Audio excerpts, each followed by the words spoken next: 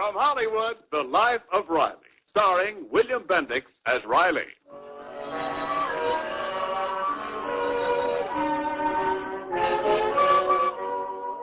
Well, if you've never met the Riley family, there are 4 of them. Like so many of his fellow Americans, Riley works in a war plant. And like so many of their fellow Americans, the Rileys have a housing problem. For the past week, they've been living in the bridal suite of a swanky Los Angeles hotel. At the moment, Mrs. Riley is in the living room of the bridal suite, busily packing some luggage. Oh, this suitcase. You never can close it when you want to. Oh, it hurt bad, Mom? Oh, no, it's all right. Oh, I'll close it, Mom. You're all excited. Well, who wouldn't be excited when I think that we're really moving into a house today? A whole house, 6 rooms just for ourselves. Well, there, Mom. It's closed. Oh, thank you, Junior. Now go wash your hands. Well, Pop's in the bathroom. Tell him to hurry. Hey, Pop, I gotta wash my hands. It's not my idea, it's Mom's. Go ahead, Junior, wash. We're moving to a new neighborhood, and I want you to look reasonably germ-free. Oh, Junior, may I use the bath before you? Anytime, sis, anytime. And hurry, Barbara. Well, Riley, you look like Don Juan. I'll have to keep my eye on you and the ladies in our new neighborhood. That's me. Riley's a great lover. A regular Casablanca. Say, what's in that envelope? The hotel bill. Joey, the bellhop, brought it up. Joey, the old guy? Uh-huh. He's no bellhop. He's more of a bell creep. Say, a thought just bit me. If an old buzzard like Joey can be a bellhop, how about Uncle Baxter? My Uncle Baxter? Oh, now, Riley, you know Uncle Baxter's just marking time till the right job comes along. Marking time, huh? He's the only guy I ever saw who could mark time in bed. Now, don't exaggerate. Where is his lordship this morning? In bed. That's what I thought. Junior, go wake up Chip Van Winkle. Okay, Pop. Nudge him with a hammer. Now, let's look at this hotel bill and with... Holy suffering catfish! Oh, is the bill high, dear? This ain't no bill, it's a ransom note.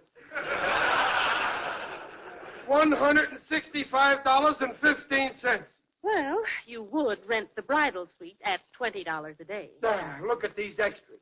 Room service, breakfast for Uncle Baxter every morning. Oh, now, don't start fussing. Can that leech eat? His tapeworm has a tapeworm. 7 days into 165, well, that's $24 a day. $1 an hour. Almost 2 cents a minute. 2 cents a minute, and your uncle orders 3-minute eggs. Well, I'm deaf, Mother. It's about time. 2 cents a minute. Oh, Barbara, you go wait down the lobby, dear. May I buy a copy of Vogue to read? No, find a newspaper somebody left. Look up the help wanted. See if you can get into the hotel business. 140, 150, 160, 170, and 165. And 15 cents. They could have left me the 15 cents for aspirin. Here, Babs, give this dough to the room clerk and get a receipt. All right, Daddy. And don't walk down. Use the elevator. Each trip costs the hotel 4 cents worth of current. Yes, Daddy. Uncle Baxter's out of bed. Now, baby, the bed can get some rest. Junior, go wash your hands. I can't. Now Uncle Baxter's at the sink. Well, go in there with him. At 2 cents a minute, we got to double up on everything. Okay. Hello? Who? Oh, the manager. Yeah, I got the bill. You know, we only wanted to live here, not buy into the business. Well, good morning, my dear. Quiet, Uncle Baxter. Hello? Yeah, Mr. Clip, I'm listening. Sure, we're checking out. In 10 minutes. With pleasure. Riley, haste makes waste. Why surrender the room now? There's some couple getting married this morning. They're waiting for this bridal suite. Yeah, but it's only 9 o'clock, and these rooms are ours until 5 tonight. That's checking out time. We're leaving as soon as I can bow tie this bow tie. But my impetuous nephew, even if you don't use the room, it's yours. I know my little law book. And I know my little pocketbook. My wallet's so thin now I can use it for dental floss. Come on, we're leaving. That couple that's getting married wants this bridal suite right away. Well, thank goodness we've got a house. Yeah. From today on, we're living like kings. Junior, what's that you're hiding in your pocket? Just a cake of soap. Hotel soap? Oh, Junior. Oh, gee, Mom, I won't miss one tiny cake of soap.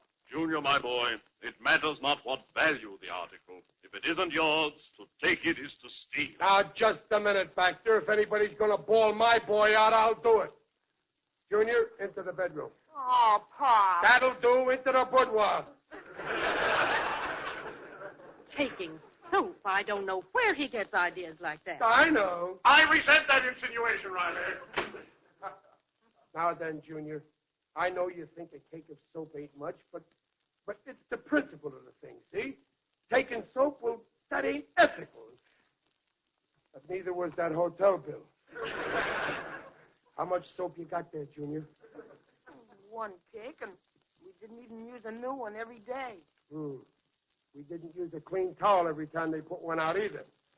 We tried to give them a break, and look how they bill us. Junior, you keep that soap just for a souvenir. Here, wrap it up in this towel. Oh, okay, Pop. Put the soap and towel in Baxter's suitcase. I hope he don't catch us. Hey, Pop, I can't get this in Uncle Baxter's suitcase. It's too full. Full of what? 4 sheets, 3 towels, a pillowcase, and a bath mat. All with Hotel Bleecker on them. Oh, Pop, maybe we should call our new house Hotel Bleecker. Wait a minute. Look at this. A towel rack off the bathroom wall. Oh, this is more than too much. Hey, Uncle Baxter, come in here. Gosh, Pop, and he was mad at me. Now, I hope you weren't too harsh with Junior. Who put all that stuff in my suitcase? It wasn't the manager. Well, now, Riley, after all, a few souvenirs. A towel rack right off the wall. I guess if they wasn't watching, you'd start unscrewing the lobby. I'm waiting. Uncle Baxter, have you got everything packed? He's doing all right. Well, perhaps I do have too much there for my small suitcase. Listen, Fagin, we're leaving this stuff here, all of it. Riley, your wish is my command. Are we really checking out Toot Sweet? Not only that, but right away. Come on, Junior. Hello, room clerk. I am speaking for Mr. Riley. We are holding the suite until 5. I'm sorry, my dear sir, but Mr. Riley has changed his mind. Yes. Uncle Baxter, we're missing the elevator. I didn't take any elevator. Oh. I mean, run along, Junior. I'll be right there. Pop, just to hurry. Hello, operator. Crescent 76528.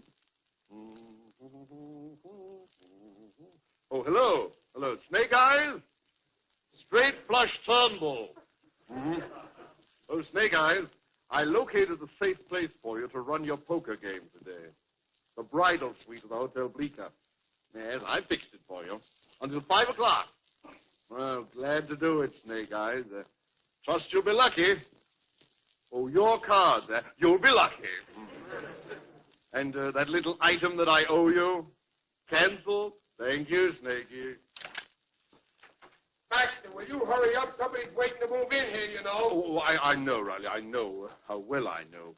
But you see, I, too, was being thoughtful of others. Before anybody moves in here to live, I thought I'd arrange for someone to come in and clean up.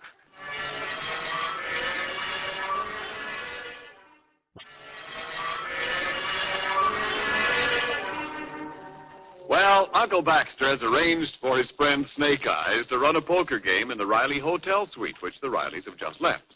But, of course, the Rileys know nothing of this. For them, the Hotel Bleecker is far behind, and all they're thinking of is their new house. We've been riding in this taxi for hours. Won't we ever get there? Relax, Barbara.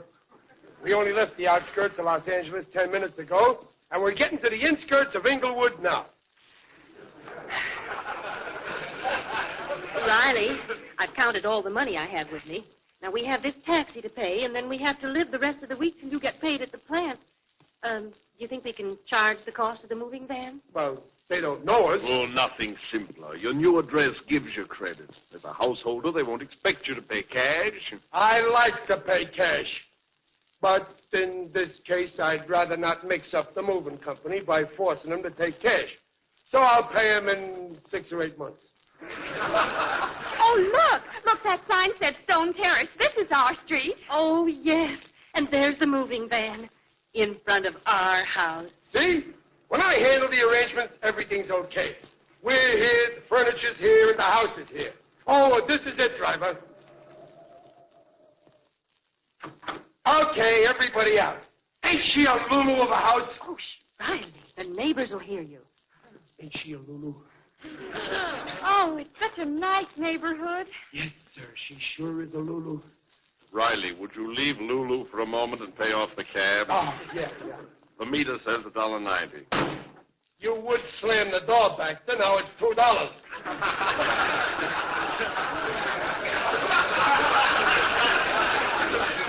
Here, driver, and this nickel is for you. Oh, no, thank you. I couldn't take it. It would put me in a higher income tax bracket. Oh, I'll ring the doorbell. What? Riley, Mrs. Hill still has curtains in her front window. Oh, there's no mistake about her moving, is there? We must get in today. Now, Dumpling, don't cross our bridges till after we burn them. Shh, wait a minute, someone's coming. Well, mercy me, the Rileys. I've been expecting you. It's a nice day, isn't it? Yeah, Yes, indeed. A lovely day for moving, for them that are moving.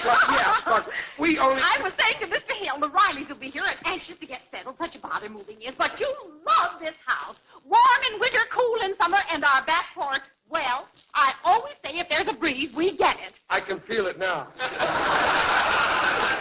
Oh, you'll be very happy here when you get in. Too bad you can't move in today. Oh, well, that's all right. What?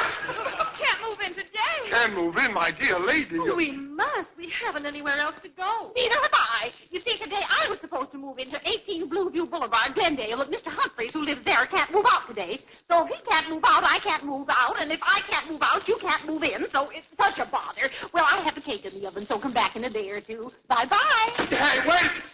Fine thing. We're dispossessed before we're even possessed. Gosh, Mom, what are we going to do? Well, I don't know. A van full of furniture and nowhere to go. Mrs. Hill could be forced to move. She's a squatter. Is she? I couldn't see her figure. I guess we could go back to the hotel. We could... Oh, no, you can't go back to the hotel. I gave the rooms. I mean, you gave up the rooms. Well, you said it was ours till 5. It's the law, you said. Oh, yes. But the law also says that when an ipso facto is waived by the party of the second part, that all prior prima facie is null and void. Yeah, and the facto of the ipso is we can't go back. We're broco. Oh, dear, this is awful. Uncle Baxter, have you any ideas? Yes. Your uncle, my dear, has diagnosed the ailment and is prepared to effect a cure. Dr. Baxter, why don't you give yourself some ether? Sarcasm, my dear nephew, is a bitter tea. He who pours it suffers more than he who sips it. We're stranded and he's throwing a tea party. Now, the bottleneck is obviously Humphreys. Now, if he would move, Mrs. Hill could move, and then we could move in. So we shall telephone Humphrey. Right. And by the way, Humphreys haven't got a phone. Let's get away from here. That Mrs. Hill's got her ear pasted to the door. Now, here is my plan, children. We'll hop over to Glendale, force Humphreys to move, hop back here, tell Mrs. Hill she can move, and then So just because it's leap year, that don't mean we're going to hop all over the station. And we have no car. Yeah, and the sound of a taxi meter depresses me. Eureka! Why not go in the moving van? We ain't furniture, and the van is $8 an hour. Oh, it won't take an hour.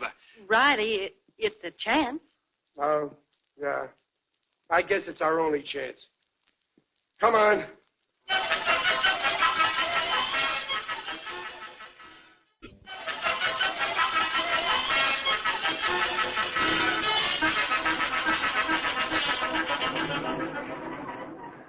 Well, this is it, Riley? Oh, that must be Mr. Humphreys on the porch. Yeah, I guess he thinks we're crazy. A whole family driving up in a moving van. At $8 an hour, though, I guess he's right. Excuse me, Mr. Humphreys? I ain't saying I am, I ain't saying I ain't. What can I do for you? Not that I'll do it.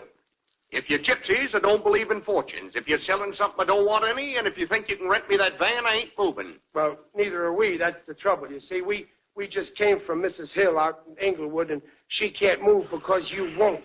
Well, how can I move out of here? I can't get into Nash's house out in Van Nuys. If Nash should move out, I'd move in. Then when I moved out, Mrs. Hill could move in. Oh, well, I'm sorry, Mr. Humphreys. I had you figured wrong. I thought you was the cause of 4 human beings and my uncle being homeless. Well, my head's made up. We're going back to the Hotel Bleecker. Oh, no, we can't, Riley. That would be dangerous. Forget about that shabby hotel. Think of your new house, your home. We're going to see this Nash and Van Nuys and insist that he move. Get back in that van. But it's $8 an hour. I don't care. When Baxter Turnbull is within his rights, nor can him dismay. On to Nash's house. On to Van Nuys. On to victory.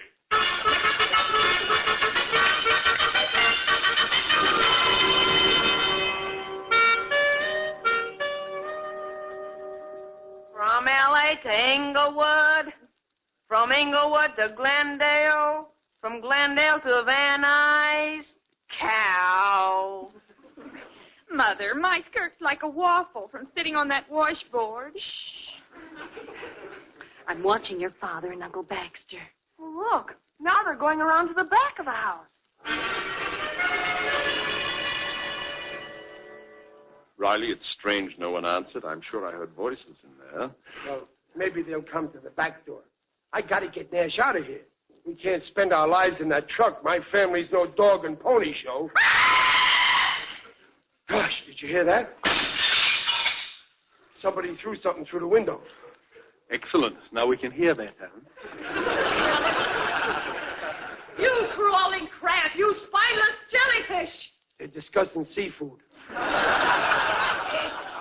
Now, Olivia, darling, listen. My mother was right. I should never have married a worm like you. They've had a falling out. He just had her falling down. Look, I can see him now. She's got him cornered. You brute, why don't you strike me? I dare you to hit a defenseless woman. How can he hit her when she's standing on him? Come back here! Uh-oh, he's making for the door. He made it. Oh! Deserted. She's alone. Now's your chance, Riley. Yep. My chance? For what? Go in there and ask her why they aren't moving. Me talk to that woman? Go commit suicide yourself. You owe it to your family to provide them with shelter tonight. Just use charm. Flatter her. Speak of her beauty, her eyes, her hair, and then work into the sanctity of the home.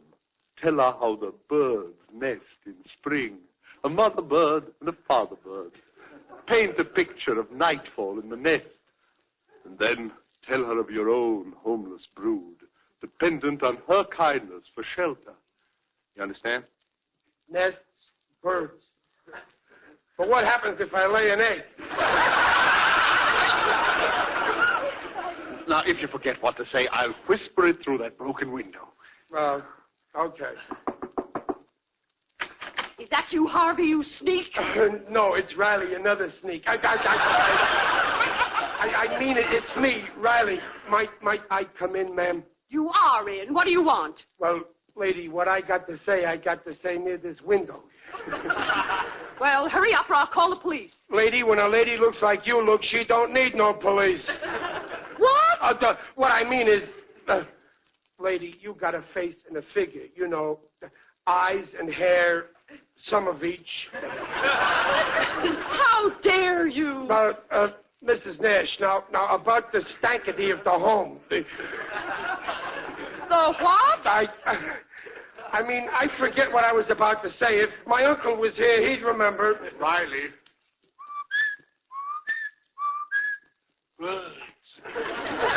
Who's making that noise? Oh, that's me. See, Baxter. Birds. Lady, it's nightfall in the nest, and I need shelter. Nest, Harvey, help! But, you see, unless you'll be a nice mama bird, we got nowhere to sleep tonight. Harvey! I mean me and my breed. Olivia, dear, did you call me? Yes, Harvey, this man insulted me. Really? What a man. Harvey, he's dangerous. No, just homeless. My poor wife and kids. If you'd have moved out, Humphreys could have moved in. And if Humphreys had have moved out, Mrs. Hill would have moved in, and she would have moved out, we would have moved. He's crazy, too. And he keeps throwing his voice out of the window. Harvey, throw him out of the window. What do you mean, throw me out? I'm here to throw you out. You were supposed to move today. I know. We rented Sanderson's house, but he won't move out. That's why we can't. How revoltingly reminiscent this is. Listen, if I throw Sanderson out, will you move out of here? Instantly. Well, then here's where I unbutton the bottleneck. Here's where I throw Sanderson out.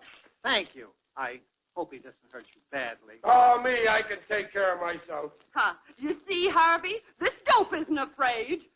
Even if Sanderson is the heavyweight wrestler. Who's a dope? Who's a wrestler? You mean Grizzly Sanderson, the Santa Monica murderer? Yes. You see, Honey Bunch? Now, this man is afraid. Who's afraid? My mama bird and her brood are going to have a nest by nightfall, or I'll be too unconscious to know the reason why.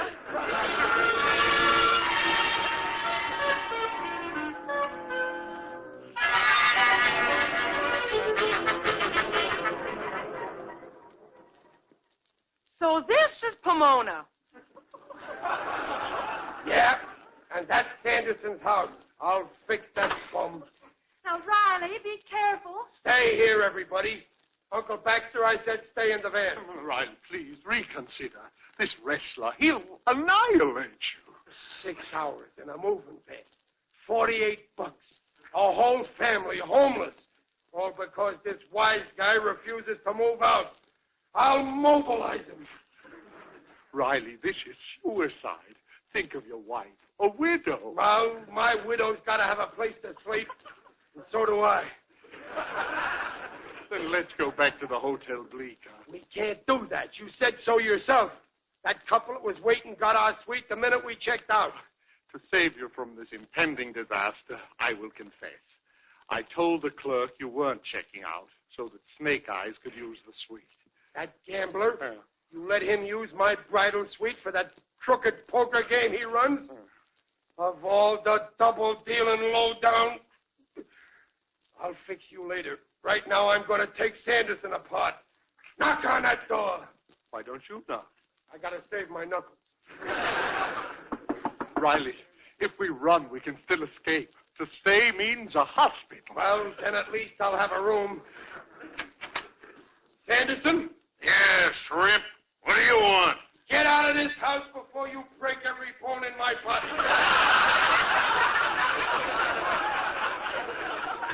What do you mean, get out of this house?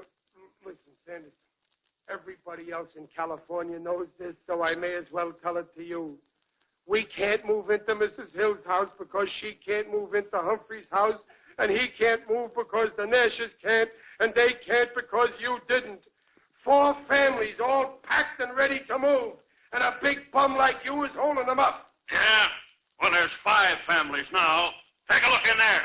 See, I'm all packed and ready to go. And what's stopping you, you big lug? I'll tell you what's stopping me. I got married this morning, see? And all day long I've been waiting for a jerk by the name of Riley to check out of the bridal suite of the Hotel Bleecker.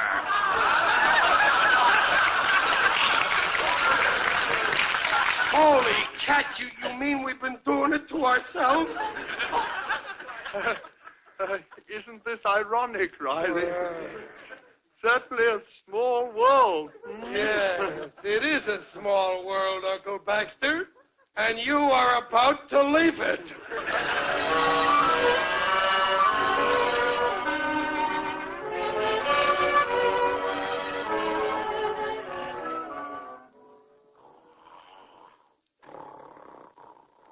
Wake up, Pop. Oh, gee. Is it morning already? Pull up the shades, Junior. I can't, Pop. We're still in the moving van. Oh. Come on, Riley. We're parked out in front of our new house. Oh, boy, that's fine. You know, Dumpling, there's no place like home if you can get in.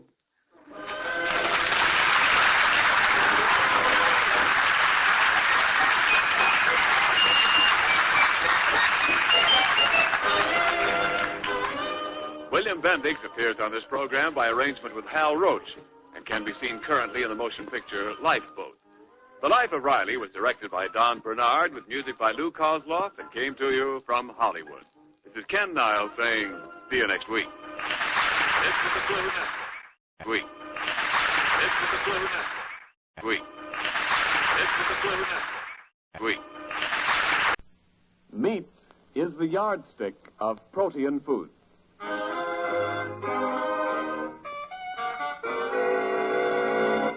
The American Meat Institute presents The Life of Riley, a half hour with radio's newest and friendliest family, and starring William Bendix as Riley.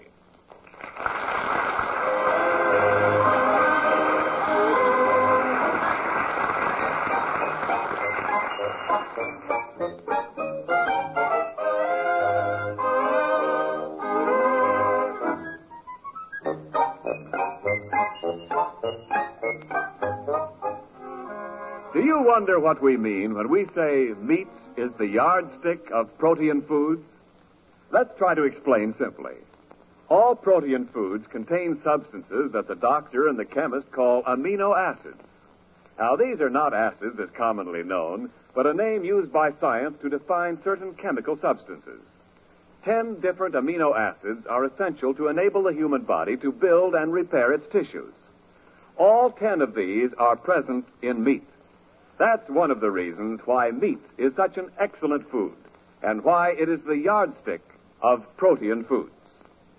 Now, The Life of Riley.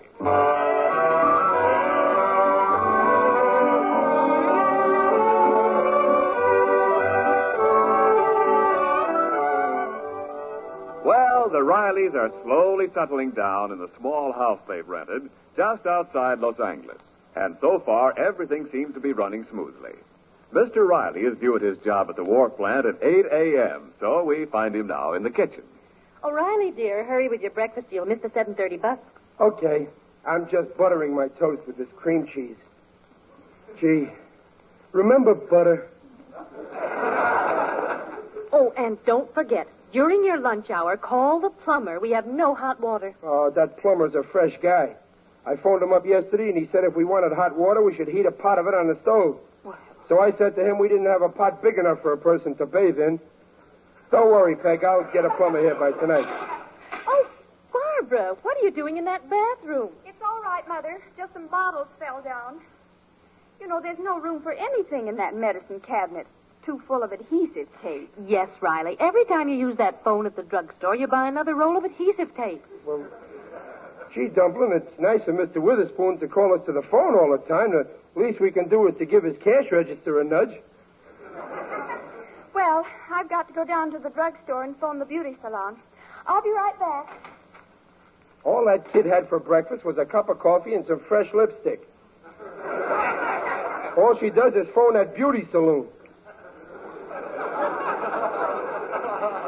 Now, dear, a girl her age wants to look her best. That's another reason we need our own phone. She's beginning to go out on dates. When the right boy comes along, she won't need no phone to land him. He'll come in person. Remember that movie we seen with Cleopatra and Casanova? Oh, Casanova. You mean Mark Antony. Yeah. Yeah, look at the boyfriend she had. And not a phone in the joint. Oh, what an exciting love affair that was. Cleopatra and Mark Antony. Oh, what a romance. Well, Peg, we had quite a romance, didn't we? Till we got married. Riley. Gosh, I couldn't make my call. Uncle Baxter is using the phone. Uncle Baxter. Did you have to mention that leech? My food was going down nicely until his name came up. Oh, I'm sorry, Daddy. Now, Riley, stop stewing about Uncle Baxter. That grafter. The weekend he dropped in for 2 years ago is beginning to run out. Well, I didn't want to spoil the surprise, but Uncle Baxter's phoning about a job. That I won't believe until I see it with my own ears. Well, I wasn't supposed to tell you. Just how many years has Uncle Baxter been out of work? Well, nobody knows exactly. You'd have to look at his birth certificate. Well, I'd better get ready for school.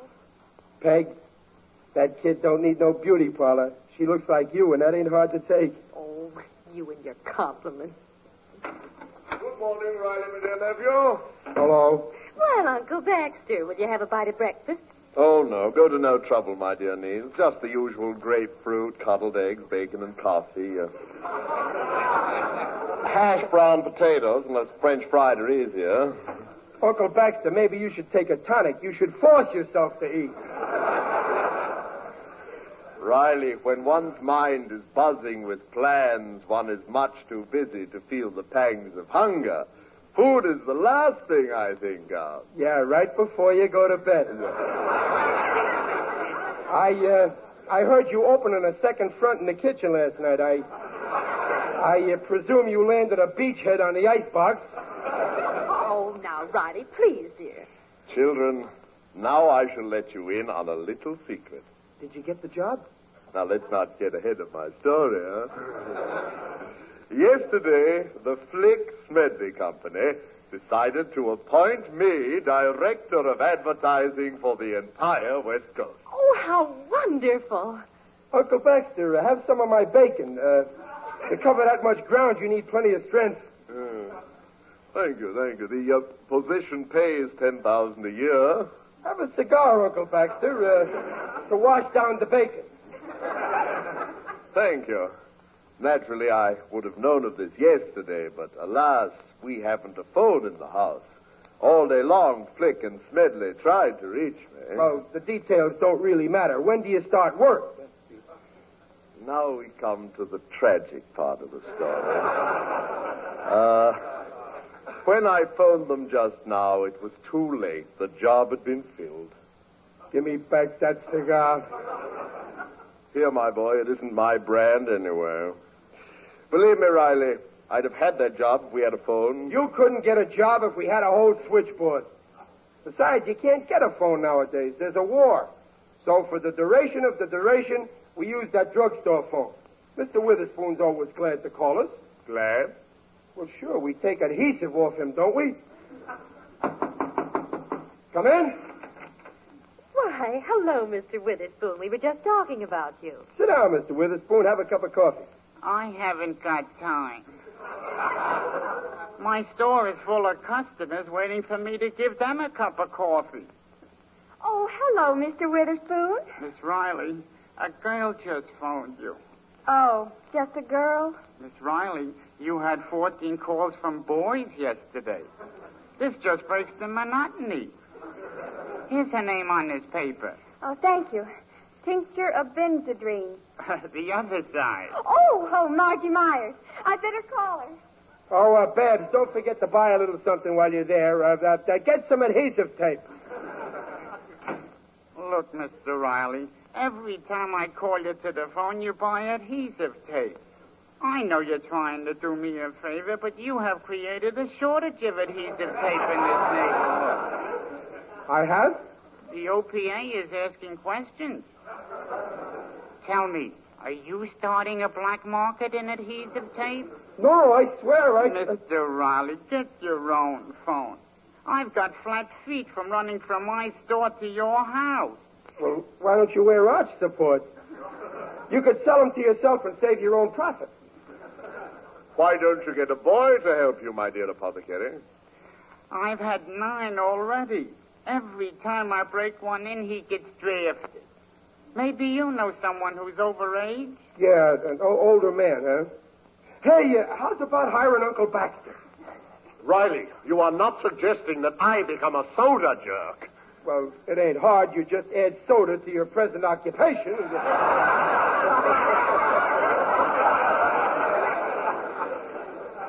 Oh, I couldn't hire Mr. Tainbull. Oh, you could not, and why not, may I ask? Are you impugning my honesty, my intelligence? No, but I wouldn't hire anybody who sits in my phone booth like this morning and talks to bookmakers. Oh, so you talked to Mr. Smedley this morning, huh? You lost a job because we didn't have a phone, huh, Baxter? Well, Riley, surely you don't believe this. Witherspoon, you've lost your senses. I not only lost my senses, I followed the tips you gave me, and I lost $30. You'll pardon me. I must shave. Well, don't be too careful. Mr. Witherspoon, in the future, we'll try not to have so many phone calls. Thank you. Oh, Mr. Riley, before I go, could you do me a favor? Well, sure, what is it? Sell me 40 cents worth of adhesive. Well, I'll drop some off on my way to the bus. Thank you.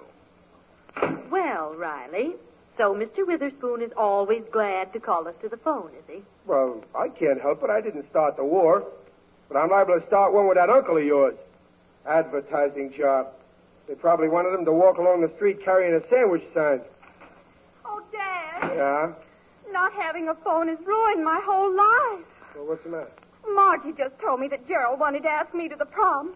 But when he couldn't phone me, he went and asked that Gracie Fletcher. And now I haven't got a thing. Well, now, honey, don't get upset. Look, I ain't going to the prom, and I ain't crying. Poor child, I'll go and talk to her.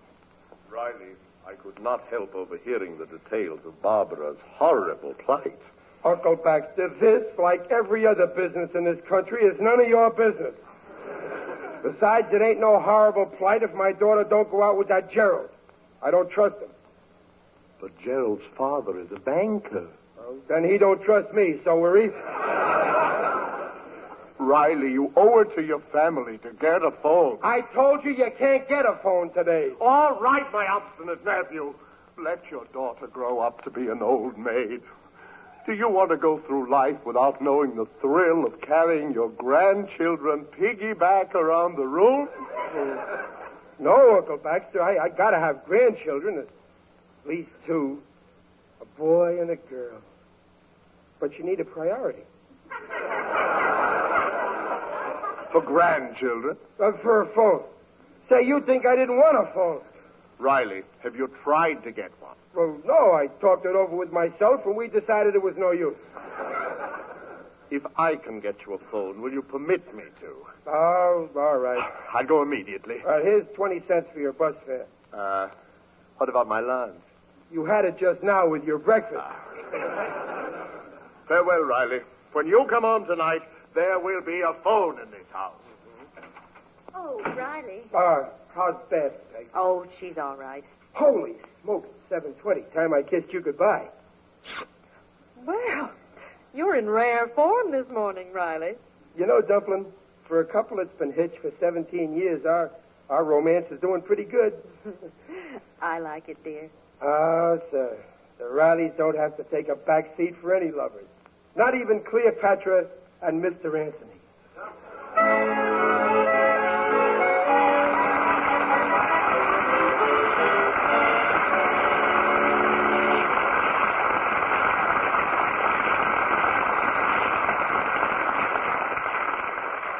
Well, while we're waiting for Riley to get off to work, let's go to a county fair.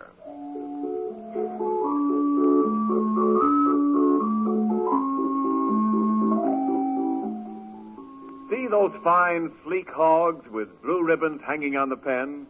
How much do you suppose they weigh, and how much meat will they make? Well, a 250-pound market weight hog will produce only about 135 pounds of meat and 60 pounds of fat for lard.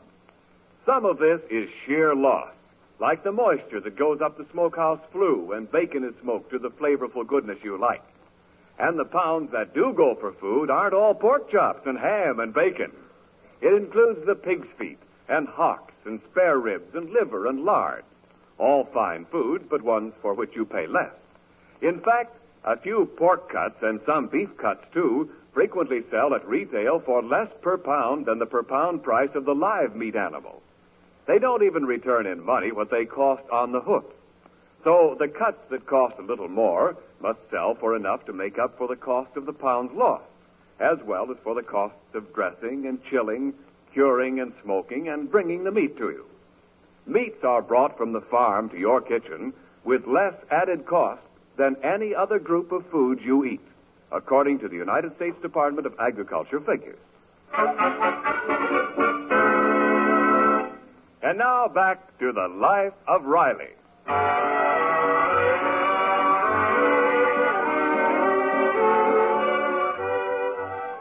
It's about 5 in the evening, and none of the Rileys are home yet. But Mrs. Riley's Uncle Baxter is at home with a man from the telephone company. Hello. 718, checking ring back. Completed installation. Ring's okay. Test's okay. Thank you. Well, there you are, sir. Your phone's ready to use. Oh, capital. Ah, you're lucky to get one. What with the shortage. But being a doctor puts you on top of the list. I'm not the doctor. That's my nephew. Oh, hey, could I kind of ask the doctor a question about my tonsils?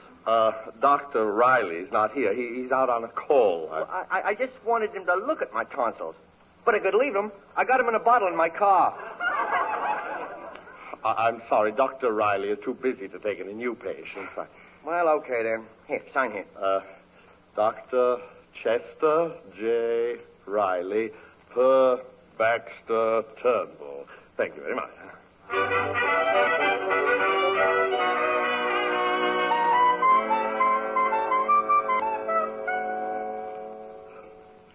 Dad, why didn't you go to the movies with Mother? Well, I gotta stay here and wait for that plumber. If you don't come pretty soon, I'll have to go down and fix them pipes myself. Oh, Dad, look. A car's in front of the house, and a man's getting out. Oh, good. That's the plumber. Now we'll have some hot water. Well, I'm going to bed. I've got a history exam tomorrow. Good night, honey. I'll try and keep the plumber quiet so he won't disturb you. Hey, Joe, you see that house? There's a doctor. See? There's the shingle in the window. Dr. Riley. He just moved into the neighborhood. Boy, I sure hope he can do something for my throat. Wait for me, will you?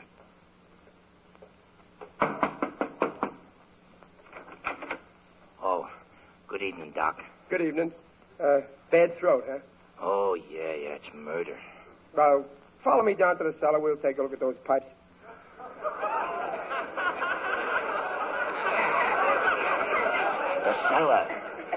The cellar. Yeah, I've been waiting for you all evening. But, Doc, why the cellar? The light's good up here. Look, Bud, don't stand there with your mouth open. Come on, it won't take long. Probably all I need is some goggles. You don't need goggles. This ain't a welding job. Say, you shouldn't have worn that good suit. By the time you're through, you'll be a mess. Hey, is it that serious? Oh, maybe they're rusty inside. There's rags stuck somewhere. We'll flush them with sulfuric acid. Sulfuric acid? Oh, look, Doc, look. I'd better come back tomorrow. Oh, I ain't letting you get away, pal. Now that you're here, I'm desperate. Look, I ain't going down in that cellar. Well, don't look so worried. They can be fixed. There's nothing that a blowtorch can't do. Blowtorch? Let me out of here.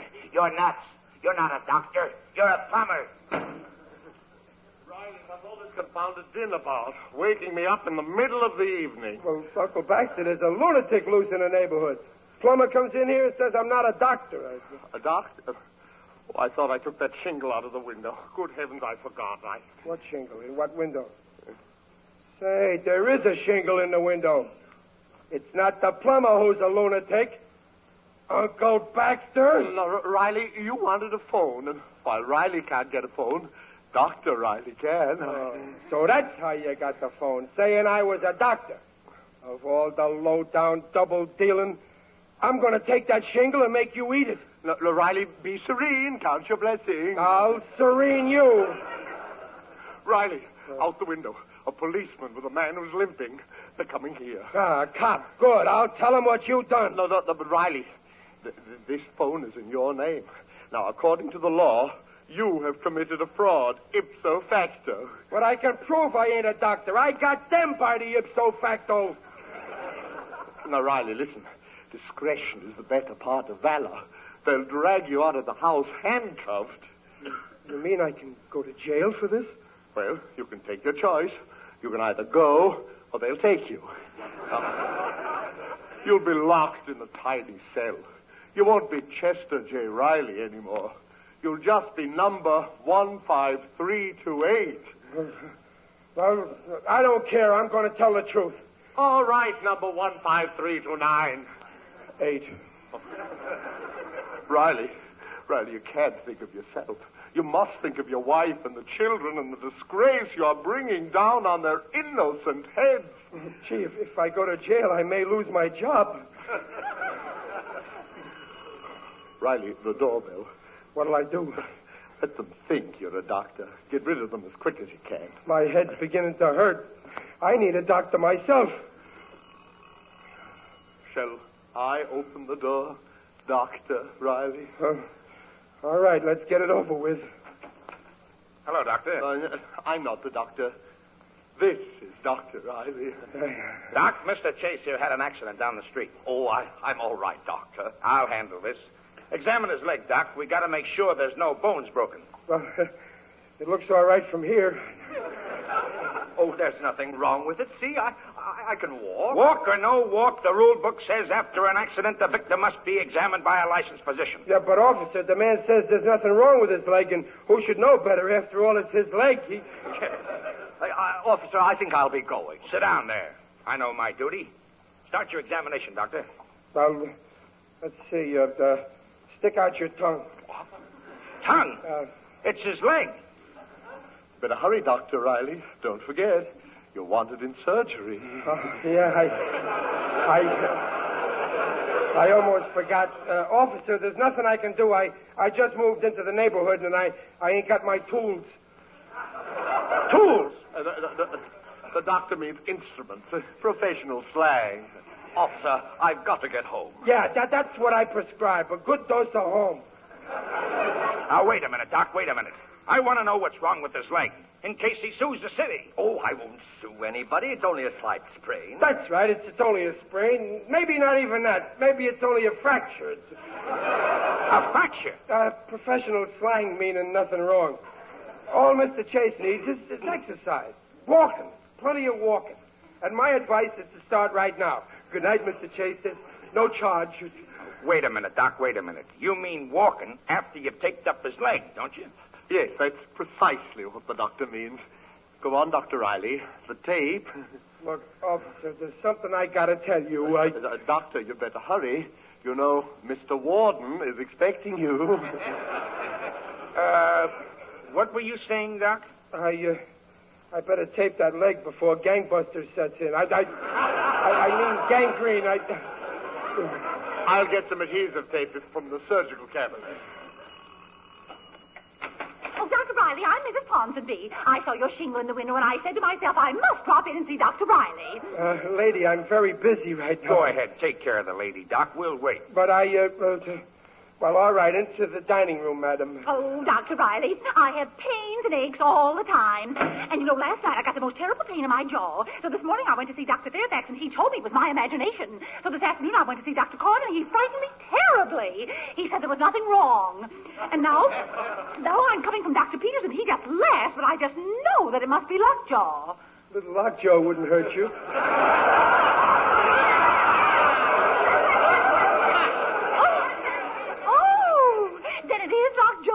Do you think you'll have to operate? I have money. I can afford an operation. Oh, no, I seldom operate. What that jawbone needs is rest. Oh, you mean a month in Palm Springs. Oh, I just love Palm Springs. It's so hot and so cool and so expensive. There's only one thing that'll fix that jaw. Adhesive tape. How quaint. Now, you just wait here unless you'd rather leave. No, I'll wait. Oh, Doctor, you have a wonderful bedside manner. Say, Doc, will you take care of this leg now? Here's the tape, Doctor. Oh, yeah, the tape, yeah. Well, let's see. We stick a piece here and stick a piece there. How's the lady, Doc? Anything serious? No, just a little lockjaw. Lockjaw? Dr. Riley, hurry, please. I have an appointment with Dr. Fawcett in 15 minutes. I'm coming, Mrs. Ponsonby. Excuse me, Mr. Chase. I'd better answer the door first. Doctor. My name is Vogelfresher. I'm sorry, I can't do anything for that.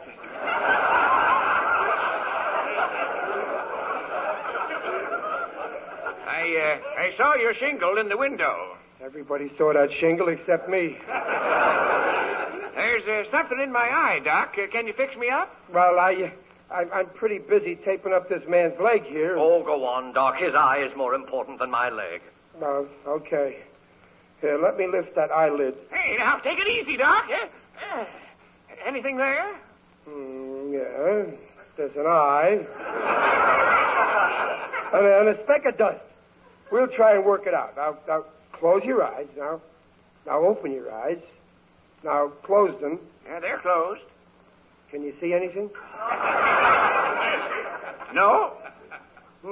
Interesting. Oh, Dr. Riley, now will you please finish taping my leg? Oh, yeah, sure. Yes, but what about my eye? I pronounce it cured. Dr. Riley, you better do something. I'm beginning to feel better. Hey, Doc, can I open my eyes now? Yeah, open them. Well, Mr. Chase, your leg's all finished. You can go now. Oh, thanks, Doctor. Oh! What's the matter? Oh, now I can't walk. And I can't talk. And I can't see. And I can't stand it. Hello? What? A maternity case? Look, you better call somebody else. I'm busy. How much can a doctor like me do? Now, Doc, if that's the case with the stork, you go on over there. Come on, folks. Everybody out. Dr. Riley's got an emergency. Well, what about my jaw? What about my eye? And my leg. Folks, the flatfoot is right. What's an eye or a jaw or a leg compared to a bundle from heaven? A blasted event. Everybody out. Come on. Good night, Doc. Holy smokes. Riley, I came through the back door. I phoned you from the drugstore. Oh, then that was you with the stork. Clever ruse to get rid of them, huh? Oh, what a night. And all because you had to have a phone. We're taking it out first thing in the morning. Well, you're the boss, Riley. Now to remove the shingle. Yeah, I guess that's... It's stuck. I cut myself. It's bleeding. It's bleeding. Give me some of that adhesive, will you? Oh, Uncle Baxter. Not adhesive. Huh? A tourniquet. And I'll put it on for you. Me, Dr. Riley. Riley, you have the strangest look on your face. Riley's also... Uncle Baxter, if you do me one favor, I'll never say another harsh word to you. What's that, Riley? Let me apply this tourniquet to your neck. Riley!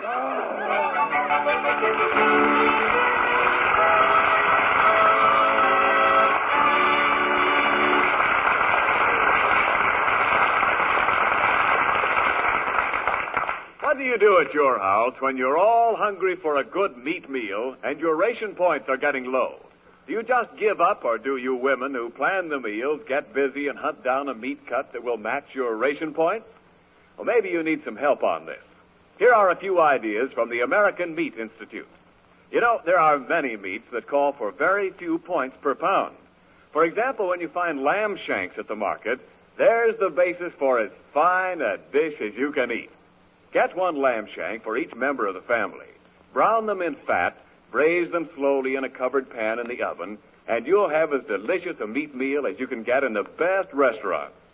Ox joints are another famous restaurant meat that you ought to try at home. So are barbecued spare ribs and kidney stew. Or, if you want to go into the good old-fashioned homey dishes, try pork sausage and mashed potatoes. Why not have a little chat with your meat man? He knows all the good meat cuts that save points and will help you choose something really good from those he has each day. Remember, even the low-point meats have the essential B vitamins and the minerals, iron, copper, phosphorus, and, of course, protein. Yes, meat is the yardstick of protein food. All statements regarding the nutritional value of meat made on this program are accepted by the Council on Foods and Nutrition of the American Medical Association.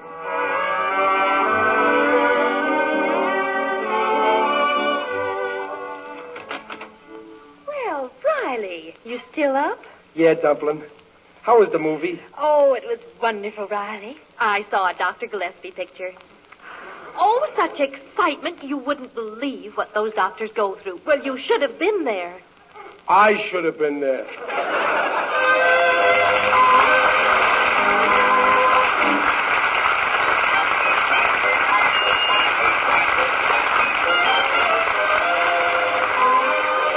Follow The Life of Riley next week at this same time. William Bendix, who appears on this program by arrangement with Hal Roach, can be seen currently in the 20th Century Fox picture Lifeboat.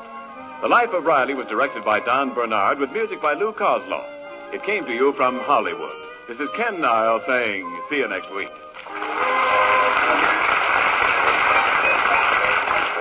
Oh, Mr. Niles. Yes, Riley? Don't forget to tell our friends we all got to buy an extra E-bond and go over the top in the fourth war loan drive. Let's get this war finished, and then we all can live the life of Riley. This is the Blue Network. This is the Blue Network. This is the Blue Network. This is the Blue Network. Meat is the yardstick of protein foods.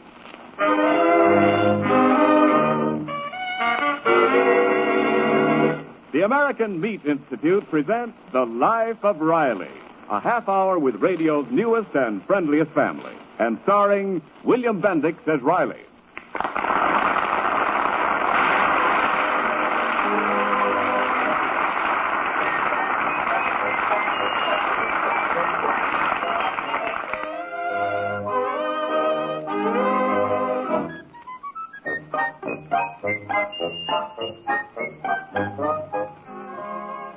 To find out what we should eat and why, scientists must have standards of measurement. They have to find out what different foods are made of, what they do for us when we eat them, and how much we need. One essential of our daily diet is protein foods. And here, the measurement, or yardstick, is meat. That's because meat contains all of the protein essentials our bodies need in the right proportions. That's why other protein foods are measured against it. Why meat is the yardstick of protein foods. And now, The Life of Riley.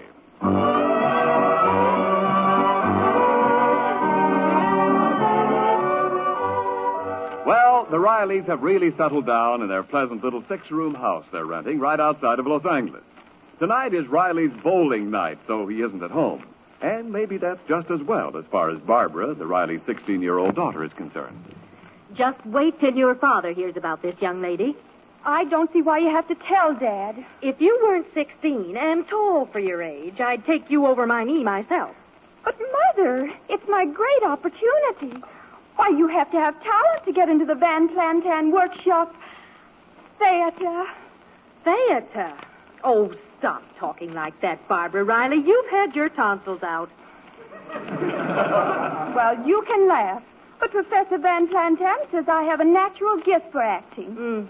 With such a gift, why did it cost you $25?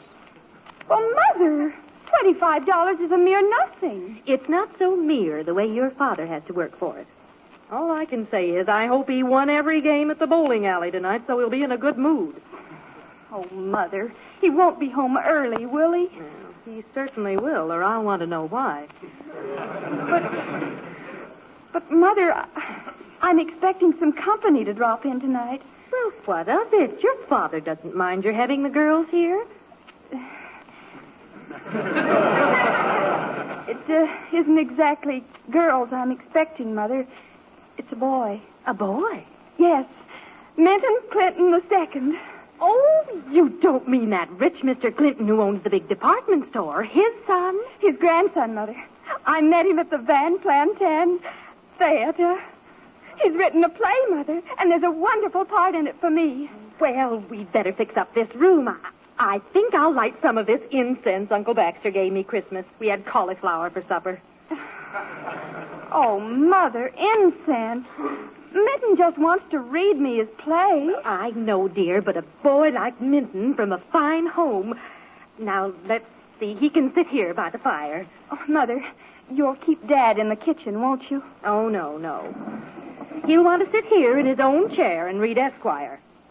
But I want want Minton to sit in that chair, please.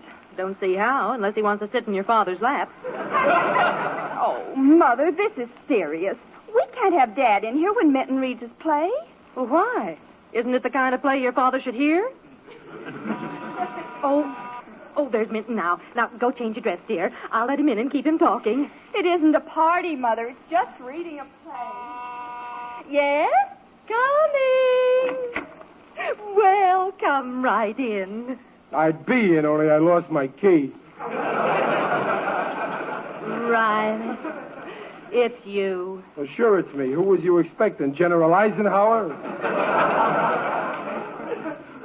I'd have been here sooner, only I stopped at the drugstore and got...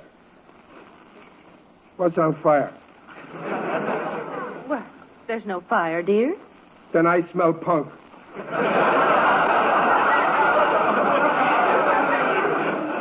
It's only incense, dear. Oh, Riley, now don't start unlacing your shoes. Keep them on. What for? I'm home for the night. Oh, Mother, did I hear the doorbell? Oh, it's you, Daddy. What is all this it's you stuff? Ain't I expected home no more? Don't say ain't, dear. What's going on here? Punk sticks all over. Babs has got her hair up like I don't like it. Now you start knocking my pronunciation. Grammar, Daddy. Oh, is that so? Well, let me tell you something, Barbara. I'm on to you. I just found out how you've been spending your money. Mother, he knows. You bet I know. Witherspoon, the druggist, told me. Well, the druggist? Well, what's he got to do with it? That's where she spent the money. 40 cents buying sodas for some young squirt. Oh, 40 cents. Well, it was one day when Minton happened to be a little short. Yeah, Witherspoon said the guy was a runt. Riley, that boy was Minton Clinton the second. He'll be Minton Clinton the last if I catch up with him. But, Father... Barbara, you keep away from those pinball tilters. If any boys want to see you, let them come here, to your own home, and try to get in. Well, I wouldn't be surprised if Minton did come to see us. Okay, tell him to drop by in about 10 years. Oh, Barbara, dear, go change your dress. All right, Mother. Riley, Babs is expecting Minton Clinton to drop in tonight. Oh, so that's it. Okay, let that grafter come. And tomorrow there'll be one empty stool down at the soda fountain. Now, Riley, will you please be sensible? I'm warning you, Witherspoon's banana split sign will be hung at half-mast.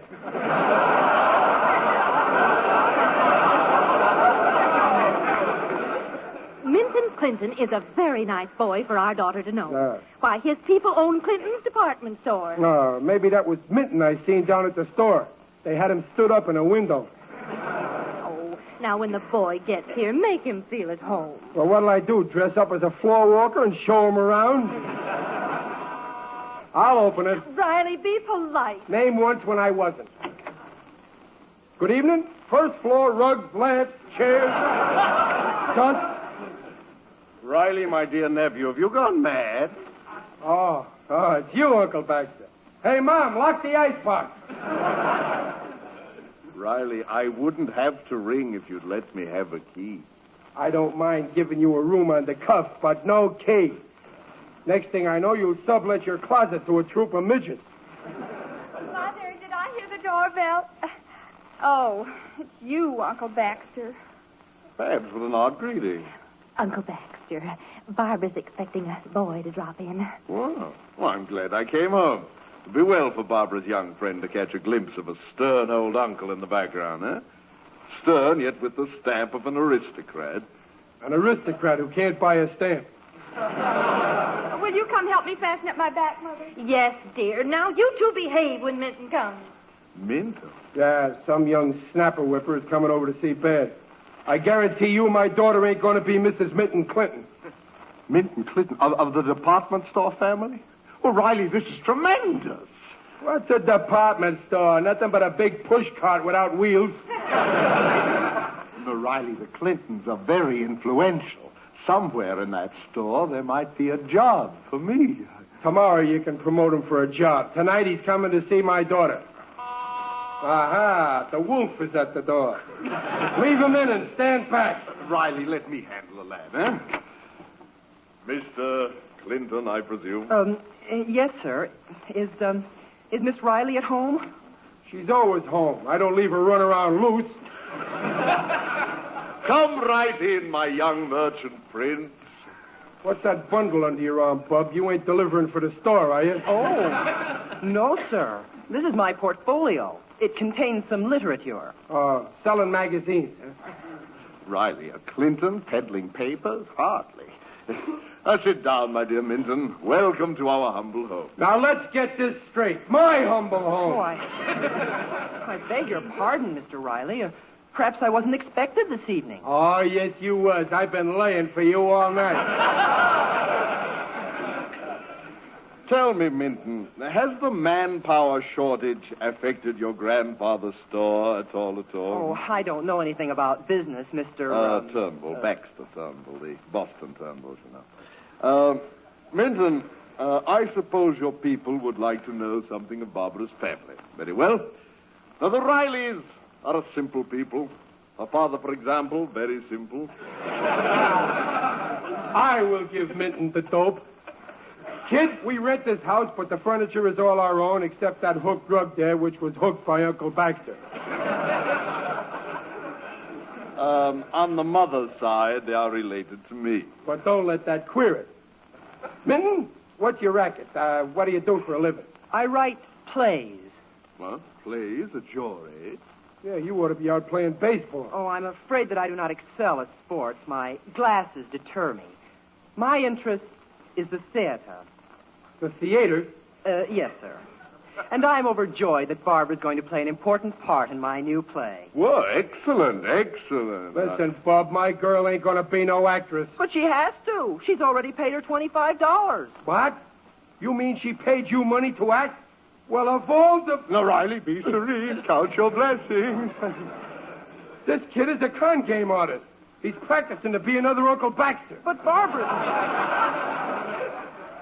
playing the title role, and that's worth $25. Venus, the goddess of love. Venus? You mean that dame with only half her clothes on and no arms? Oh, in my play, Venus has arms. And at the final curtain, she throws about the neck of her lover and says... Get out of my house, you chiseler. Riley, I demand respect for Minton, who, despite his family's fantastic wealth, is one of my dearest chums. Oh, it's all right, Mr. Turnbull. A playwright learns to expect rebuff. O'Neill, Kaufman, Hart, we all face it. Did I hear the doorbell? That ain't all you're going to hear. I'll give you paying dough to this swindler. What, Daddy? Barbara, your father seems to think that it was I who, received your acting fee. Well, I would stake my honor on this lad's ethics. Did you, Minton? Dad, I paid that to Professor Van Planten, and Minton paid $50 to get his play produced. I don't care what he paid. He can afford it. Why, he cannot. He hasn't any more money than I have. Oh, I do not regret the expenditure. I wanted to see Barbara in my play. Oh, she's wonderful. Wait a minute, Minton. You mean to say you paid out $50 to see my Babs act because she's wonderful? Yes, he did. And you couldn't afford it? My family are the poor relations of the rich Clintons. They don't even talk to us. Oh, they don't, huh? Hey, where you going, Uncle Baxter? Poor relation. Excuse me, Minton. I think that's your name. That boy's a fraud and a climber. Minton, you're nobody like us? Mit me, pal. Ouch! Thank you, sir. Did you have any dinner? Yes, sir, thank you. You're okay. Now, you listen, kids. What's the name of this school that clipped you two? Professor Van Pancake, is it? Okay, I'll get the dough back for you. Both of you. Oh, I don't want it back. I want to see Barbara in my play. Daddy, please, my career. By the jip artists, rooking kids for their dough. You two stay here while I go to work on that prop. Riley, where are you going? I'll be back, don't worry. Oh, Mother, he's going to the Van Planten Theater. Yeah, to the theater. I'm going to put on a drama entitled Hand Back the Dough, Professor, or your arm will be in a cast.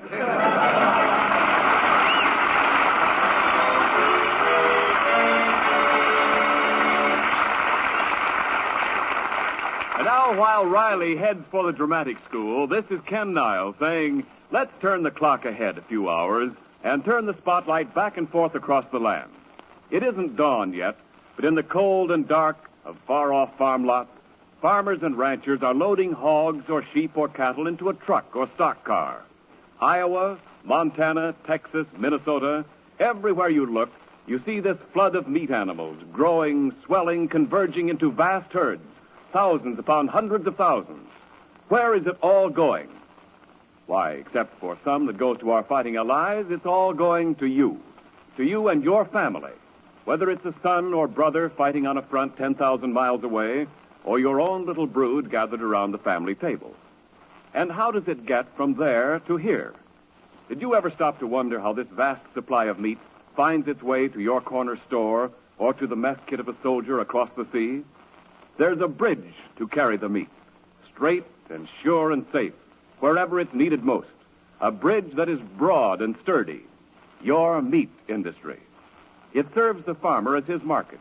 It serves you as your source of supply. Across this bridge, provided by the meat industry, there flowed last month a record number of animals. Cattle, calves, lambs, and hogs. Enough animals to produce more than 2 billion pounds of meat. Here on this bridge, this meat was turned into roasts for military camps, cans of stew to be warmed on a tank motor in Italy, K-ration meat for a man in a Pacific foxhole, or cuts of meat for you here at home. The thing is, the bridge which the meat industry has built in peacetime has been built so well that it can serve the nation well under the urgent demands of war.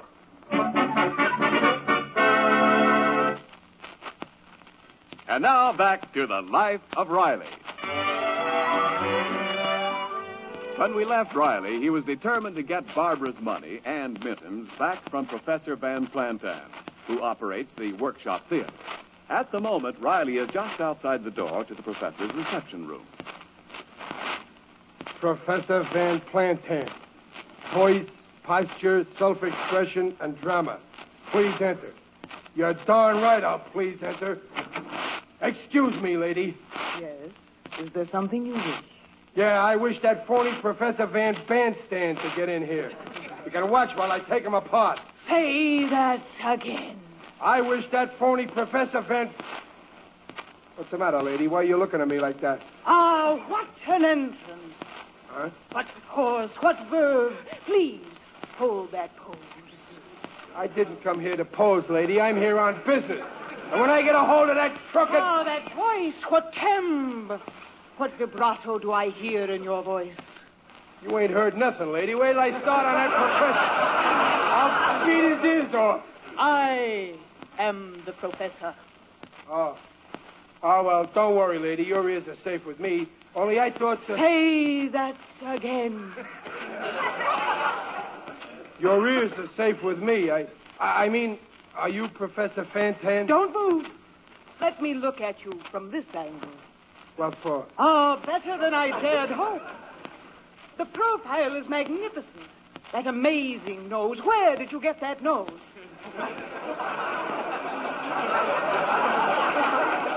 In a football game. The Flatbush Bear Huggers against the Rockaway Swamp Rats. I kicked 3 goals. Oh, but it's perfect. Everything is perfect. The resonant voice, the flashing eye, the ruddy complexion of perfect health. Tell me, you're not wearing makeup, are you? Makeup? Do I look like a guy that wears makeup? Listen, Mrs. Professor, do you know who I am? I know who you are. You are the man I've been searching for. The man for whom the world is waiting. Nobody's waiting for me except my wife. She's expecting me to bring home that dough. Dough? What is dough? Money. Money. Money is dross. What is money? What is dross?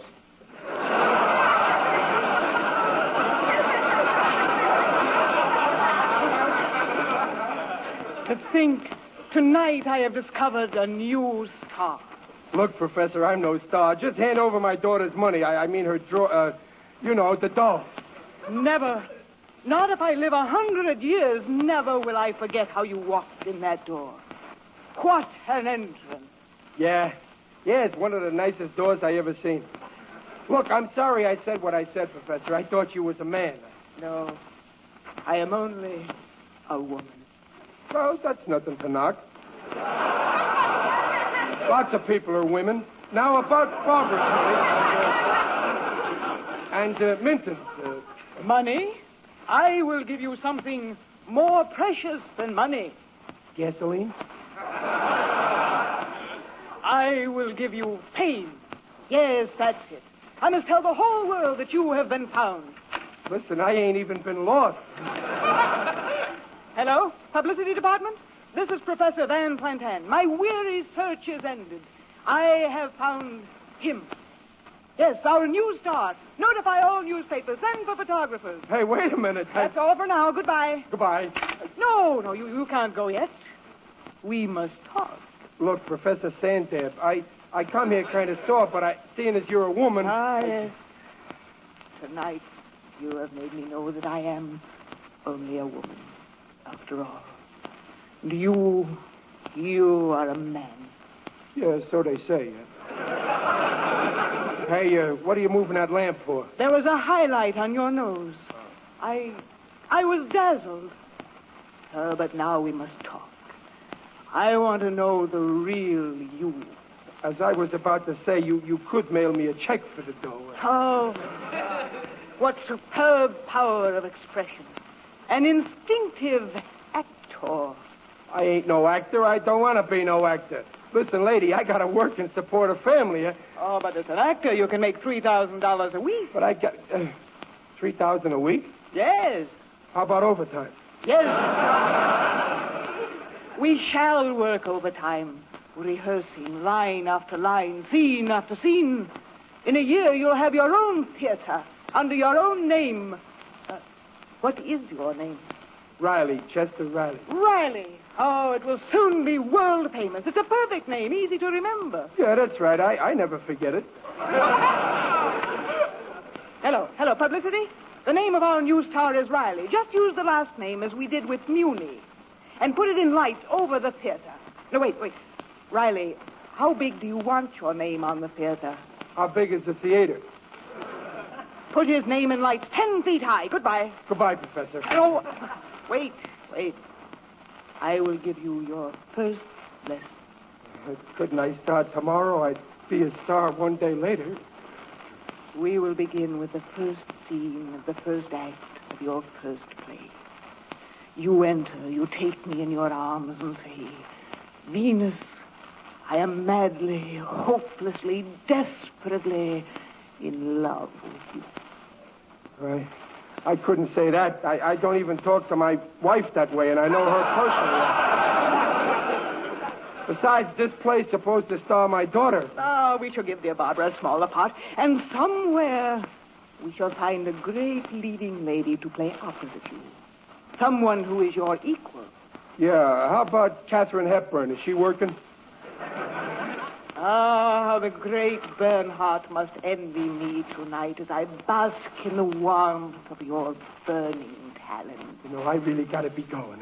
Now. Put this arm about my waist. So. Wait. Publicity? Print tickets for a year's run. He's terrific. Would it wreck the show if I caught the last streetcar? It's getting kind of late. What is time to a great artist? Come, put your arms around me again. So. Now say the line, your first line. Venus, I am madly, hopelessly, desperately in love with you. I am madly... ain't it getting a trifle warm in here? Hello? Yes? Oh, such a nuisance. All right. Riley, the bank is closed and the publicity department needs a little money to put a deposit on the extra tickets. Have you $200? Me, $200? No, all I got is 80 smackers. Oh, that'll do. May I have it? But I didn't figure on, I almost forgot. Not only are you the star of Venus, the goddess of love, you are also the co-producer. You get half the profits. Half the profit? Well, gee, can a show like this make any dough? Well, why not? This is the Army coined millions. That's right. And they only had 4 words in their title. We got 5. Here's the $80. And here, my star, is the script. Study it. Work with it. Live with it. I'll sleep with it. I'll phone you about rehearsals. Ah, how that audience will thrill to the power of your magnetic personality when you hold Venus in your arms. Walter Pigeon, look to your laurels now. Yeah. Well, good night, Professor. Good night. Ah, Walter Pigeon. Look to your laurel and hardy now. Venice, I am mad and hopeless about you, babe.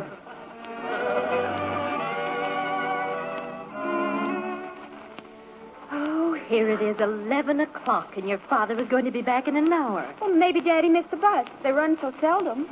Well, you go to bed. I'll wait up for your father. Oh, there's Daddy now, coming up the walk.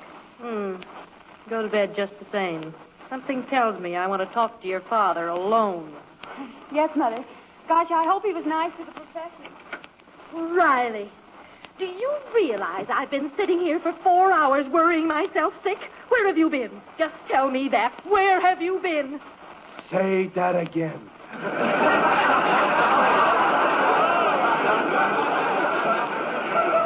I said, where have you been?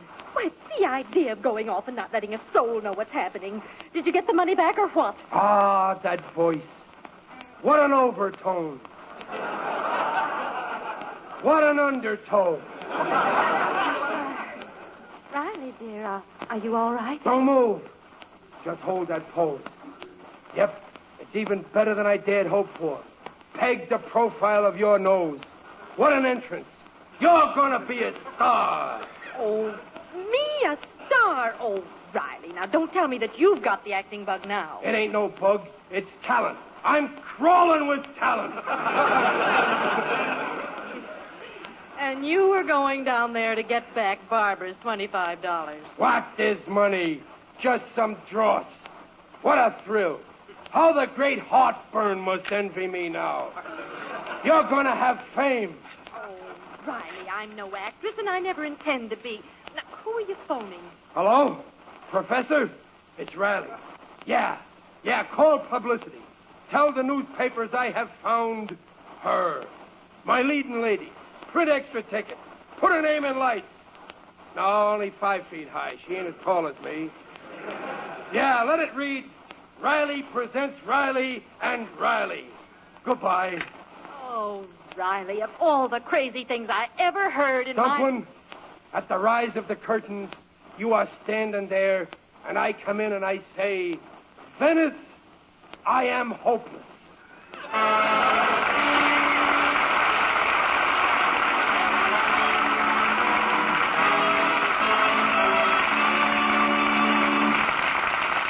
From today, a new simplified ration plan will go into effect.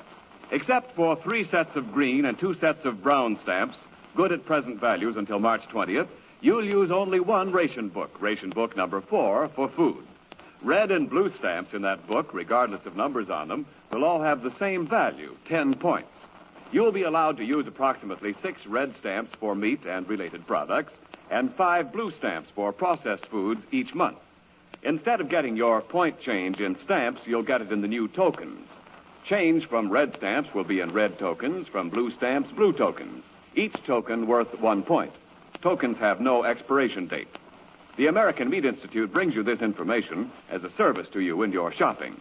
And may we again remind you that any kind or cut of meat, regardless of price or points, brings you complete, highest quality proteins.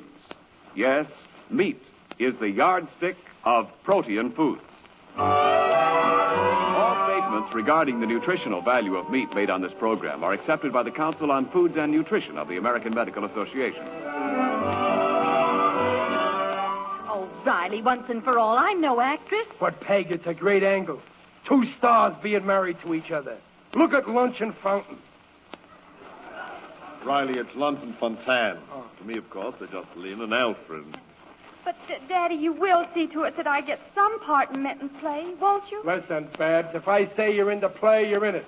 I forgot to tell you, I'm also the producer. I get half the profit. Riley, did you give that Professor Van Planten money, too? I can see the lights now. Riley presents Riley. Chester Riley, Yeah, Dumpling. did you invest any money in this play? Well, nothing to speak of, only $80. $80. Well, yeah, but I get half of all the profits. See, I already made $40.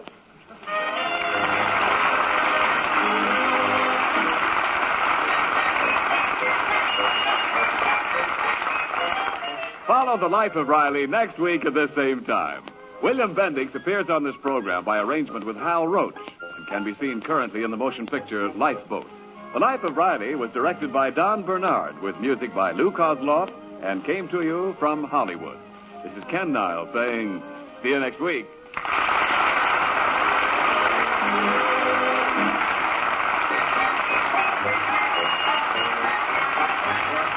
This is the Blue Network. This is the Blue Network. This is the Blue Network. This is the Blue Network. Meat is the yardstick of protein foods because meat measures up to every protein need.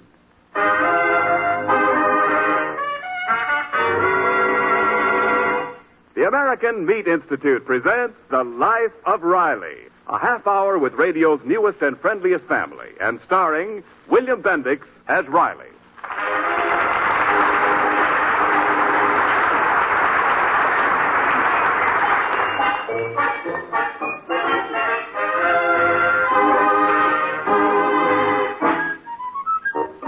Have you ever wondered why all of us like meat so well? Well, meat brings you aroma, flavor, and you get up from the table feeling you've eaten well. But there is another reason which not all of us realize so fully. The body must have proteins for growth and tissue repair. The right kind of proteins. Meat has that right kind of proteins. That's why meat is the yardstick of protein foods. Meat measures up to every protein need. And now, The Life of Riley.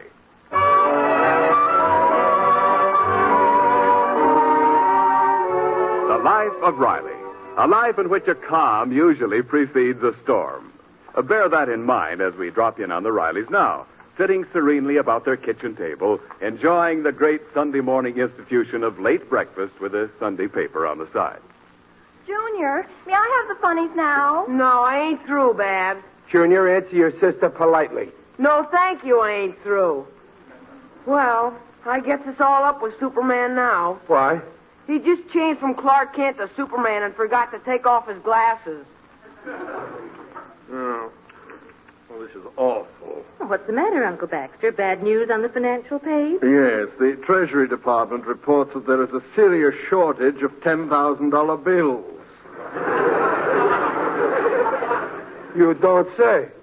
To tell the truth, I ain't noticed it lately, but since I know you, Uncle Baxter, I've been having a shortage of $1 bills. Now, Riley, Uncle Baxter will pay us anything he borrows when he finds work. Won't you, Uncle Baxter? Indeed, I will, my dear niece. Everyone knows I've tried to secure employment. After all, there's a depression. The only depression today is in your mattress. Boy, that Superman's terrific. He took off his glasses just in time, and with his X-ray eyes, he can find anything. If I was writing Superman, I'd know how to stump him. First, I'd have Superman marry Superwoman.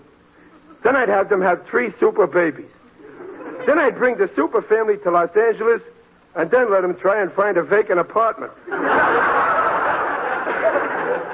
an imagination, Daddy. You ought to write stories. Yeah, I got an idea for a story right now. It's a fairy story, kind of. What's the plot?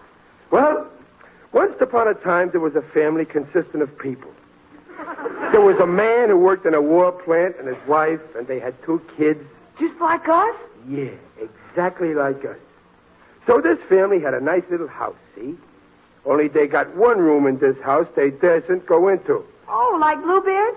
Gosh, is it a haunted room, Pop? Why, Uncle Baxter. I begin to suspect that this mad yarn is directed at me. Uncle Baxter, am I calling you a wolf? A wolf only comes as far as outside the door. But if the shoe's pinched, take 'em off. They're my new ones. Oh, Riley. Riley, innuendo is a cruel and callous blade with which to stab a foe. I shall go now to my room and prepare to leave. Oh, now, Uncle Baxter. I shall pack immediately after lunch and leave immediately after dinner. Tomorrow. Riley, may I borrow your suitcase? With pleasure. Well, Riley, I hope you're satisfied. Not quite. Junior, go help him pack. Okay, Pop. I'm going to my room, Mother. If Uncle Baxter did leave, could I have his room? It's bigger than mine. Babs, you got a nice room now. Anyway, my head's all made up what to do with Baxter's room if I ever get it empty. Riley, I'm ashamed of you. Have you forgotten that 2 years ago, Uncle Baxter gave you a blood transfusion that saved your life? I ain't forgotten. All I know is that since I'm using Baxter's blood, I don't have to swat mosquitoes anymore. They just bite me and drop dead. Now, you know you wouldn't let Uncle Baxter leave here with no job and no home to go to. Oh, Peg, this is for his own sake. If I make him hit the road, he'll have to get a job. There's plenty of jobs open for guys who want to work. Besides, I could sure use his room. What do you want an extra room for? Well, Peg, down at the plant, the fellas are always gabbing about their houses they live in. And they all got one thing I ain't got. You mean a rumpus room? Well, no, in our house, every room's a rumpus room. I want a room where I can take fellas and show them all my stuff. You know, all my guns and fish rods and moose heads and all that. What guns and what fish heads? The ones I'd get to put in my den if I had a den. Oh, you want a den? Yeah. Yeah, I've been thinking about it a long time now. I'd have the walls all wood, you know, nutty pine. Why, yes, and I could keep my sewing machine in there, too. Oh, no, nothing doing. I ain't going to have some guy I invite say, Riley, stitch me up a doily. No, in my den, there's going to be just things I catch hunting, you know, like a stuffed animal. Oh, you never caught any animal in your life. Oh, is that so? Well, until I do catch one, I'll write to Joe McCardle in Brooklyn. Maybe he'll sell me that stuffed goat that advertises Bach beer in his saloon. Oh, an old goat. Well, you must have some funny friends if they'd rather look at an old goat than at my sewing machine. Well, now, that ain't the point, and Peg. Poor Uncle Baxter. Thrown out of the house to make room for an old goat. I won't stand for it. If Baxter wants to stay in my den, he's got to be stuffed. Peg, the way you talk now is why men want dens. Besides, Baxter's 55 years old. Kid ought to get started in life. You know, raise a family, get married. With a wife that would drive him into his den, too, I suppose. No, Dumplin', a nice wife like you. Only who would marry Uncle Baxter? I don't know. He used to be quite a ladies' man in his day. Well, I was reading in the society page today about an old flame of Uncle Baxter's named Riley. Me? I ain't no old flame of Uncle Baxter. No. I just thought of something. Oh. This old sweetheart of Baxter's is a very wealthy woman. Her family were big people in cement. They must have been a gruesome sight. She adored Uncle Baxter, but her people made her marry a man named Farrell. She's a widow now. Widow, huh? Well, sometimes a widow ain't so fussy. The paper says she's coming back here to reopen the old family mansion. Baxter would have a mansion, and we'd have his bedroom back for my den. You think she'd be a fairly good-looking woman, Peg? Well, here's her picture in the paper, see? Framed that face and a lot of money, and it ain't bad. Okay, I give my consent. Now all we've got to do is to get Baxter's consent.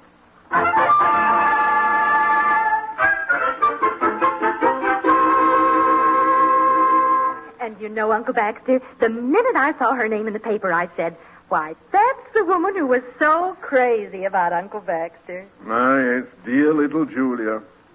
She had all the qualifications that a bride should have. She had money. She still has a very nice smile, hasn't she? And she still has money. Uncle Baxter, I have a lovely idea. Why not give Julia a surprise? Why not call her up? Oh, no. Why rake over the ashes of an old love? Speaking of ashes, here's an ad in the paper where a fellow will sell an ashtray made of an alligator's lower jaw that would look good in a man's den. Uncle Baxter, I'll bet Julia would love to hear from you. You think so, really? I've aged a bit since my Harvard days, you know. Oh, why, that touch of gray at your temples makes you look like a movie actor, doesn't it, Riley? Yeah, if I was a wave, you would be my pinup boy. Say, here's an ad where a man will sell a headhunter's head. Just what I need for my den. Dear, when I think of that poor Julia alone in a beautiful mansion with no one to talk to. Yes, I suppose her house has a nice bar. Here's a man got a couple of pillows to sell stuffed with pine needles. Just the aroma I'm looking for. It'll go good with the goat. Riley, will you put down that paper and talk to Uncle Baxter? Oh, well, okay. Now, Baxter, about this goat, that's his widow.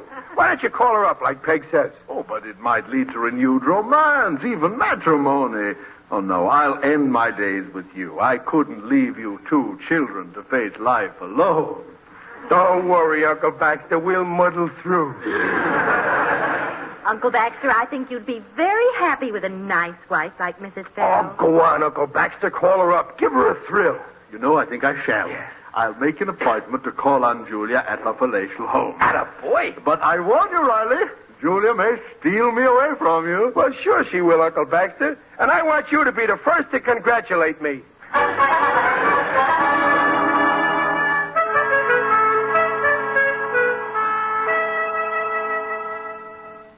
My, Uncle Baxter, you're a fast worker. The first time you call your girlfriend in years, and she invites you over the same night. Well, Babs, our lang syne, you know. Hey, Uncle Baxter, was it you who took a bath with Mom's geranium soap I gave her Christmas? I told him he could, Junior. Gee, Uncle Baxter, you smell good. You should be standing in a flower pot. Here, I'll let you wear my diamond ring I won at the carnival. Oh, fine. It catches the light well, doesn't it? Yeah, don't forget now. Give her a flash of that every so often. Scratch your head even if you don't need to. Well, I'm off. Riley, I'm afraid I'm a bit short of cash. Oh, well, that's okay, Baxter. Here, Oh, no, I'm out too. Oh, dear, I gave all my cash to the milkman today. My allowance for this week is all gone. My allowance for this week was gone last week. Well, I certainly can't call on Julia devoid of funds. Uncle Baxter, I ain't going to let you down. Junior, lend him what's in your piggy bank. Oh, I've worked too hard for that dough to throw it to the four winds. Junior, that's hardly sporting. Go on, Junior. Lend him the dough, and I'll personally guarantee it. Okay. There's $8.65 in nickels. Put some in all your pockets, Uncle Baxter, and keep jingling them. Then she'll know you're loaded with dough. Thank you. Well, I go to make a lonely woman happy. He don't know it, but if he lands the widow, he'll make a lot of people happy. Hello? Yeah? Yeah, this is Riley. Oh, yeah, I called about your ad in the paper. Well, listen, how second-hand is it? Yeah? Oh, painted green with silver trimmings, huh? Oh, you hold that for me. I'll let you know. Goodbye. Peg, I found one. Something I wanted all my life. Something every man uses but nobody owns. A private one. Boy, if I can get that for my den, then I'll have the best den in town.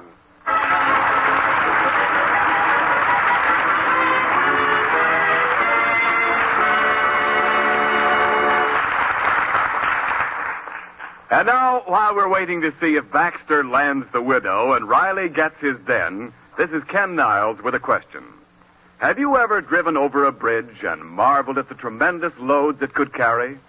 Yes, any bridge must have amazing strength built into it to sustain its burden day after day, year after year.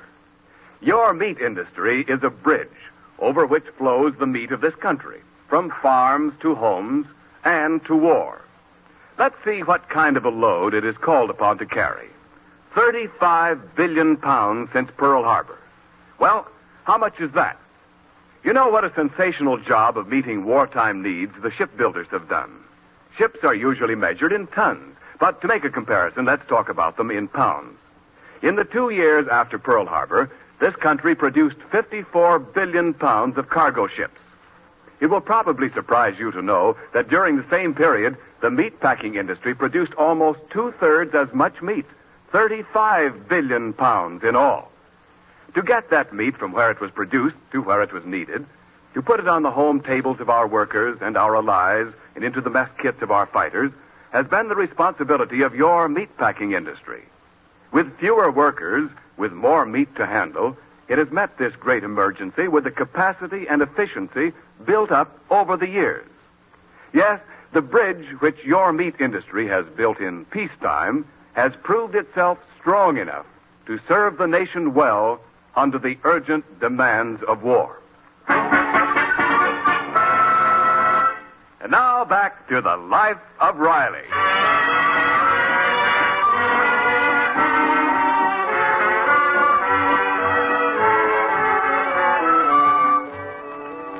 We left the Rileys just as Uncle Baxter was setting out to renew his acquaintance with an old and very well-to-do sweetheart. Riley was anticipating the purchase of a mysterious article for his den. A few days have passed, and we find Riley and Peg in Baxter's bedroom still discussing the same two topics. Well, 3 days Baxter's been wooing the widow, and she ain't said yes yet. But he's really trying, dear. Yeah. They must have seen every show in town and eaten every high-class joint. Set me back plenty. But it'll be worth it if the nuptials come off. Peg, I'm getting one thing for my den that'll knock your eye out. Must be a pool cue. No, terrific. And I'm going to put it right here in the middle of the room. Then I got an oriental brass cuspidor that goes over this spot in the rug where Baxter spilled the hair tonic. So, you know, I think the nap is growing. Nonsense, dear. Riley, Peg. Hey, Baxter, what's the score? Did you ask you yet? Where you going for your honeymoon? My dear children, I have news for you. Wait a minute, Baxter. What's the idea of wearing my new blue suit? What? Oh, that can't be your suit, dear. It fits Uncle Baxter too well. Well, to be frank, it is Riley's suit. I had it altered for me. You had my suit altered to not fit me? So be serene, Riley. Count your blessings. Julia likes me in this suit. Hey, what's that in your hand? My picture off the mantel. And yours is up in its place. I can explain, my dear nephew. And what's that in your other hand? My name off in the mailbox. Say, what are you trying to do? Make me inconspicuous? I can explain, Riley. You put my picture back. As long as I cough up the rent and other people live here free, they gotta look at my mug. That's the price they pay. Riley, you see, Julia, my fiancée-to-be, is coming here tonight. And I was forced to put my name and picture in place of yours. Why? Well, you see, somehow, Julia got the impression that I was a banker and that I owned this house. I don't know how. You don't know how. It couldn't be you gave her a little hint, could it? Like Julia, I'm a banker and I own the house. Why, I have to keep up an appearance of well-being, Riley. But if she thinks that this is your house, what will she think we're doing here? I can explain that also. This better be good. Somehow Julia also gained the impression that you were my poor relation. Oh, Uncle Baxter. So we're poor relations, huh? Well, the minute that Mrs. Farrell walks in here, I'll tell her. No, I won't tell her anything. Thank you, Riley. I'll just show her my income tax where it says you're listed in 3 places. Chief dependent, bad debts, and depreciation. You living here has lowered property values. Riley, we can go through with this idea just for one night. Of course, Riley, if you don't want me to marry Julia and leave your home. Wait a minute. Hello? Yeah? What? You can't hold it for me after tonight. Well, okay, deliver it. Goodbye. I gotta have it for my den. Okay, Baxter, just for tonight. While Mrs. Farrell is around, you're the boss. but I'll be watching to see you do your stuff. So think up how to pop the $64 question and get yes for an answer.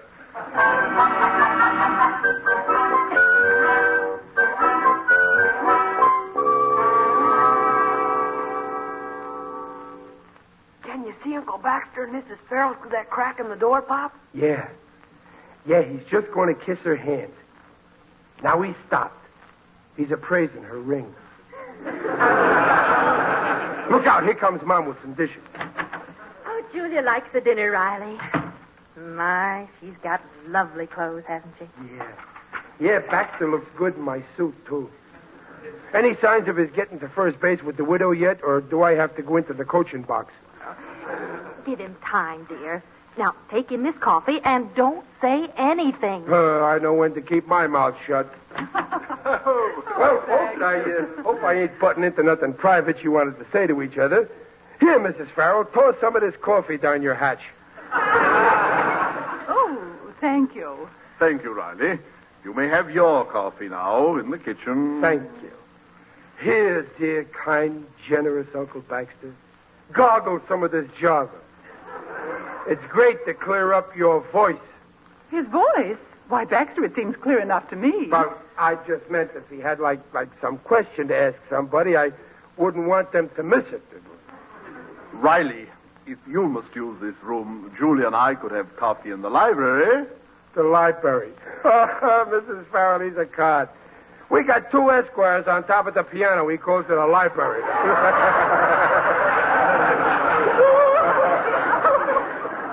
Riley, if you're not very careful, I'm afraid I'll have to cancel your plans for that den you wanted.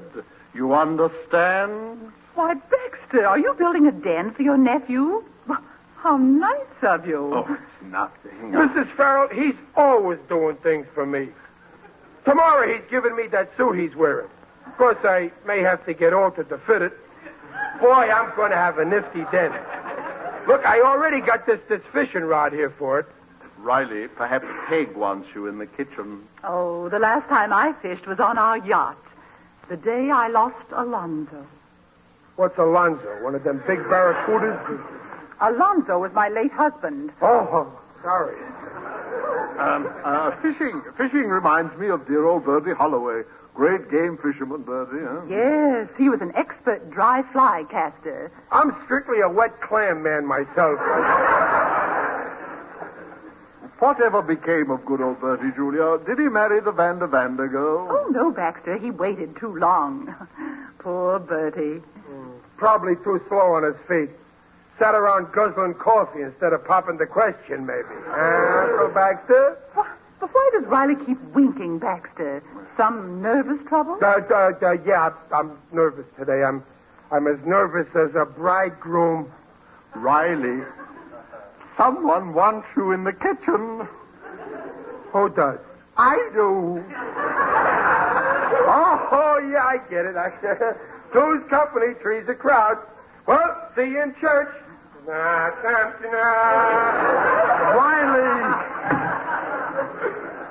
Oh, thank goodness he's gone. Baxter, now, I think it's fine of you to look after these people, but... Well, one does one's duty, doesn't one?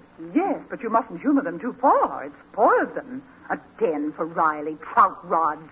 Why doesn't that shiftless man get a job? Oh, it's no use, Julia. Many's the time Riley and I have had heated words on the subject of going to work. Baxter, now, I'm saying this because I have your interests at heart. Why, suppose you were to have the handling of, well, of a very large estate. Such as yours, Julia, such as yours. Oh, yes, I could handle it. I never allow the Rileys to buy anything really unnecessary.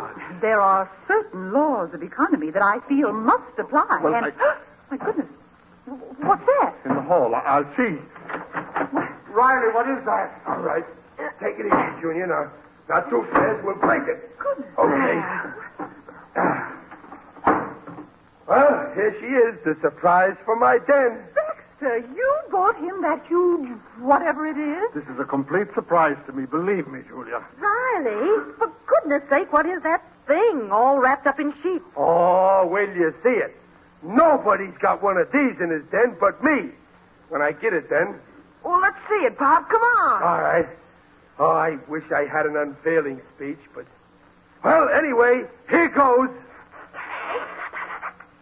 Here she is, a genuine old-time barber chair. Shave and a haircut, shampoo. Why, Baxter, this is fantastic. Riley, what do you want with an old barber chair? Well, Peg, do you know who once sat in this chair? John L. Sullivan. Right before he lost the title. He got shaved in this chair, and then Corbett clipped him. Oh, gee, Pop, it's keen. Yeah. Look at all the different angles you can get. Yeah, go on, sit in it, Mrs. Farrell. Oh, no, thanks. Hey, Pop, let me push him up. No, leave it low, Junior. Boy, it's slick. I can lay back in it and read while I shave myself with my electric razor. Julia, perhaps I'd better take you home. No, wait a minute. I want Mrs. Farrell to have the honor to be the first one to sit in my barber chair. Oh, no, thank you. But really, Oh, come on, be a sport. Here, I'll help you. Well, if you insist. Riley, I implore Here, you. stop it. Daisy! My, I've had some odd experiences, but... Julia, I entreat you. Relax, Mrs. Farrell. Now lean back. Go on, lean back. There now. Ain't that comfortable? Well, yes, it is rather comfortable. See what you're missing by not being a man? Now, how about a shave? Now, if you need a haircut, you go up again like this. No! And I suppose you got a tall barber. Then you'd have to go up in the air more like this. Careful, not too high. Julia, are you injured? No, I don't think so, Mr. Turnbull. Well, Julia, now you can tell your children, all the little Turnbulls, that you sat in the same chair with John L. Sullivan. My children, the little Turnbull. Forgive him, Julia. He doesn't know what he's saying. For goodness sake, Riley, let Uncle Baxter do his own proposing. Well, Baxter, it seems something is expected of you. Well, Julia, the fact is, after all these years, I thought that perhaps you and I might get hitched. Oh, I see. Well, Baxter, I don't doubt the depths of your affection for me, but I can never marry you. You have other responsibilities. These poor, unfortunate Rileys depend on you to take care of them. Well, couldn't you both take care of us? No. Baxter, you must be here with them all the time. They need you more than I do. Then you wouldn't like us to file a joint income tax return next year? I'm sorry, Baxter. Now, if you'll see me to my car. Yes, of course, my dear. That's the way it goes. They bite the hand that feeds them. Can you beat that? She turned him down so he could take care of us. Now we're stuck with him. And you're stuck with that barber chair. Yeah. Well, there's only one thing to do now. What? Uncle Baxter will have to go to barber college.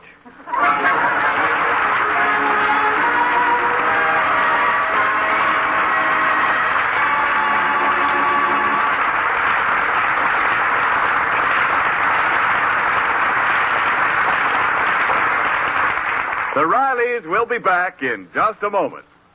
American Meat Institute shopping reminder for this week. Bacon, 1 point. Lard, no points per pound. And most types of sausage have been reduced 1 or 2 points per pound. And you'll want to take advantage of these values. And now, anyone who knows New Orleans knows that famous restaurant called La Louisiane and its distinguished chef, Monsieur Charles Pivert, better known as Chef Anatole. Now, you may be sure that meat rationing doesn't bother Chef Anatole when you see what he can do with the simple low-point cuts of meat like breast of veal, breast of lamb, or beef stew meat. He cooks his dish with onions, green peppers, tomatoes, and other vegetables, seasons it with a bouquet garni, which you housewives know is an herb bouquet of parsley, bay leaves, thyme, and cloves, and serves it with fluffy rice. And when you taste that combination of delicious meat, tender vegetables, and delicate herbs, you know here is a dish. You'll find the complete recipe in the American Meat Institute's advertisement in your April Good Housekeeping or Ladies' Home Journal. Note that Chef Anatole recommends the same recipe for low-point cuts of beef, lamb, and veal. And remember, no matter what kind or cut, price, or point, all meat brings you the right kind of protein. Yes, meat is the yardstick of protein foods because meat measures up to every protein need.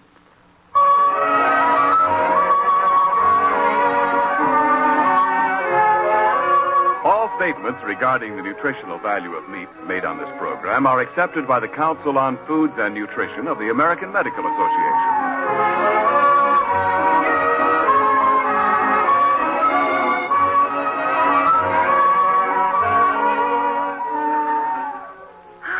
Riley, it's almost midnight. It's time to go to bed.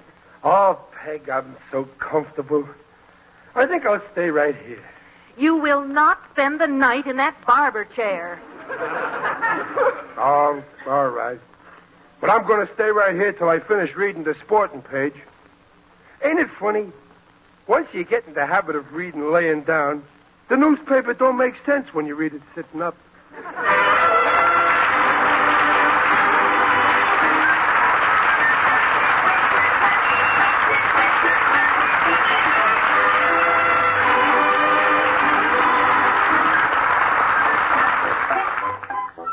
The Life of Riley, starring William Bendix and sponsored by the American Meat Institute, will be back next week at this same time. William Bendix appears on this program by arrangement with Hal Roach. The Life of Riley was directed by Don Bernard, with music by Lou Kozloff, and came to you from Hollywood. This is Ken Niles saying, see you all next week.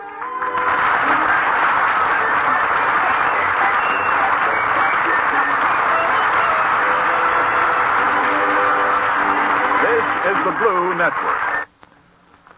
WENR at your service, Chicago 54. Chicago 54. Chicago 54. Chicago 54. Meat is the yardstick of protein foods because meat measures up to every protein need.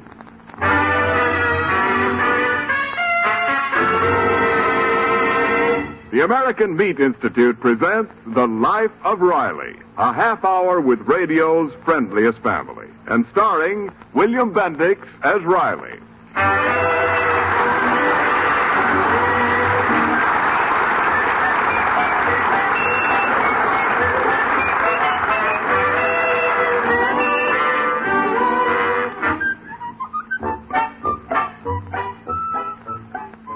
Here's a pleasant and good rule for getting the kind of proteins you need. Eat your share of meat, and you're sure of getting not only proteins, but proteins of highest quality, the right kind of proteins. For you see, meat proteins have all 10 of the indispensable substances needed for growth and tissue repair. Meat is called the yardstick of protein foods because meat measures up to every protein need. And now, The Life of Riley.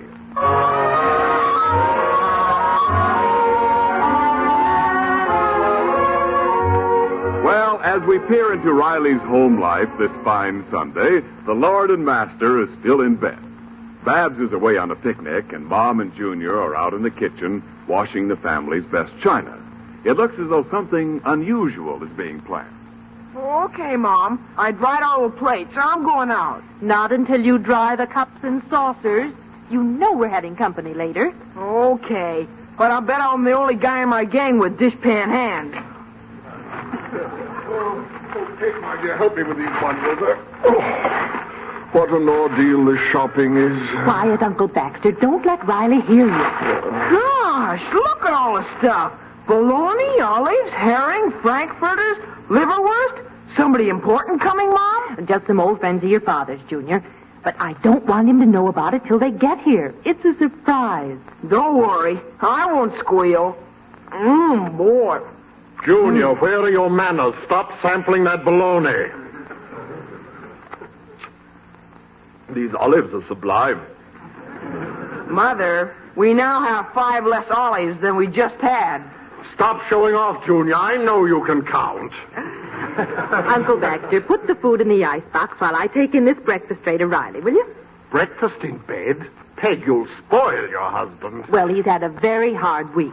Besides, I want to get him in a good mood so I can get him out of the house. Mom, I'll carry the tray. No, that's all right, dear. I can manage. Junior, if I took a few more olives and you didn't say anything, you could take another slice of liverwurst and I wouldn't say anything. Oh, kind of a non-aggression pact, huh? Okay, Uncle Baxter.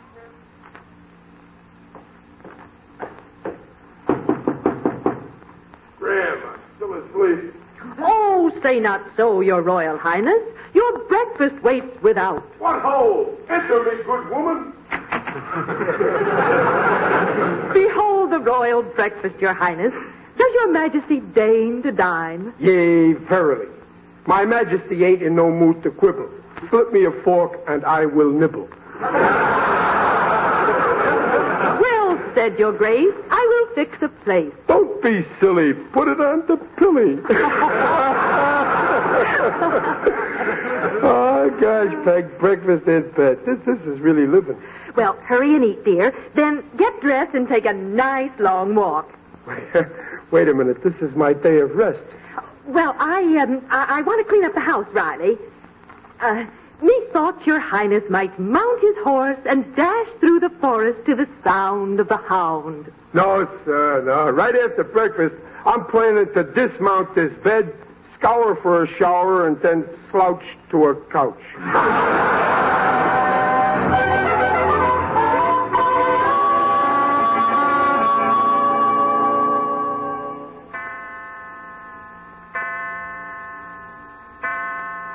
1 o'clock. Oh, I do wish your father would fix that clock. You don't seem like he wants to do anything today, except sleep. He's been sawing logs on that couch since breakfast.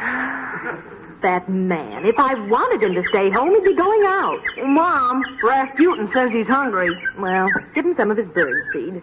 Oh, I've got to clean that living room. Oh, Mom, we're out of bird seed. You think he would eat liverwurst? Junior, a canary will not eat liverwurst. Would I eat birdseed? Well, lately you've been whistling a lot. Oh, Junior, don't you be so fresh. Peg, I have a capital idea. Send Riley to get that special birdseed, the kind that they sell only at the pet shop in Hollywood. That'll get him out. Why, yes. And he'll get back here at about 6, just in time. Now I'll see if I can get him up. Uncle Baxter, listen to him. He's sleeping like a baby. A baby rhinoceros. Oh, he looks so happy. I hate to disturb him. Riley. Riley. Oh, what's the matter? Riley, it's 1 o'clock. Wake up.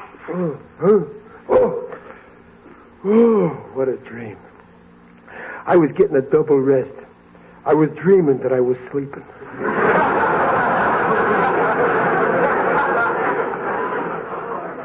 Riley, what you need now is a long, brisk walk.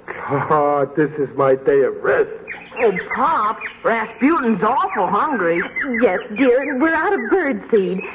Riley, why don't you ride to Hollywood and get him some? I got a better idea. I'll give the canary a nickel. Let him fly to Hollywood and buy what he wants. Dear, don't you care that the canary's hungry? I care so much, I stopped off yesterday and got him his birdseed. Oh, Riley. Come on, Pretty Woody. We'll take you out to the back porch and put on your nose peg. And after that, dear, why don't you go to a movie, a double feature? Oh, no, I got other plans. I'm going to knock off a few hours sleep so I won't be tired tonight when I go to bed.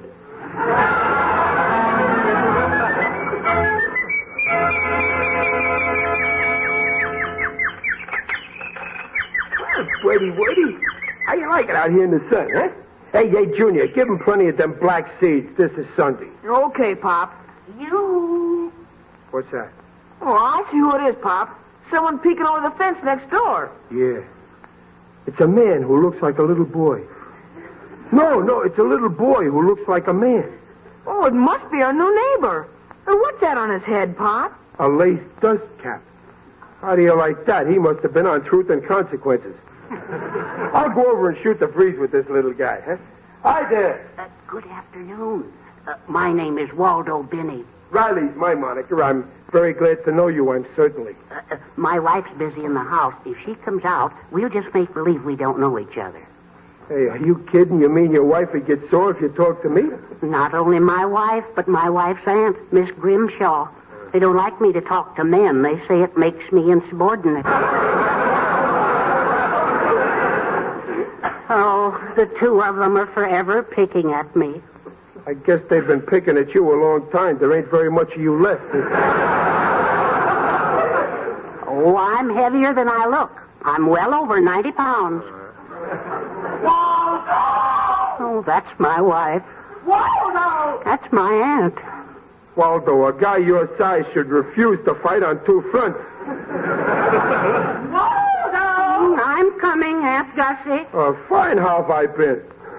I'd like to see my wife's relatives yell at me. Oh, my. I hope she didn't hear that. Quick, Mr. Riley, look over my shoulder. Is anyone at the kitchen window? Yeah. Looks like a big sheepdog. That's Aunt Gussie. She should have her eyebrows plucked. Waldo! Come in here. I want the kitchen floor scrubbed by the time I'm through shaving.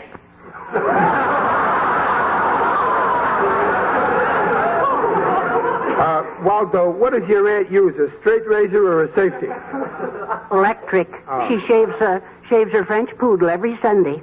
She feeds him the best food, and she reads to him and takes him riding in the car. That dog is living a man's life. Listen, Waldo, you got to be firm with relatives. You got to be boss like me. I guess you're right, Mr. Riley. Never give him a chance to get set. Punch first. The best defense is to be offensive. Mr. Riley, you've given me new courage. Why, I feel like a tiger. You know what I'm going to do? What? I'm going to sneak out of here and go right down there. Down where? To the delicatessen. I've been planning it all week. I'm going to buy myself some butter. They're on a diet. They won't allow butter in the house. But I love it. Yeah, me too. I loved butter even before there wasn't any. Mr. Riley, you've given me a new outlook. I'll show 'em who's boss. Now you're talking, tiger. Let's go to the delicatessen. Maybe I'd better think this over. Now, look, don't be scared, pal. You're going to the delicatessen right now. I'm going to convoy you.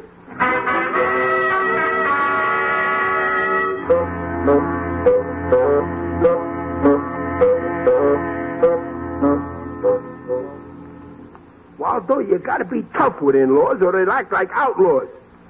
Like, for example, I like the white meat of the chicken.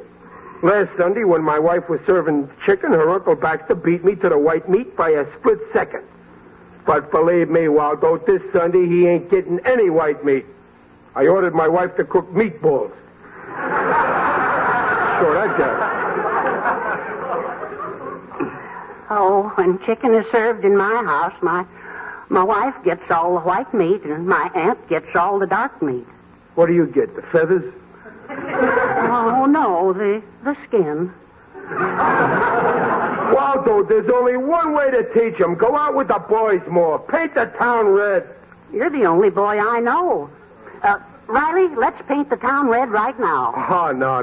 I got to be in the mood. I'm feeling too good right now. Oh, look, here's the delicatessen. Let's go in. Oh, it smells exciting, doesn't it? Yeah. I could stay here forever and just sniff and sniff and sniff. Hiya, Mr. Greenspreckle. Meet my pal, Waldo Binney. He wants butter. Who don't? I just sold my last piece to your Uncle Baxter. Oh, he did, huh? Yeah, to put it on those 3 dozen rolls he got. Uncle Baxter got 3 dozen rolls? Where else is he going to put that smoked turkey I sold him? Not between those frankfurters he bought. Took away 4 bags of food. Came to $6.02. Will you pay now, Riley? Well, Waldo, it looks like your butter's... he charged all that food to me?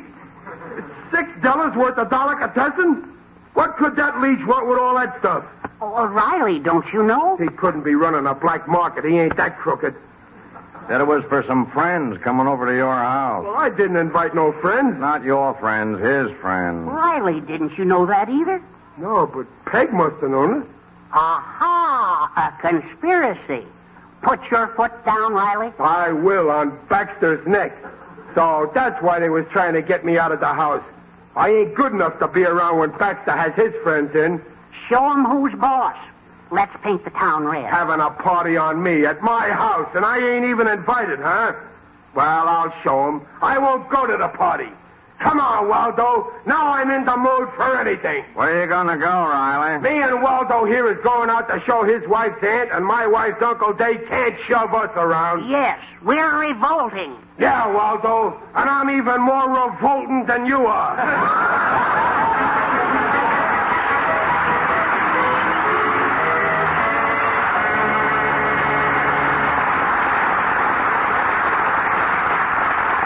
And now, while Riley and his admiring pal Waldo go out to revolt against family oppression, this is Ken Niles with a question. Have you ever seen an assembly line? If you haven't, you've certainly seen pictures of one. Those giant conveyors that carry an unfinished machine from group to group of workmen, with each group adding a vital part until an automobile or truck or fighting airplane moves off the end of the line. Did you ever stop to think that it takes a disassembly line to produce all the kinds of meat you want? At one end of the line, the livestock producer delivers his finished product, fine meat animals. In the plants of the meatpacking industry, these are divided into cuts for your retailer, sausages and variety meats that make fine low-point meals, the bacon for breakfast, and the ham you will want for your Easter Sunday dinner. And not only meat cuts, but hundreds of byproducts, many of them vital to other war industries, are produced by this disassembly line. Most every part of a meat animal is saved and used for its best purpose. Indeed, it has been said that all but the squeal is utilized. This disassembly line is a vital part of the machinery that enables your meat industry to serve as a bridge between the livestock producers and you. It's a strong and well-built bridge over which meats, in whatever form they are needed or wanted, move to every retailer serving civilians and to every theater of war. Now back to the life of Riley. Well, it's a couple of hours since Riley and Waldo left the delicatessen and set out to paint the town red. At the moment, we find them in a park. Gee, Riley, this is the life. Yeah. There's lots going on in this park, too. Mm-hmm. Look, Riley. Where? Here comes a couple now. Oh, boy. These are good looking, aren't they? Yeah. Yeah, that plump one is sure pretty. Now make believe we don't see them until they get right up to us, huh? Yeah. Ready? Yeah. Now. Here, Bridgie. Oh, Waldo, you threw the popcorn too soon. You gotta be careful with pigeons.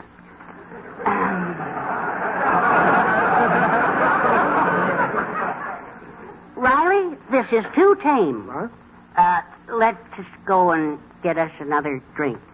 No more drinks. You've already had 7 malteds. You'll curdle. Oh, gee, I wish I'd brought some money with me. Well, I got some, but it's really Peg's house money. Hey, Waldo, what's that you're standing under? Where? There. Oh, it's an envelope. It's open. What's inside? Gee, 2 tickets to a theater. Look what it says on them. Men, do you want to dominate? Do you want to learn the secret power over others? That's for you, Waldo. And look what else it says.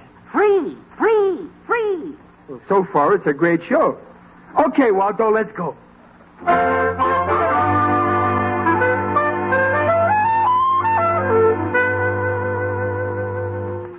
On the inside, men. Don't block the sidewalk. Step inside and hear the great Professor Geeko tell you how to dominate. Hurry, hurry, hurry. Step right in. Step right along. Hurry, hurry. Dad, wait a minute. Quit dragging me, bud. Take your hands off my lapel. Oh, excuse me, mister. My humble apologies. Why, Riley, you haven't even gone in yet, and already you're dominating. I guess I'm a born domino. Come on. Gee, dark in here. Coming in off the street that way. Well, I can see all right. Waldo, you know, you should eat more carrots. Oh, yeah. Let's sit down on this bench, All huh? right. Oh, Riley, the lecture's going to begin. Yeah, there's a light on the stage. I can see a man in it. Yeah, I see him, too. Oh, what a magnificent head of hair. And just look at his wonderful beard. Yeah, from here he looks as if he's peeking out of a haystack. Oh, say, I'd like to take some notes. Have you got a piece of paper? Yeah, I got a notebook in my wallet. I'll give it to you. Men, your attention, please. I hold in my hand a little booklet. Observe the price plainly marked on the cover. $1. Waldo, it's gone. My wallet. But don't let that mislead you. For today and today only, I offer this book absolutely free. My wallet's gone with Peg's house money in it. $18. I repeat, absolutely free to anyone who can answer a few simple questions. I got a question. Where's my wife's house money? I've been robbed.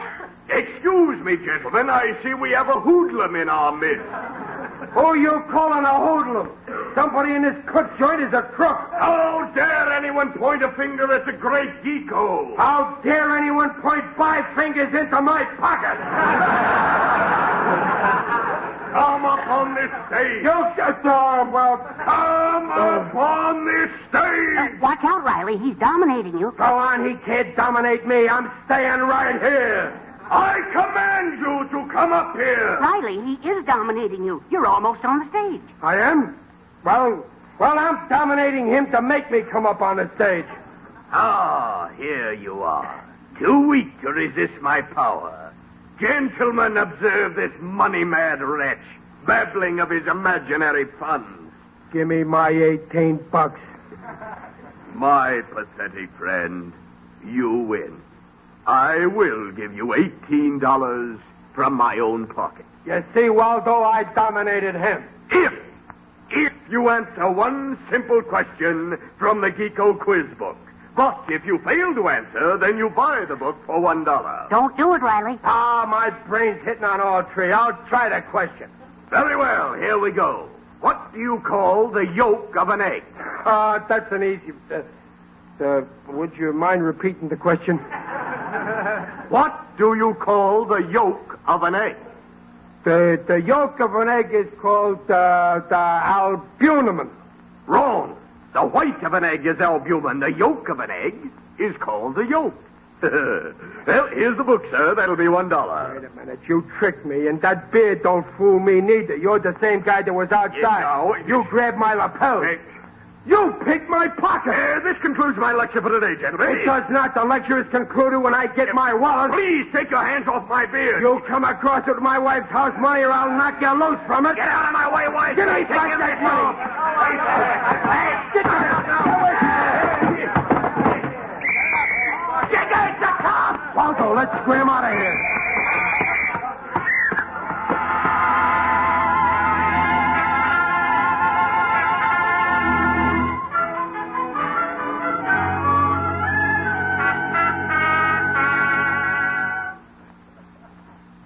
What a thrilling experience. Yeah. That cop swinging that club reminded me of my Aunt Gussie.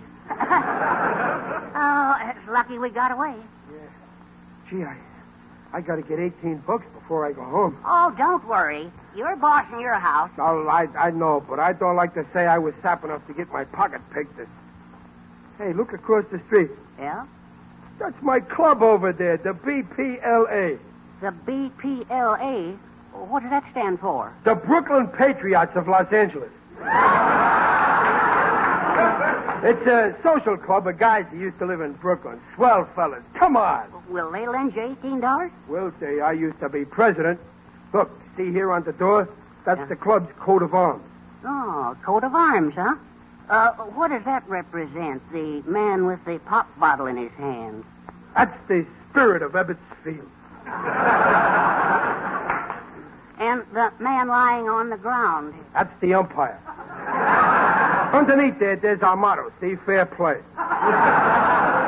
Come upstairs, Waldo, and watch him give me a royal welcome.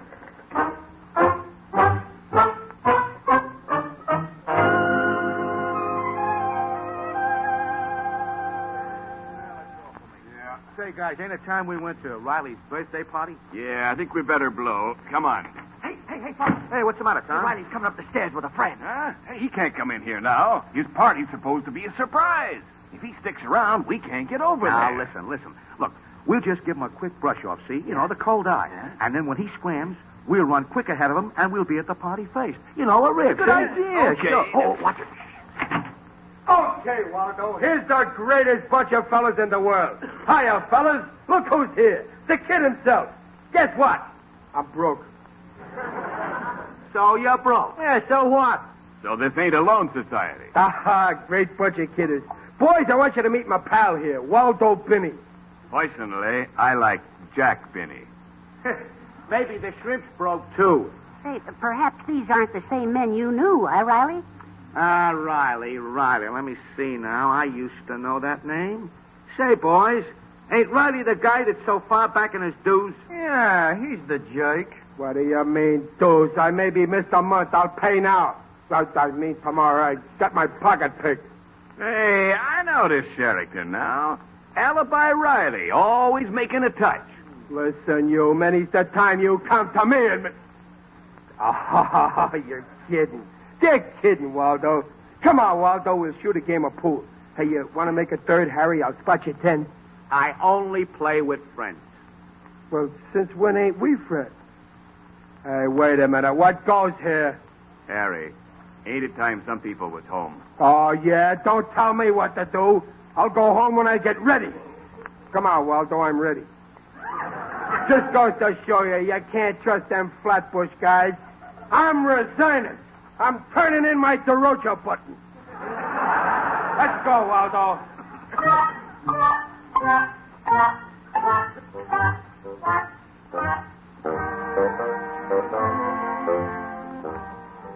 What a day. And it all started out so swell, too. Breakfast in bed. Now look what happens. I'd lose all my friends. Oh, don't be discouraged. You made a new friend today. I'll give you the shirt off my back. Oh, thanks, Waldo, but I couldn't wear a size 13. Well, here's your house, Riley. Oh, yeah. Say, why don't you go in and join the party? I'm no hypocrite.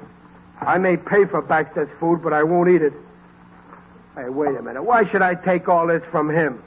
I got half of my mind to tell him off. Yeah, I will. I'll show him who's boss in my house.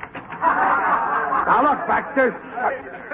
Hey, look at all them guys from the club. Oh, Riley, you almost missed your own party. Don't you ever remember what day this is? It's your birthday. What day is it? Hey, Waldo, come on, it's my birthday. Come on in and paint my house red. My, you are popular after all. Well, sure, that's what I've been telling you. I'm a big guy around my own house.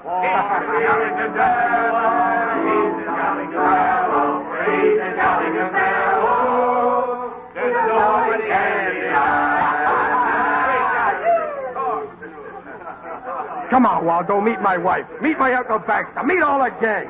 And look, Waldo, don't let him kid you. I'm not surprised about this party. Why, I knew it all the time. For I'm a jolly good fellow that nobody can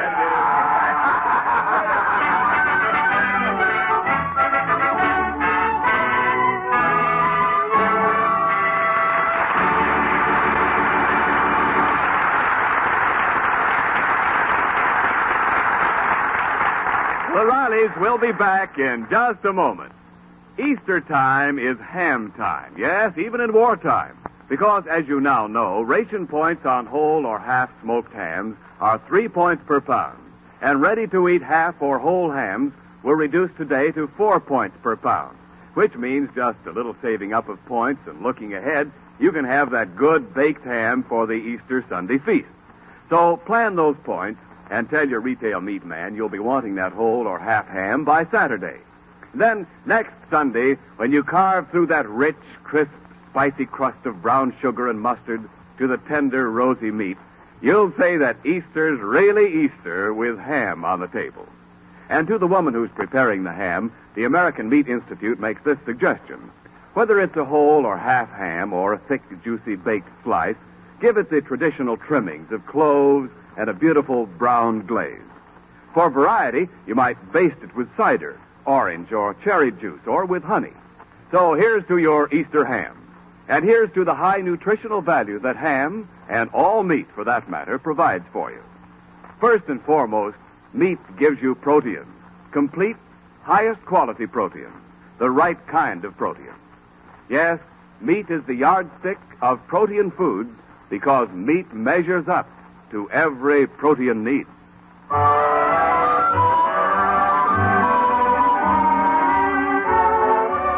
All statements regarding the nutritional value of meat made on this program are accepted by the Council on Foods and Nutrition of the American Medical Association.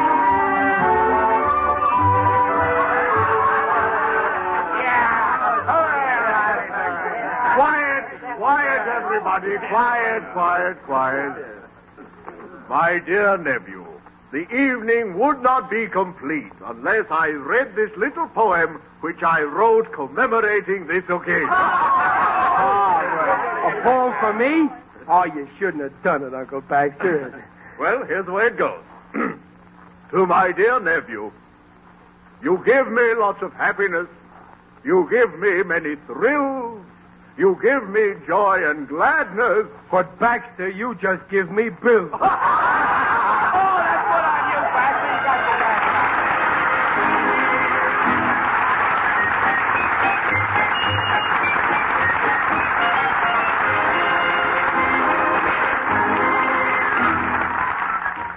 The Life of Riley, starring William Bendix and sponsored by the American Meat Institute, will be back next week at this same time. Mr. Bendix appears on this program by arrangement with Hal Roach. The Life of Riley was directed by Don Bernard with music by Lou Kozloff and came to you from Hollywood. This is Ken Niles saying, see you next week. This is the Blue Network. This is WENR at your service, Chicago 54. Chicago 54. Chicago 54. Chicago 54. Meat is the yardstick of protein foods because meat measures up to every protein need.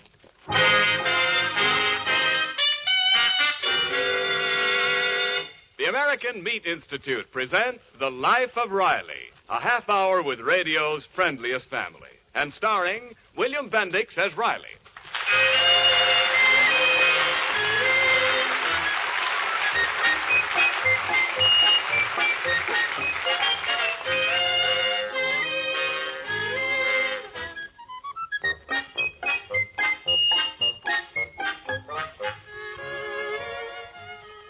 You've heard it said that meat has the right kind of proteins.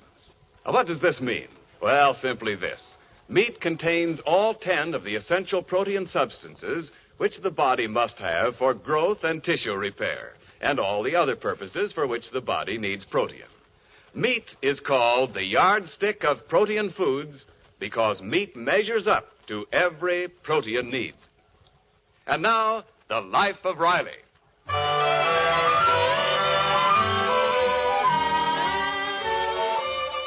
Well, as we look in on the doings in the household of war worker Riley, it is early morning.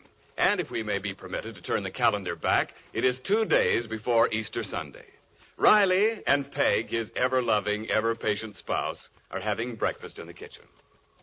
Wow, 6 after 7 now. If I don't hurry, I'll miss the 10:30 bus. You mean 7:30 bus? About 7:30 to us, but the driver just came to California last week from Brooklyn, and he insists on using Eastern time. Hey, Pop, Huh? I've been looking over these plans you made for my rabbit hutch. Neat, huh? Yeah, but, Pop, this is an awful small hutch. Well, it's for only one rabbit. This is strictly a bachelor apartment. Oh, Pop, can I have 2 rabbits? Just 2? Junior, there is no such thing as just 2 rabbits. Oh, I'm going in the yard and build part of it before school. I want to have it ready by Sunday. Riley, we'll have an early dinner this evening. Don't forget, we have to do a little Easter shopping. You know something, Peg? I don't think this Easter we ought to spend money on clothes we don't need. If people go around throwing their dough away on stuff they don't need, then the first thing you know, everybody in this country will be inflated. guess you're right, dear. But don't forget, Dumpling, you're getting a new hat. Oh, no, Riley, I could make the old one do. Ah, no, you can't. Them cherries on it are getting pretty worn out. The pits are beginning to show. Well, don't worry. I'm taking the cherries off and putting on some flowers. Use flowers with short stems. Last night in the movie, I sat behind a lady with a hat that looked like a victory garden. The only thing missing was a gopher. Well, good morning, my dear Riley. Good morning, my dear Margaret. Uncle Baxter up at 7 o'clock? Pinch me, Peg. I must be asleep. Oh, you're awake, Riley. It is Uncle Baxter. Then pinch him. He must be asleep. No, I assure you, my dear nephew, I'm fully awake. I've got a busy day ahead of me. Since Easter Sunday is almost upon us, I must procure my regalia. Top hat, cutaway, striped trousers, ascot. Riley, hurry or you'll be late. Oh, I got plenty of time. Naturally, these clothes cost a bit of money. Riley... You're right, Mom. I'm late. I gotta be going. No, wait, Riley. If I can make the sacrifice of getting up at this ungodly hour, the least you can do is to listen to me. I have a plan. Okay, I'm listening with an open mind and a closed pocket. What's it all about, Uncle Baxter? Well, the Inglewood Tribune is having a roving photographer on the boulevard on Sunday. He will snap the best-dressed man in the Easter parade, who will receive a prize of $200. I will be that man. Fat chance. With a million other guys walking down the boulevard at the same time? Oh, it's inevitable that I win, because with my new outfit, I will naturally cut the most striking figure. Besides, I shall bring pressure to bear on this photographer. I'll cut him in for 10% of my winnings. Well, it would be nice if you could win $200. Oh, that's only the beginning. Having been selected best-dressed man, I will be on the threshold of a lucrative career, posing for advertising. In every magazine, you'll see my photograph. Yeah, and underneath it'll say, this old man didn't eat vitamins as a boy. Riley, by investing a paltry sum, you'll be able to see me staring up at you from the pages of every magazine. You'll see Turnbull in morning clothes, Turnbull in afternoon clothes, Turnbull in evening clothes. Uncle Baxter, I worked too hard for my dough. And I ain't spending any of it to make you a pin-up boy. Very well. If you want to wreck my entire career, so be it. Oh, come on, Uncle Baxter. Eat some breakfast. No food, please. I shall go to my room. But before I go, I want to say one thing. I am hurt. Oh. Riley, he must be hurt. He refused breakfast, and he loves breakfast. Don't worry, Dumpling. Before I'm gone 5 minutes, he'll surrender. And the white flag he'll wave will be a napkin.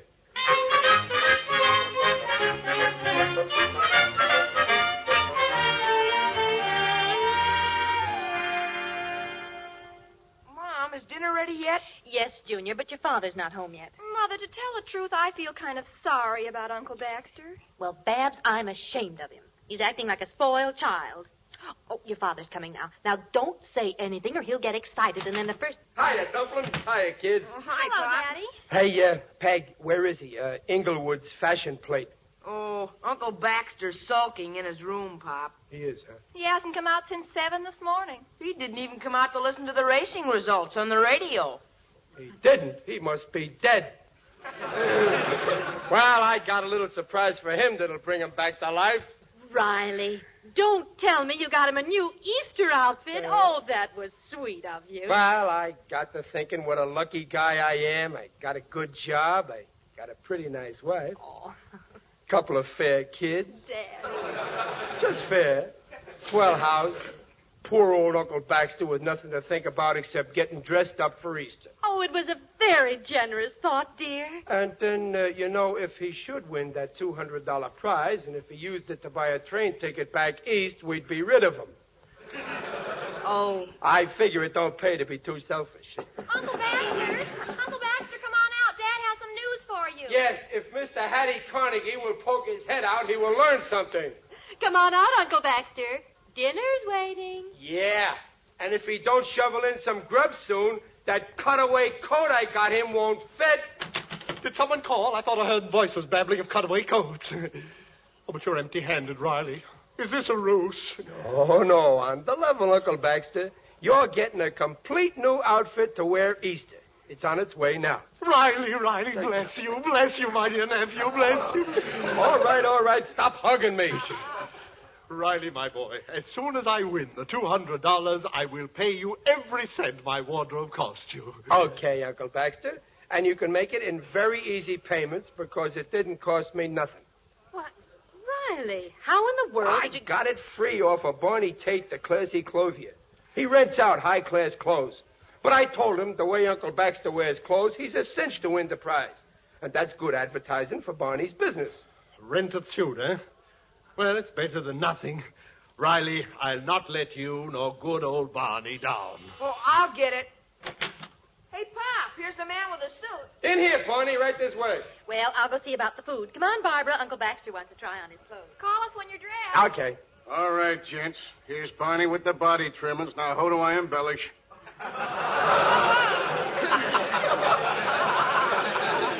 Barney, I want you to meet Mr. Turnbull. Charmed, Barney, charmed. A little taller than the dummy I got in the store. Huh? I said you're a little tall in the height. Yeah, and he's also a little heavy in the weight.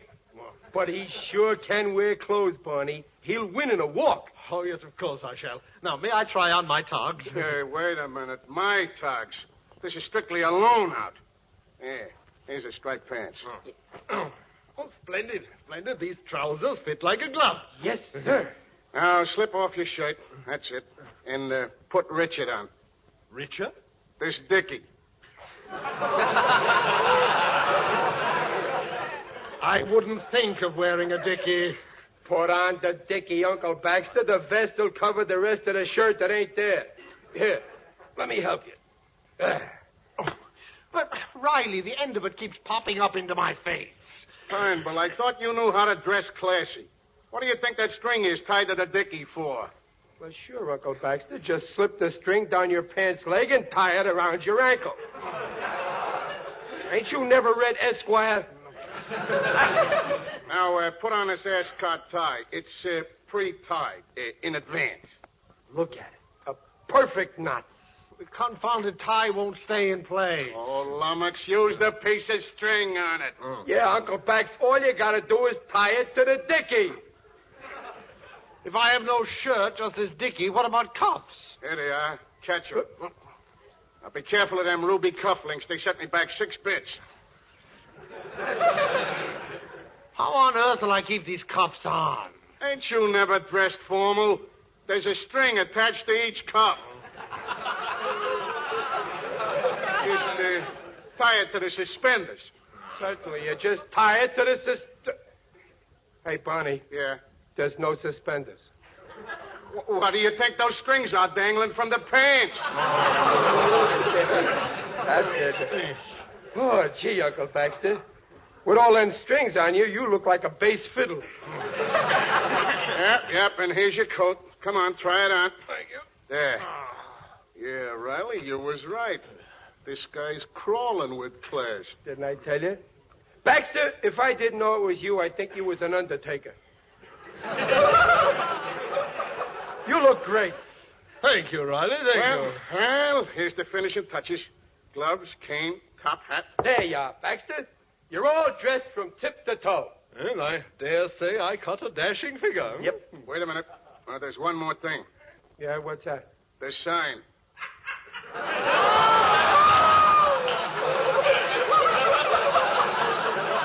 Sign?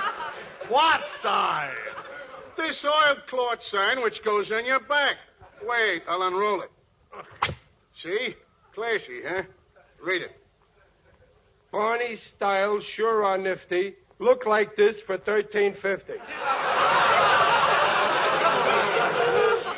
Hey, concise, ain't it? Yeah. Turn around while I pin it on your back. This is preposterous. Riley, I never thought you'd sink so low as to rent out your poor old uncle's back as a billboard. Now, wait a minute, Baxter. I didn't know about the sign. Barney, you never said nothing about no sign. You said if I loaned this suit, I'd get advertising, didn't you? To me, that sign is advertising. And no leaning against walls, Turnbull. Keep walking, and not round-shouldered neither. What I want is visibility. Baxter Turnbull, a sandwich man for a second-hand store. Never! Just for that crack, I'm blackballing you permanent in the outdoor advertising profession. Barney, can't we talk this over now? Come on, give me back the garments. As fast as I can. Here, sir, and here, and here. Oh, gee, I'm sorry, Uncle Baxter. Riley, how could you humiliate me this way? Well, I didn't know he wanted to hang a sign on your spine. Return those cuffs. Here, Mr. West, take your shabby rags and go. Yeah, beat it, Barney. Nobody's going to open up a second front on my uncle's back. Oh, no? Well, I'm going, sports. I'm going, and hereinafter, don't contact me on my garments. I'm much too busy to have a... What happened, Barney? I tripped on one of the strings. Well, Riley, this was a grim jest, I must say. I told you I didn't know about the sign. Why don't you get your own Easter clothes? Get a job, earn some dough, rent an outfit. Ridiculous. I can't find employment in one day. Haven't I been looking for 32 years? I could get you a job in 10 minutes, I bet you. I accept the wager. Find me a job and I will take it. Okay, wise guy. But if you fail, Riley, it must be understood that you will buy me an Easter outfit. It's a bet. In 10 minutes, I'll either make you a workhorse or I'll make you a clothes horse.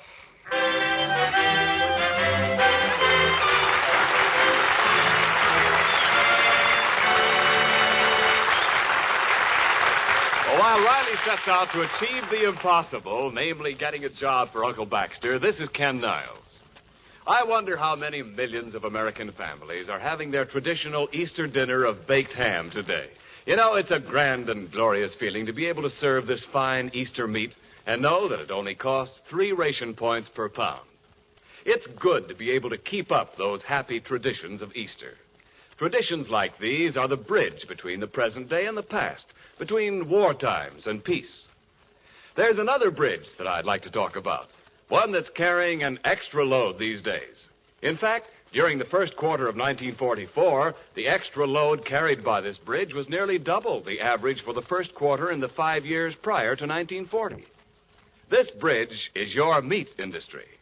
You, our armed services and friendly allies, are at one end of it, each with an appetite for meat and a need for the right kind of proteins that meat supplies so generously. At the other end of the bridge are millions of farmers and ranchers, livestock men who raise and fatten fine meat animals. Connecting those meat producers and you meat eaters is your meat industry, the meat packers who change meat animals into pork and beef, lamb and veal, ham, bacon and sausage, and your retail meat man who cuts them up into chops and roasts, slices and stews. In peace or war, no matter how heavy the demand, the bridge that your meat industry represents does its job, meeting the need of both our fighting forces and our civilians in the home. And now back to the life of Riley. It's a few minutes later, and Riley is on the phone trying to get Uncle Baxter that job, or else Riley loses his bet. Well, Riley, you've made 7 calls and no job for me yet. But I almost got you a job at the delicatessen. Only Mr. Greensprickle said he wouldn't hire any clerk. He'd have to weigh every time he wanted to take inventory. Time is fleeting, Riley. Why not admit you've lost? You owe me my Easter tong. I ain't licked yet. There must be somebody in town who would hire you. Somebody who don't know you. Pardon my coming right in, Mr. Riley, but I got too much work and no time to do it in.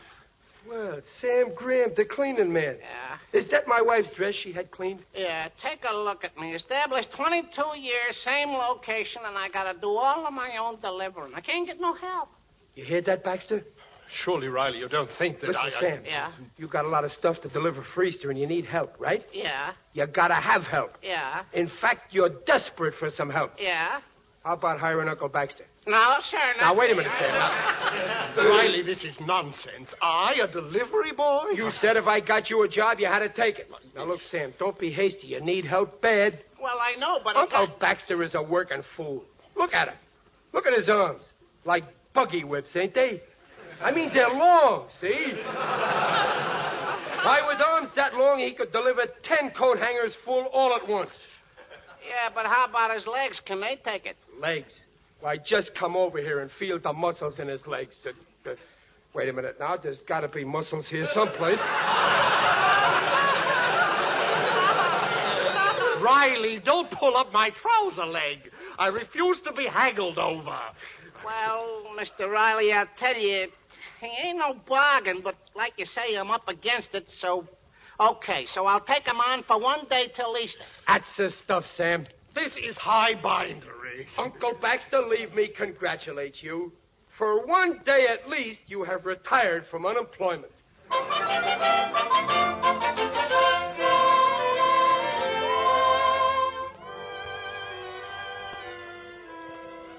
Good morning, Riley, and happy Easter. Oh, happy Easter, Dumpling. Did you have a hard night at the plant, dear?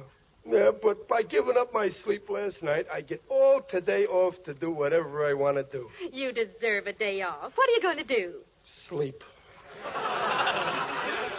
Well, take a bath first and eat some breakfast. No, I'll just take a nap on the couch here to get up enough strength to go to bed. Oh, you don't want to lie down in those dirty old work clothes? Okay, then just stand me up in a corner someplace. Oh, boy, I'm so tired, nothing could keep me awake. Did you hear about Uncle Baxter? Oh. Well, what's he done now? Well, it looks as if he made good delivering for Sam. Did he make good enough to rent a suit for the Easter parade? He must have. He's in his room getting all togged out in something. He's sure he's going to win that prize. Well, children, how do you like my Easter ensemble? Oh, it's lovely, Uncle Baxter. That cutaway coat and those striped trousers. Riley, how do you like this yellow vest? Oh, fine. It's the first time I ever seen a double-breasted sunset. Well, I gotta catch a little shut-eye on the couch. Well, I'm off to give the populace a sartorial thrill. Go out and win, Uncle Baxter. A biento, Riley. A biento, babe. Good luck, Uncle Baxter. Good luck. Oh, goodness. He's asleep already.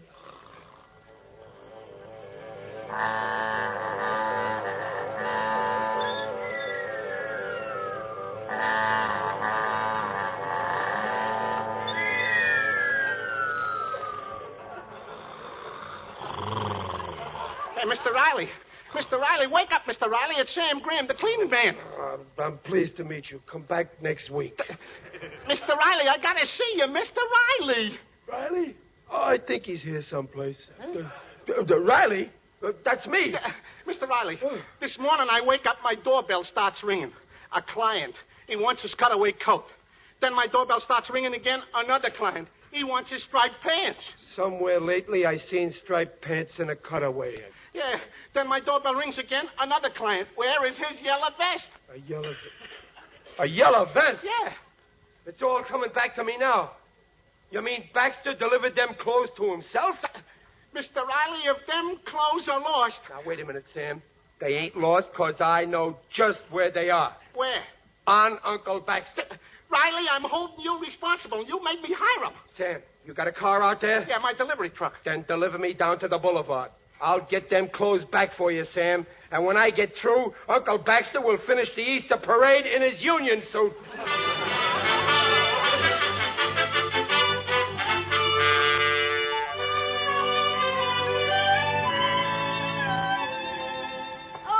Stunning, Baxter. Simply stunning.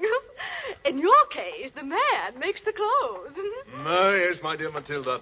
When one has a large wardrobe like mine, I feel... by the way, you haven't seen one of those camera Johnnies about, have you? I so despise publicity. No, I haven't. Oh, Baxter, dear, are you busy Tuesday? I'm giving a tea to Lady Patricia Flick. A tea? How jolly. I shall be delighted to nibble at a scone with you. Oh, dear me. There are some perfectly awful-looking men coming behind us in a delivery van. Ignore them, shall we? I think they're following us. The idea in a dry cleaner's van. What? A dry cleaner? Let's walk a little faster, shall we? Hey, wait a minute. Baxter, is that person in those greasy overalls addressing us? Let's hurry on. Wait a minute. Wait a minute, Mr. Yellowvest. I would like to have a few words with you alone. Run along, my poor fellow. I'll see you later. You'll see me now. If you don't, my uncle's gonna be in very big trouble. Get the coat, get the coat.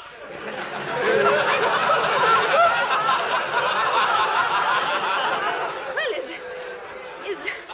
is that strange man in the truck your uncle? Oh, no, madame. He's after my uncle on account of my uncle borrows clothes that people don't want to lend him. I'm sure if you give your uncle a chance, he'll return the clothes shortly. Come along, Matilda. Get the vest, get the vest. Okay, Uncle Baxter, you can't take a hint, so take off them clothes. Uncle Baxter? Mercy. Are you the one they mean? Certainly not. Don't forget the pants, don't forget the pants. Take them off, Baxter. Riley, please, I beseech you, in the street. Give Riley? me a little time. Riley? Oh, you do know him. Well, never mind Tuesday's tea, Mr. Turnbull. You'd feel out of place. The guests are wearing their own clothes. Hey, Riley, get him into the truck. Don't grab the lapels. Riley, how could you disgrace me like this? Come on, Baxter, or do I have to drag you? Get his feet. Wait, stop. Here comes the cameraman. I can still win the prize. Riley, take your hands off me. Okay, but just for the picture. Oh, boy, this is the picture of the day. Hold it, gents. I'm ready. Smile, Baxter. He got it. I sure did, mister. And if you want to see it, buy the next edition of the Inglewood Tribune.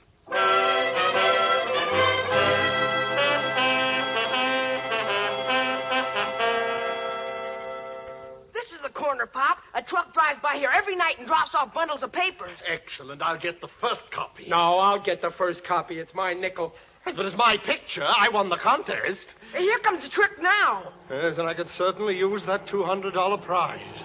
Get back, Mom. They heave 'em out without stopping. Here's the bundle. And there's my picture right on the front page. Wait a minute. I'll cut the string. Yes, sir. There's your picture, all right. And here's the story beside it. Hey, wait a minute. Look. I'm in the picture, too. Yes, you might have ruined everything, Riley. As it is, you mar the effect of my appearance, standing there in front of me in your shabby work clothes. Read what the story says, Riley. It says, picture at left shows this Easter's best-dressed man. The winner of the Tribune's $200 prize is the man in overalls. If this war worker will call at the Tribune office, he will receive his check. Peg, you read it. I'm getting dizzy. Hot ziggity! Let's see. In a country at war, every minute on the job counts. And because this citizen's work-stained garb shows that he had been at his job yesterday, instead of strutting like a peacock and wearing out valuable shoe leather, the judges have decided that he is their unanimous choice for this year's best-dressed man. Oh, Riley, isn't it wonderful? Oh, yeah, it's great. I can see it all now. A whole new career. My picture in all the magazines. Riley in morning overalls. Riley in afternoon overalls. Riley in evening overalls. Riley in beach overalls.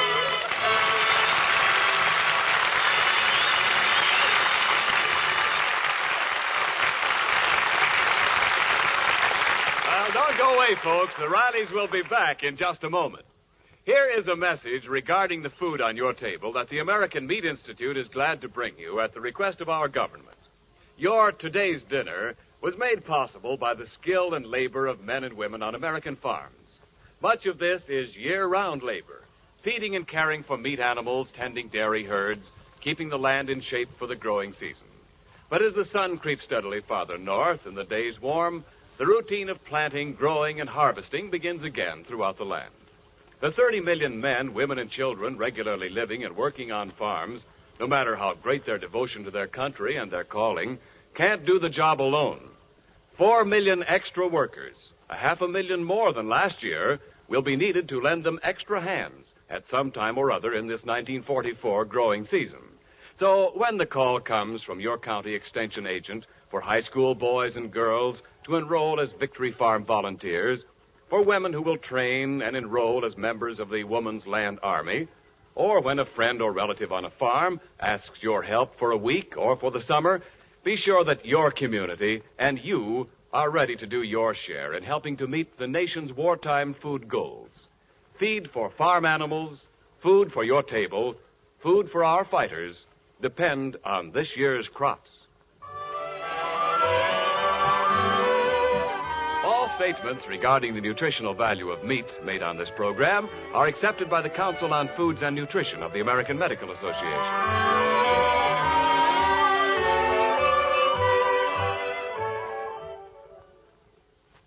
$200 for not changing my clothes. Well, I'll be a monkey's uncle.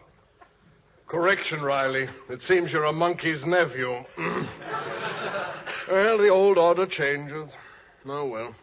Riley, let me be the first to congratulate you. Your greasy hands, sir. Uncle Baxter, that spoke like a man. Shake.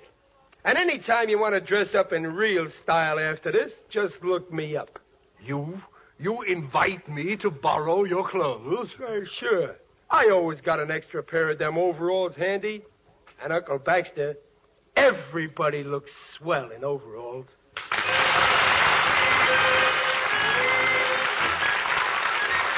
The Life of Riley, starring William Bendix and sponsored by the American Meat Institute, will be back next week at this same time. William Bendix appears on this program by arrangement with Hal Roach. The Life of Riley was directed by Don Bernard with music by Lou Kozloff and came to you from Hollywood. This is Ken Niles saying, see you next week. This is the Blue Network.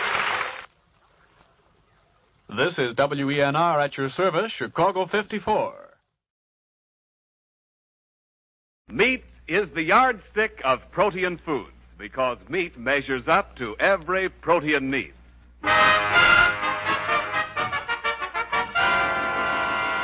The American Meat Institute presents The Life of Riley, a half hour with radio's friendliest family, and starring William Bendix as Riley.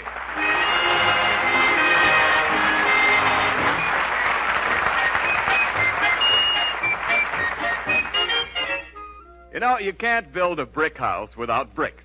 You can't build or maintain a human body without the right kind of proteins, building blocks of the body. Meat has a rich supply of proteins, of highest quality and of the right kind for the body's requirements. Meat is called the yardstick of protein foods because meat measures up to every protein need. And now, The Life of Riley.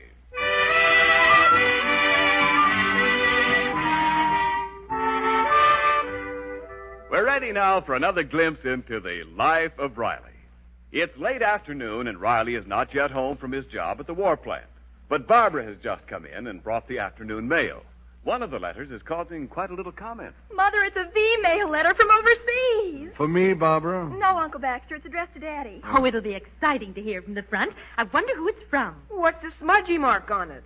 Don't be so dumb, Junior. That means it was passed by the censor. Oh, boy, a secret message from the front. I wish this had come by carrier pigeon. Hey, Mom, can I take a bus to Hollywood and send this letter back here with one of my pigeons? Don't let him, Mother. It'll get lost. Listen, Babs, my pigeons don't get lost. They're real homers. I'm going out to feed them. I got a new kind of racing food for them.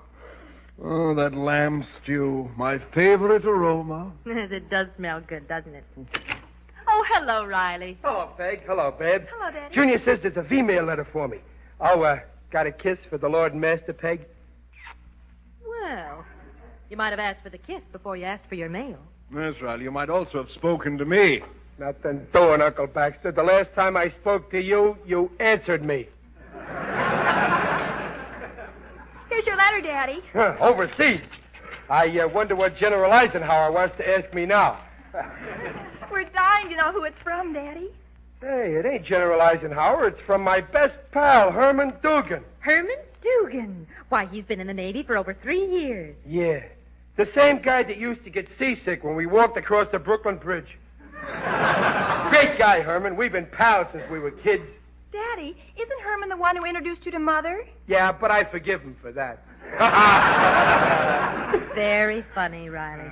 Go ahead and read it, Daddy. Dear Riley, I guess you've been wondering how I've been doing since I stopped punching cows in Wyoming and went into the Navy, so we'll tell you all the news. Oh, I didn't think they were allowed to tell very much. Well, the censor did mark out some of the words here. Well, I hope it wasn't censored too much. Well, when I come to a word that's missing, I'll just say missing. All right, Riley, go on. We'll tell you all the news. Well, pal, I'm stationed at Missin, which is right near Missin. And the weather here is missing. You'll never guess what I'm doing in the Navy now. Well, I'm missing. And the girls here, boy, are they missing.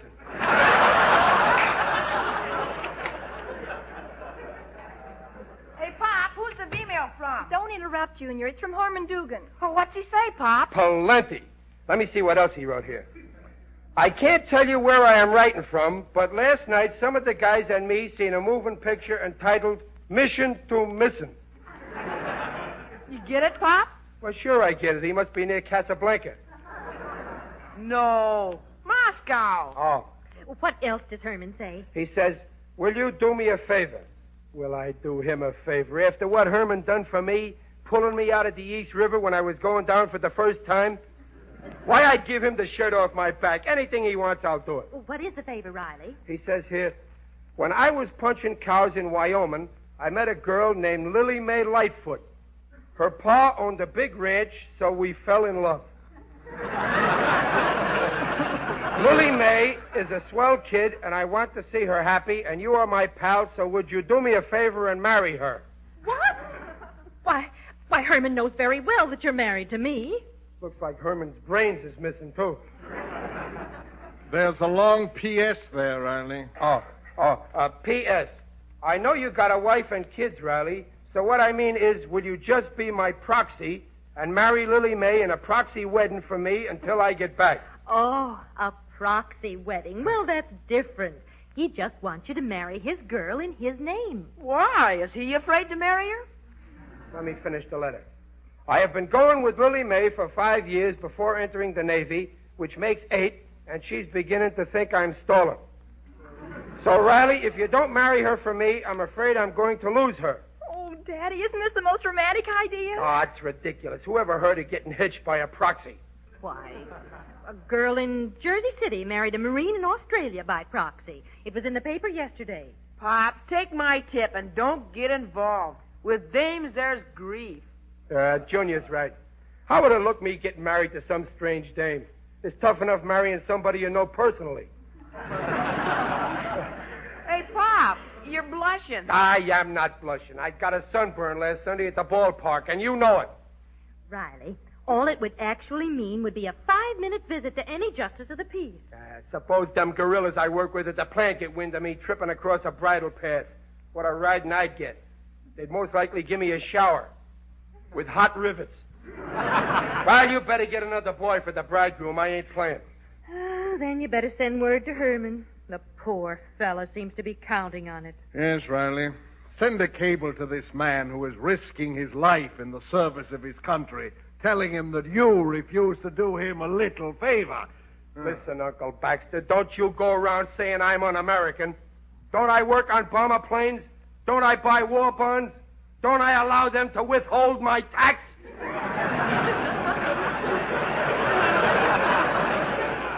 Riley, no one's saying you're unpatriotic. But I don't see why you're so upset about a simple thing like acting as Herman's proxy. Suppose something goes wrong and the justice of the peace gets mixed up. Bingo! I got an extra wife I don't even need. Nonsense, Riley, my boy. This happens every day. Not to me. I get married very seldom.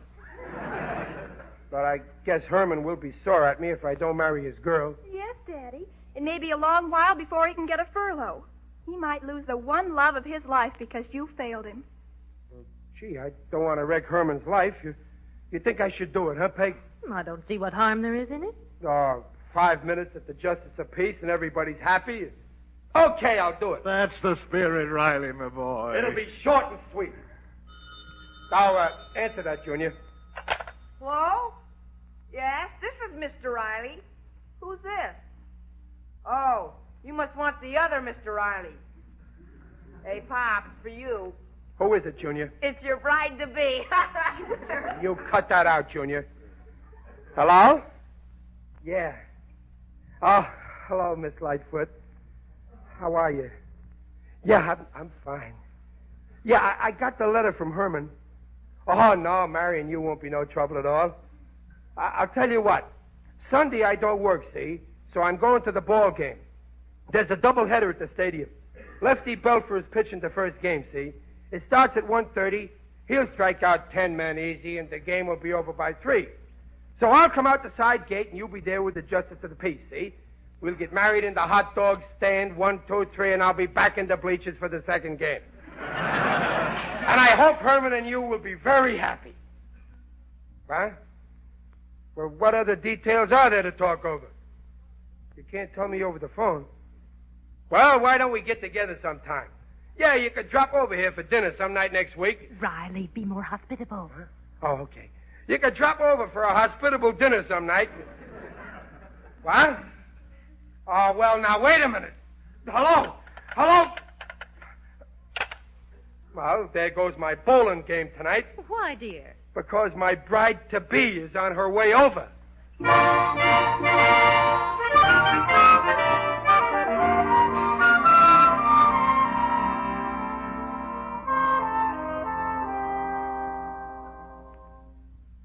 What time is it? Oh, don't be so nervous. A taxi just pulled up in front. There's a little lady now. Oh, I'm glad the kids are in bed. You let her in, Peg. Kind of break the ice first. No, I'll let her in. Oh, good evening. Miss Lily May Lightfoot, I presume. Huh? I reckon it is, sir.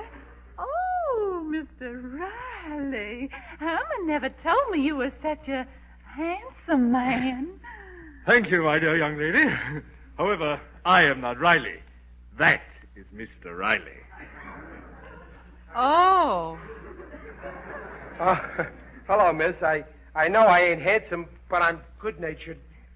And I'm Mrs. Riley, Lily May. May I have your coat? Oh, thank you, ma'am. Oh, Mr. Riley, I hope you don't mind Herman and me imposing on you this way. Oh, no. Nothing's too good for my pal Herman. Only I can't take off much time from work for this wedding. Oh, it won't take much time. The actual ceremony takes exactly 3 minutes and 50 seconds. Well, even 4 minutes would be okay. What were them other details you said you couldn't discuss over the phone? Well, Herman says in all his letters that you're his best friend, and you and Herman like the same thing, so I thought you'd help me shop for my trousseau. No, thanks. I don't know nothing about torsos, and I ain't starting now. Well, don't you worry, Lily May. I'll help you. Yeah, leave me out of this shopping. All I'm going to do is be a pixie. Proxy, dear. Yeah, Proxy. Now, Miss Lightfoot, why don't we get this over with right now? You and Herman been engaged for 8 years. That's long enough to know each other. Well, I'd be willing to run right down to the preacher this very minute. Well, that's fine. Except for one little thing. One little thing? What's that? We got to get my father's consent to the wedding. Mr. Riley, you've got to ask Papa for my hand. Now, wait a minute. Why, Lily, doesn't your father know about this? Well, Papa's awful hard to explain things to. He's so absent-minded he don't listen. So Herman wrote me that Mr. Riley would ask Papa for my hand and then explain about the proxy part. When a guy's a proxy for Herman, it's a career. Papa's awful sweet, but he's old-fashioned and kind of set in his ways. He keeps wishing he was back on our ranch in Wyoming. So do I. I admit it must be nice there. That's why Papa still wears the same clothes he wore back there, guns and all. Well, old clothes are like old guns. Real guns? Don't he know it's against the law to carry guns in the city? Don't the police ever question him? Oh, my, no. They think he works in Western pictures. Will it be all right if I bring Papa here tomorrow night? Well, I don't know. Oh, of course, Lily May. You just bring your father tomorrow night. Oh, thank you. And, Mr. Riley, I do hope you'll make him understand proxy weddings, because I can't. Well, I guess I'll be going now. Yeah. I'll see you out, dear. Good night, Prairie Flower. Good night, sir. Good night, Mr. Riley. Good night, Miss Lightfoot. Oh, poor thing, her sweetheart overseas. Well, now, Riley, don't look so worried. I know. My goodness, it's little enough to do for a man who fished you out of the East River. Maybe so, but if I'd have known it was going to lead to matrimony with the punchy daughter of a cowpuncher, I'd have made him throw me back in again.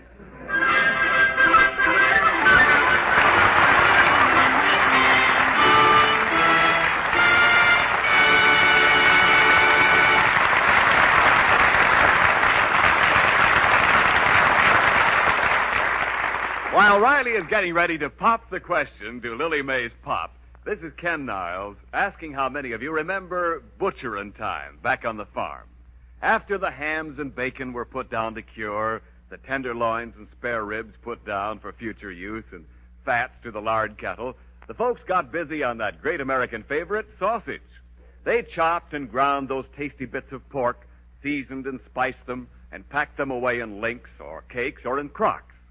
That good, thrifty farm way with meat, that honest respect for every choice bit of food, still endures in your meat industry, which is, after all, just the pioneer meat producer moved to town and equipped with modern sanitary methods. The delicious sausage meats that you find at your meat market in such variety are the fine, wholesome products of the meat industry's efficiency in getting all the good out of our precious meat supply. The American Meat Institute wants to remind you that it is out of such thrifty use of all good meat that your meat industry is able to bridge the gap between the farm and your dealer's store economically and in a most efficient manner. The meat industry is truly the bridge over which this meat moves to you. And because it was built so soundly on old-fashioned American thrift and efficiency in peacetime, this bridge is strong enough to carry the great added war load of meat. And now back to the life of Riley.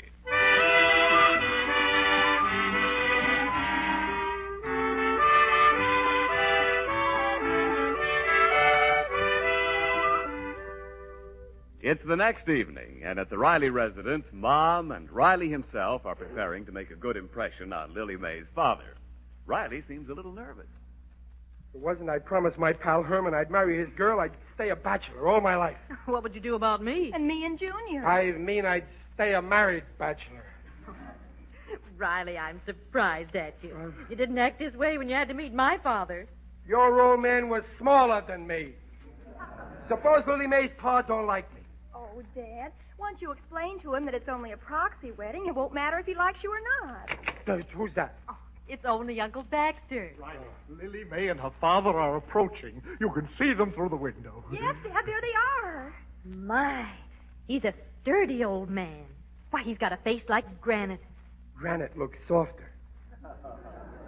Look at that handlebar mustache. He could steer himself with that thing. That Prince Albert coat he's wearing is a vintage number. Is he, wearing his guns? Yes, I believe so. If he's absent-minded, he may forget to shoot me. Now, Riley, remember, Herman is depending on you. That Herman is a coward, running away to fight them Nazis and leaving me to handle Lily May's old man.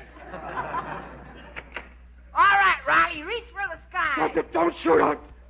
Oh, it's you, Junior.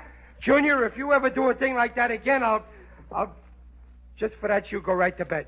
Go on. Oh, Pop. Well, then go into the dining room. You too, Babs. Go All on. right, Daddy. Now, I don't want nobody to even look at them guns he's got. This guy is absent-minded. He might figure we was trying to beat him to the draw. Let everybody take cover. I'll go. Oh, good evening. Howdy, Mrs. Riley. I want you to meet my pa, Wild Pete Lightfoot. Well, howdy, ma'am, howdy. Proud to meet up with you. Thank you. So am I. Oh, this is my Uncle Baxter. Oh, so you're the dude that's aiming to marry my daughter, eh? No, certainly not. What? You changed your mind? You can't jump my Lily May, you flea-bitten old coyote. Oh, Hey. Paul, Hey. this is Mr. Turnbull. The man I'm marrying is Mr. Riley. Oh, Riley. Is that the maverick yonder hiding behind that little gal? That's me. Like we say in Brooklyn, howdy. Well, look now, Riley, I'm a plain-spoken man. You don't look to me like you'd make my little gal happy. Well, I don't have to. Herman will make her happy. Oh, I see. Herman? Yeah. Herman who? Oh, Papa, you remember Herman Dugan? Why, dang right I do. He's a cowpuncher, but he run away to sea. Lily May ain't a man no sea-going cowpuncher. Yes, I am, Papa. I love Herman. Oh. Well, then who's stopping the wedding? If it's this Turnbull, I'll give him lead poison, and that's what I'll do. No, I assure you I'm not involved. Look, nobody's stopping no wedding. While Herman's away, he wants me to marry Lily May for him by proxy. Proxy? What does that mean? Proxy? Well, it's like this. Proxy... wait a minute, I'll look it up in my vest pocket dictionary. Let's see now. Proxy. P-R... Oh, here it is. Proxy means deputation. Now we look up deputation.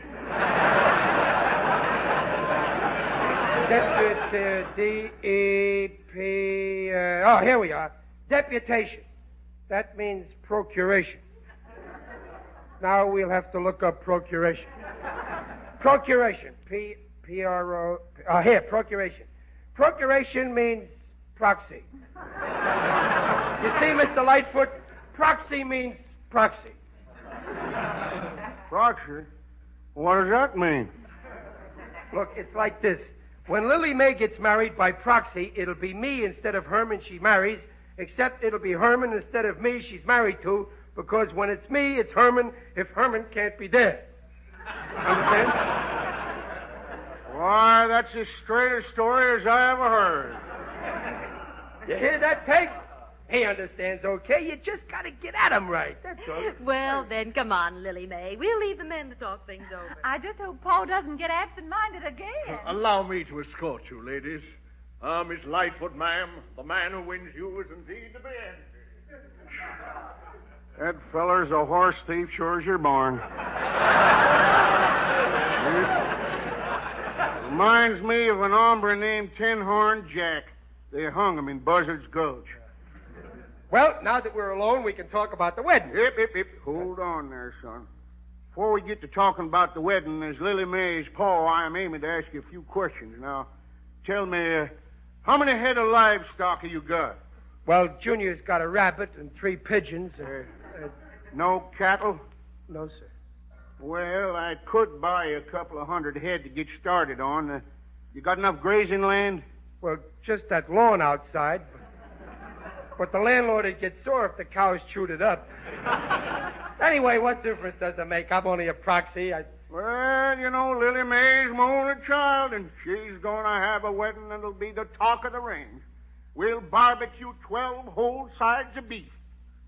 Oh, well, beef is easy, but there's a big shortage of barbecues. I mean...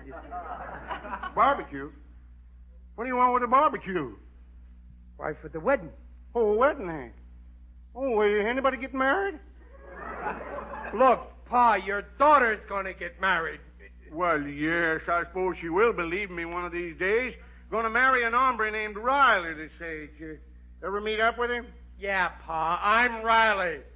Oh, you are, eh? Yeah. Well, I'm glad you won her, son. There was some talk of her wedding a cowhand named Dugan, but I wouldn't stand for it. Well, Pa, now look. Junior, you stay out of here. Who's this young feller? I'm Junior Riley. Riley? Well. Same name as the man my daughter's marrying. Well, sure. He's my pop. Hold on here, Riley. This long-legged yearling claims you for his paw. Well, I am. What about it? What about it? Why, drat your hide, Riley. Do you think I'd let my Lily May marry a full-grown family? Lily May! Look, Lily May! Come down. We're lighting out for home. What's the row, Riley? What's wrong, Paul? You ain't a-marrying this two-time and prairie dog, Lily May. Like as not, he's got a wife still living. My goodness. goodness, what's happened? Who's that woman, Lily Mae? Why, it's Mrs. Riley. Well, if she's Mrs. Riley, I wouldn't be one bit surprised if she's Riley's wife. Well, certainly she's my wife. Go! You hear that, Lily Mae? You was aiming to marry a man who knowed he's already hitched. And you call me absent-minded. But, Paul, he's just a proxy. Get going, gal. Now, wait a minute. Stand back, Riley. My trigger finger's itching. Well, don't scratch it here.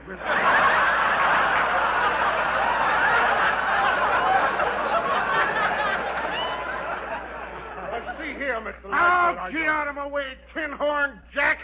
Lily Mae, start traveling. I'm taking you home and I'm locking you up in your room.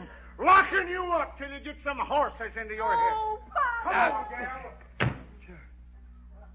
Well, I'm certainly glad he's gone. And there goes Herman's wedding, too. All because I was married. That old coot will lock Lily Mae up, and I'll never hear from her anymore. You'll hear from her, Pop, I'll bet. Why? I put one of my Homer pigeons in her knitting bag, and I told her to tie a message onto its leg. Junior, you're a smart boy. Well, there's nothing to do now but go out and wait for that pigeon to get homesick.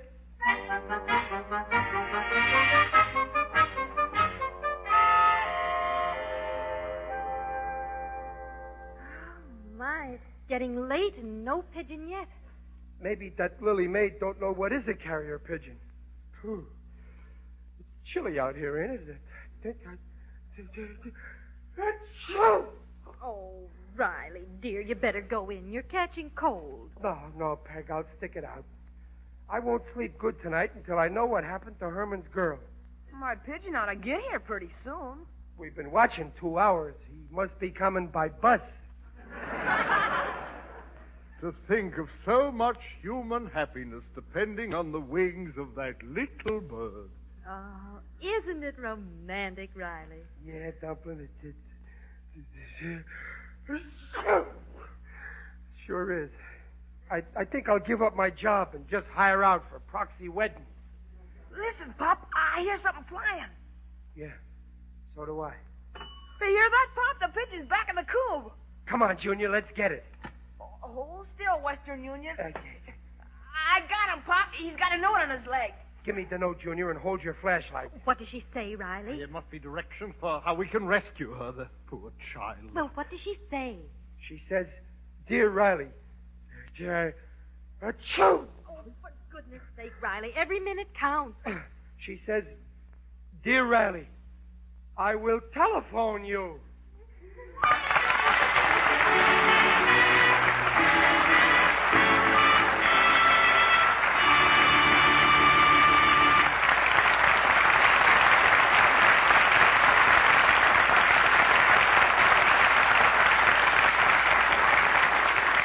Now, don't go away because the Rileys will be back in just a moment. Do you remember how sparing you had to be with bacon just a year ago when sliced bacon was 8 points a pound? Remember how you had to save up points for a bacon breakfast? How you used the smallest possible amount to get bacon's fine flavor into other foods? Well, isn't it a grand and glorious feeling to be able to relax about bacon now that it's 1 point a pound? Just 1/8 of what it used to be. Now you can have a big platter of crisp bacon or bacon and eggs, not just for a special breakfast, but for any breakfast. You can put big husky chunks of bacon into baked beans, or add a liberal layer of slices on top of the ready baked beans when you warm them up in the oven. Make bacon a main dish meat in other ways, too.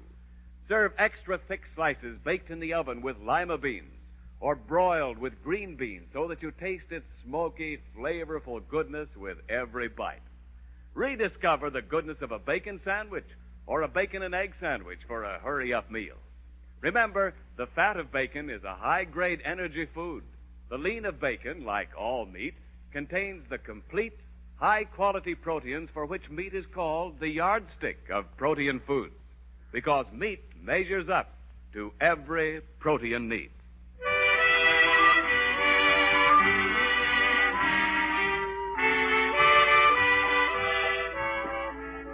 All statements regarding the nutritional value of meat made on this program are accepted by the Council on Foods and Nutrition of the American Medical Association.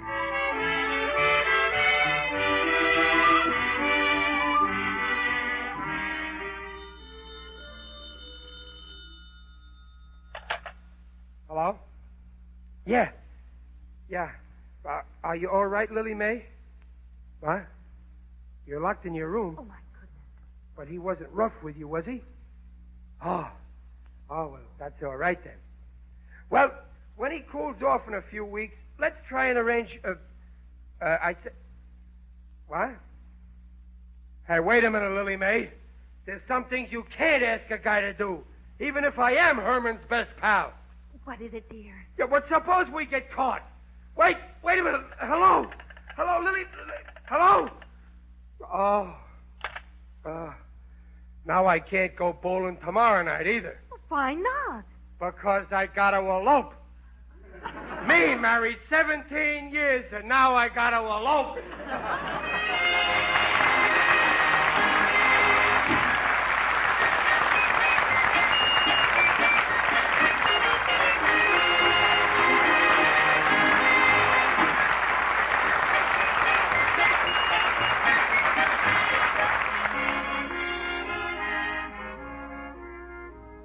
Be with us next week at the same time when Riley tries to elope. The Life of Riley is sponsored by the American Meat Institute, and William Bendix appears by arrangement with Hal Roach. The program was directed by Don Bernard. Incidentally, in just a few hours over the same network, The Life of Riley will make a special appearance on the Hall of Fame program. This is Ken Niles in Hollywood saying goodbye for now.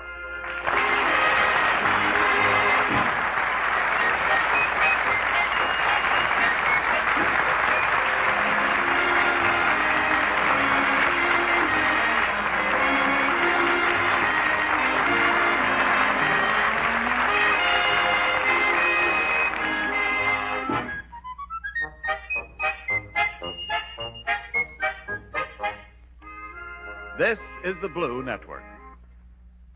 This is WENR at your service, Chicago 54.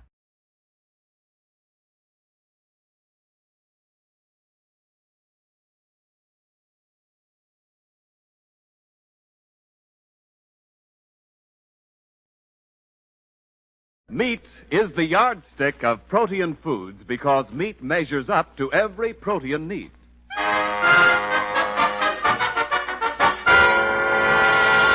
The American Meat Institute presents The Life of Riley, a half hour with radio's friendliest family, and starring William Bendix as Riley.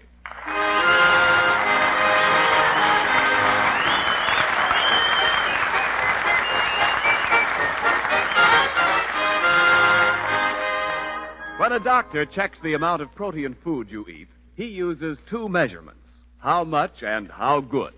Meat has the right kind of proteins. They contain all 10 of the essential substances needed for growth and tissue repair. Meat is the yardstick of protein foods because meat measures up to every protein need. And now, The Life of Riley.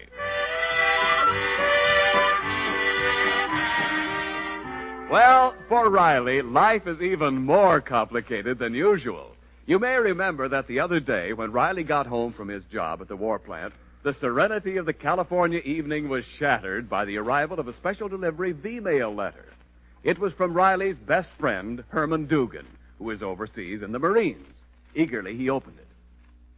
Dear Riley, have been very busy all day shooting Japs, but I'm taking 2 minutes off to write you this letter, as us guys in the service know that a letter from a cozy foxhole sure helps to keep up the morale of you folks who are suffering so much at home. Good old Herman. Peg, he's the best pal I got in the world. Well, what else does the letter say? Now, let's see. Riley, there's a big favor you got to do for me. Any favor Herman wants, that I'll do. I don't know when I can get home to the States, and my sweetheart is very lonesome, so, Riley, will you please marry her for me? What's the matter with Herman? He knows you're married to me. He must be nuts. Don't he know you're only allowed one wife at a time? Ain't he ever heard of rationing? But the rest of the letter made the whole situation clear. Herman was asking Riley to act as his proxy and marry Herman's fiancée in a proxy wedding. Well, reluctantly, Riley consented. And then trouble came up in the person of the bride-to-be's father, an absent-minded old character who still thinks he's living in the days of the Wild West. Riley, you're a black-hearted coyote. You aiming to marry my daughter when you're already hitched and got 2 grown children. Now, wait a minute, Mr. Lightfoot. It's just a proxy wedding, see? Herman is really marrying Lily Mae. Only I'm marrying her instead of Herman because when Herman ain't here, it's the same as me when Herman's away. Understand? Sure, I understand. Hey, Riley, you're a black-hearted coyote. I'm taking my daughter home and locking her up. Locking her up till the range is rid of rattlesnakes like you. Now, wait a minute, Mr. Lightfoot. Stand back, Riley. My trigger finger's itching. Well, don't scratch it here.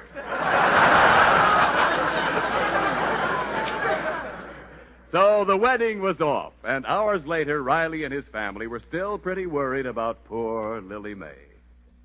Well, Peg, I guess that's that. There ain't going to be no wedding. Herman has been jilted by my bride-to-be's father.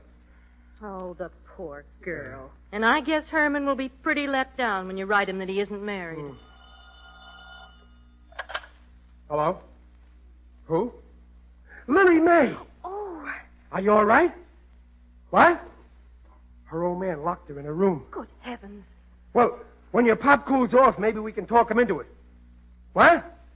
Oh, you're kidding. Well, maybe Herman might, but I ain't Herman. Look, I gotta ask my wife. Peg, Lily Mae wants I should elope with her. Elope? How do you like that? Me married 17 years and I gotta elope. Well, I guess you'll have to, Riley. After all, it's for Herman's sake. Yeah. Hello, Lily Mae. Okay.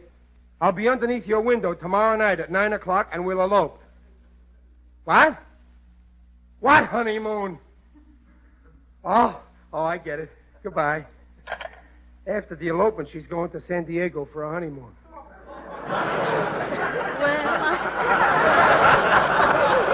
Guess this is the first time a bride went on a honeymoon alone. Yeah, and it's also the first time a fellow took his wife along when he eloped.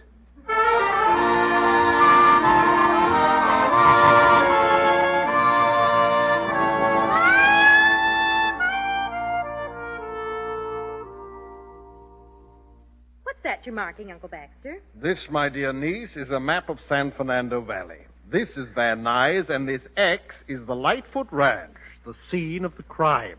Crime? This isn't a murder we're going on. Lily Mae's father, may I remind you, is an ex-cowboy who knows but one law, the law of the gun. Oh, now, don't talk that way. Lily Mae's father wouldn't shoot Riley. Do you think he would? Oh, Pop ain't scared of anything. He told me so himself. Well, here's the bridegroom. Peg, how do I look?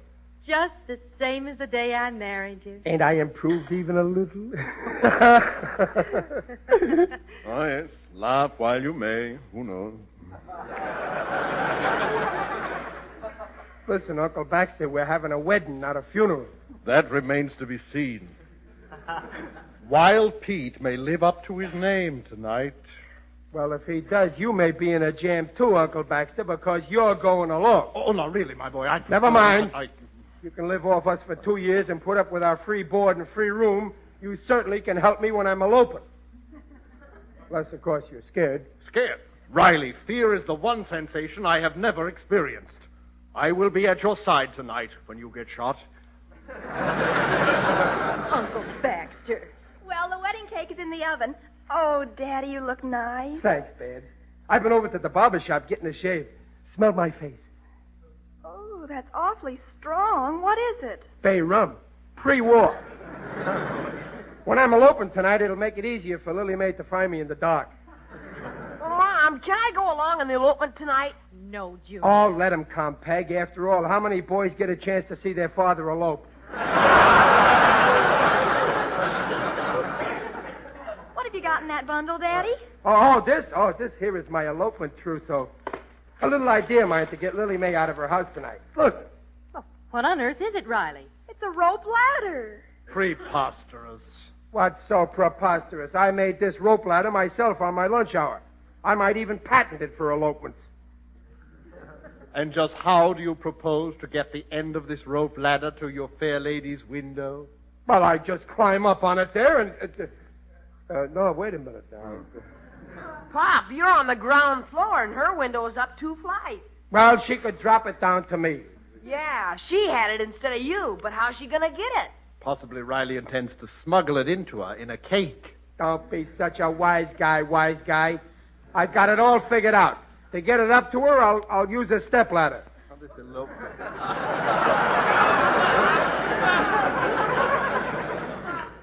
This elopement is becoming quite involved. Riley, why don't you give it up? Why risk life and limb for an overly romantic girl whom you hardly know? Uncle Baxter, I already wrote Herman I'd marry his girl for him, and I'm going to do it. Good for you, Riley. After all, Herman saved your life once. Yeah, he pulled me out of the East River. Pop, I thought you were a good swimmer. I was a great swimmer. Wouldn't have happened except a fresh kid with a BB gun shot a hole in my water wings. Now, Riley, about the elopement, were you able to borrow a car? No, but we'll get out there somehow. But on the way back, we're going to ride in style. Lily Mae said her old man has a station wagon in the shed. Can you drive a car, Uncle Baxter? No, but if you'll lend me $10, I could take lessons. Never mind, I'll drive. Junior, see who that is. If it's some nosy neighbor, tell him we ain't home. We got to get going or we'll be late. Daddy, it's Lily Mae's father, Mr. Lightfoot. Oh, the holy smoke. What'll I do now? Shall I let him in? No, not yet. Peg, you and the kids go hide. You can't tell what this guy'll do. He's so absent-minded. Come on, Junior. To protect the women and children, I'll go with them. Okay, scram. Be careful, Riley. Who does he think he is? Now, you look here, Mr. Lightfoot. Wild Pete Lightfoot's my handle, and I'm trailing that no-good varmint that wants to marry my daughter. Now, where is this horse thief, Riley? He ain't home, and I'm no horse thief.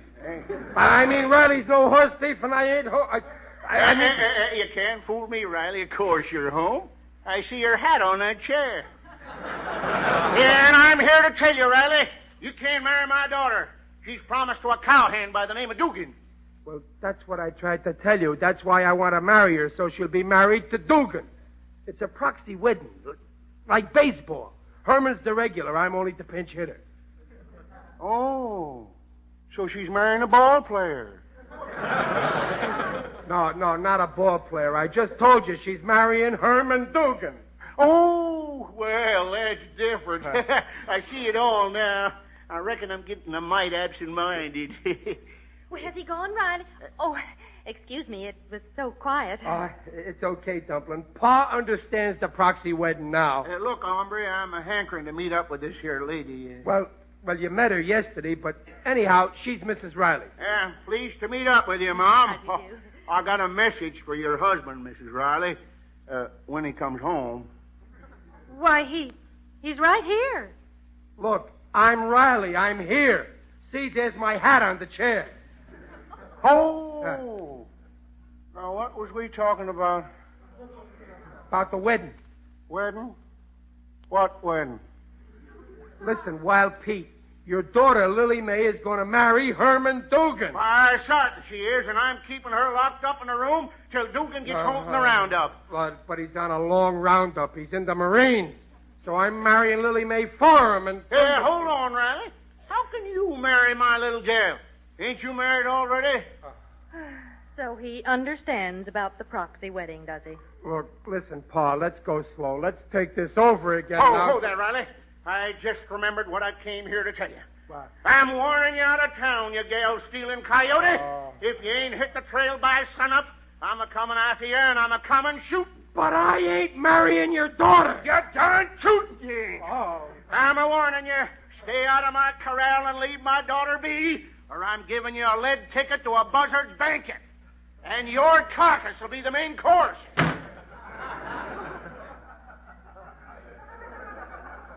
He ran away, the coward. Oh, Daddy, we heard everything. Wait till I tell a gang about this. Personally, I think a Hopalong Cassidy picture must have went to his head. Daddy, you're not going to let Lily Mae down, are you? Of course he ain't. Pop ain't scared. That's right. I ain't going to let Lily Mae down unless it's from a second-story window. Attaboy, Pop. But Riley, listen to No, my head's made up. I'm standing by my pal Dugan. After all, we rode herd together on the Brooklyn subway. Well, I think you're right, dear. That old man was just talking. Yeah, we're not going to let a little Western talk scare us. Reckon you're right, partner. It's getting dark, so let's hit the trail. Peg, hand me my 10-gallon derby. Junior, give me my Sam Brown belt. The one Sam Brown gave me for Christmas. Deadwood Uncle Baxter, pack your duffel bag full of smelling salts. We're heading out of Los Angeles Gulch pronto, if we can catch a trolley.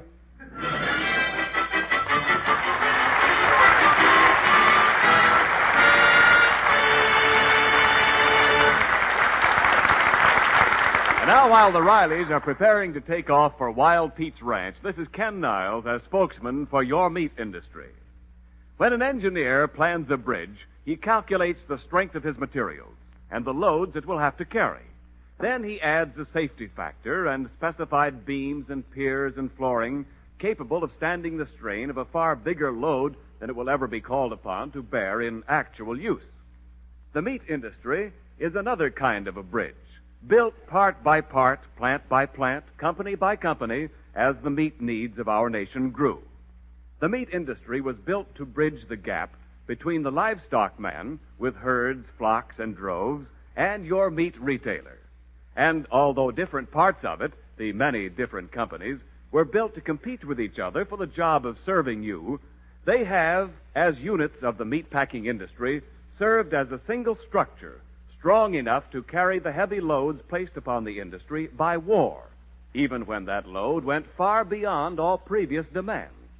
In fact, during the first quarter of 1944, the extra load carried by this bridge was nearly double the average for the first quarter in the 5 years prior to 1940.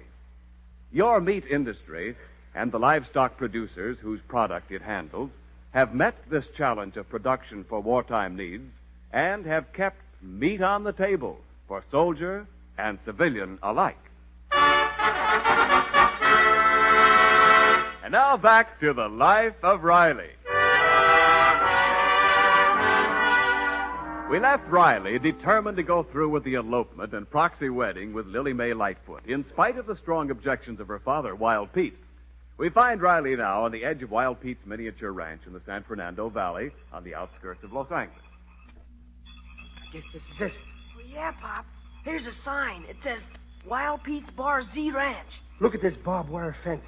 He don't like visitors. Shh, quiet, Riley. Huh, here's another sign. Wrestlers keep off. Look how he spells wrestlers. R-U-S-E. Riley, that's rustlers.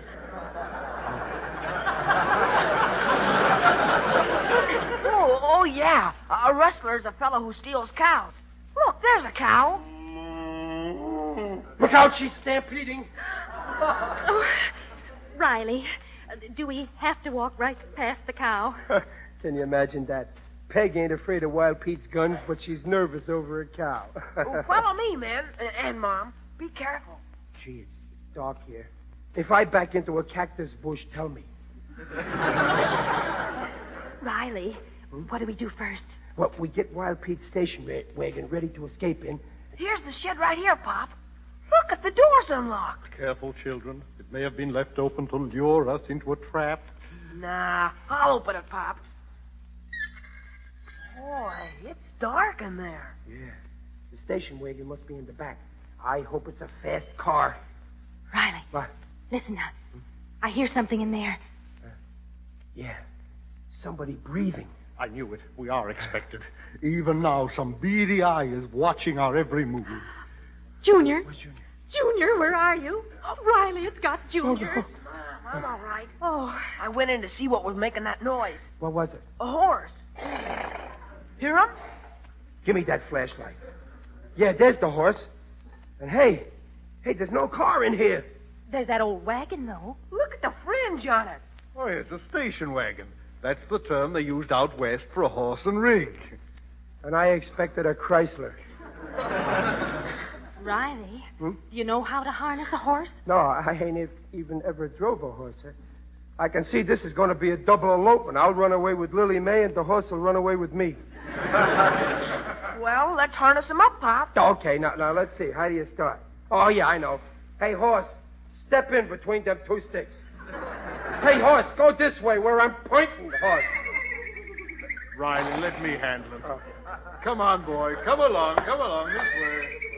Gee, look at the way the horse is following Uncle Baxter.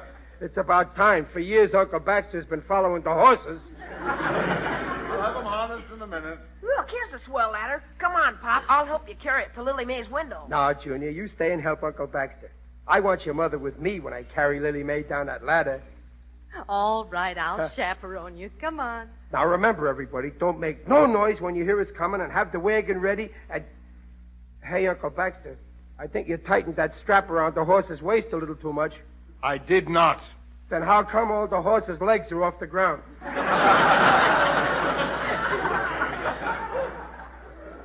They ain't off the ground, Pop. It's just the shadows. Well, come on, Peg. We'll get the bride.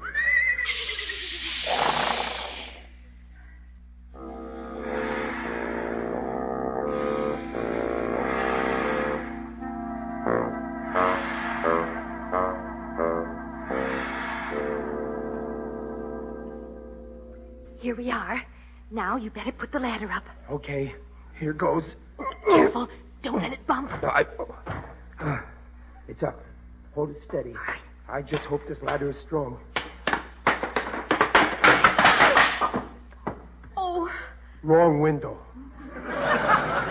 It's the old man's room. He's asleep, and he's using a shotgun for a pillow. Riley, there's Lily Mae in that window. Oh, Riley, is that you? Of course it's me. How many elopements you got scheduled for tonight? Riley, careful when you move the ladder. Shh. Papa's a light sleeper. Yeah. Okay, Lily Mae, come on down. Coming down a ladder scares me plumb crazy. You better come up and get me. I'm getting to wish that Herman should have let me drown. Hurry.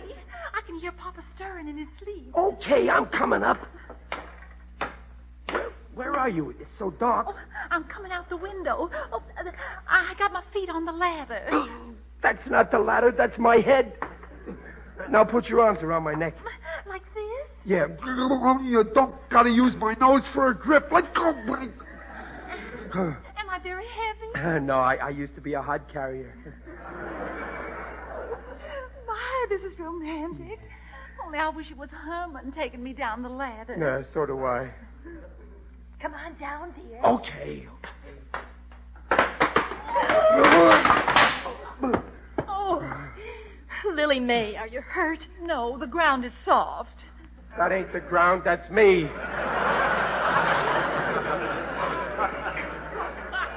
Look, a light in your father's room. Come on, let's scram. Here's the wagon, Pop. Hurry, come on, pile in. Get in, Lily Mae. Get in, Jake. Get in, Junior. Get in, Uncle Baxter. 1, 2, 3, 4. Hey, wait a minute. Somebody's missing. Oh, it's me. Hey, who's there? Hurry up, horse. Get going. Answer me, coyotes, or I'll let you have a load of buckshot. Giddy up. Stop horsing around. Come back with my wagon, cunts on you.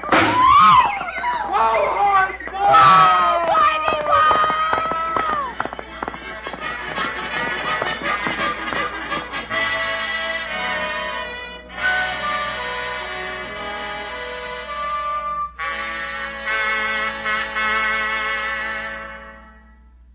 Riley, my boy, you make a very attractive bridegroom. Boy, I'll be glad when my wedding's over and Herman and Lily Mae is married. Riley, sit still so I can comb your hair. Ye gods, what an unruly thatch. Don't put on so much of that hair glue. My scalp's so tight now I can't close my eyes. Where's Lily Mae? Lily Mae is in the front room with the family. How about that Marion judge? Why ain't he here? Judge Pilkey's a very busy man, but he's on his way. My, what a handsome bridegroom. Yes, he looks very natural. Baxter, you're thinking of the wrong ceremony. This is a wedding.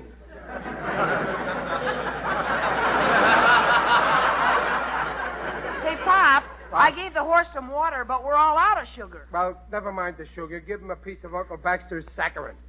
Junior, dear, don't you think you ought to go to bed? Ah, Mom, let me stay up. Yeah, let the kid stay. He missed my first wedding.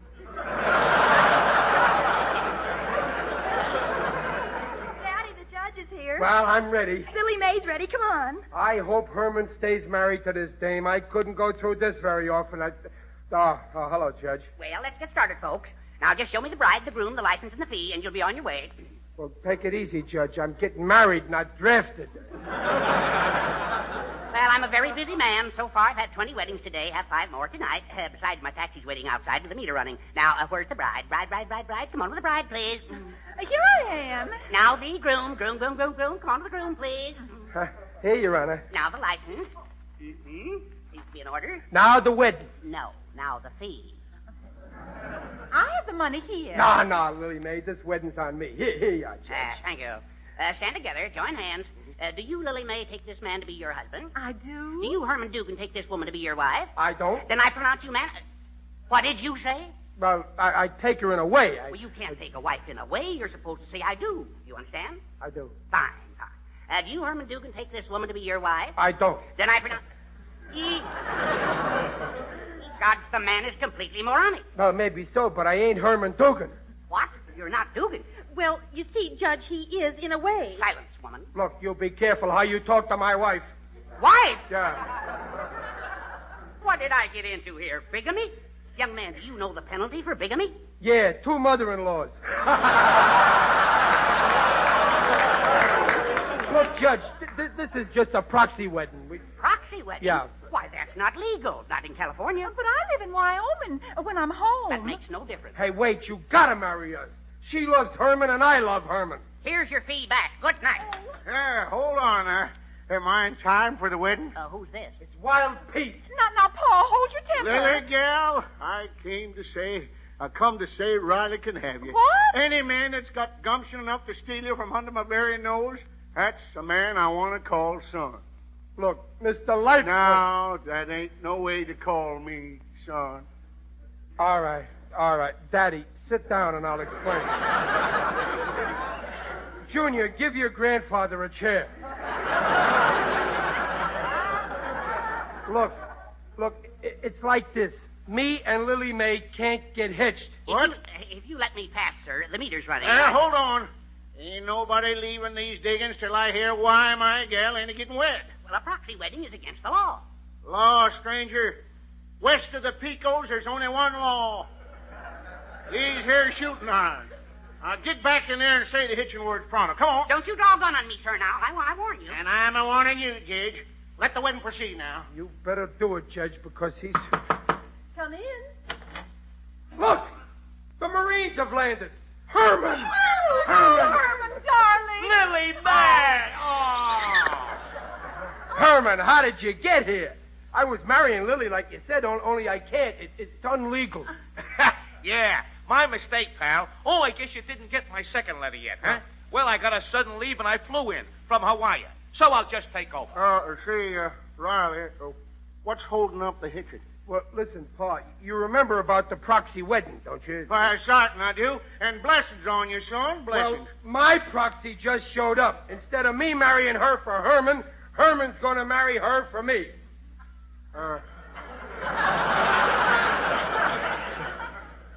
Herman who? Me, Pa. Dugan. Remember me? Oh, Dugan, Yeah, you maverick! You might and I missed your own hitching. And they call me absent-minded. Where's the judge? Let the wedding proceed now. Come on. Is this the authentic Dugan? It sure is. Come on, line up, folks. Right. Now, this is going to be the McCoy. Herman, you and me stand here. Wild Pete, you bring in the bride and give her away. Yep. Babs, you're the bridesmaid. All Mom, you're the matron of honor. Fine. What am I, Riley? Uncle Baxter, you're the flower girl. Everybody ready? Yeah, we're ready. Then let Herman and Lily Mae get aboard the ship of matrimony, and may they wind up with a raft of kids.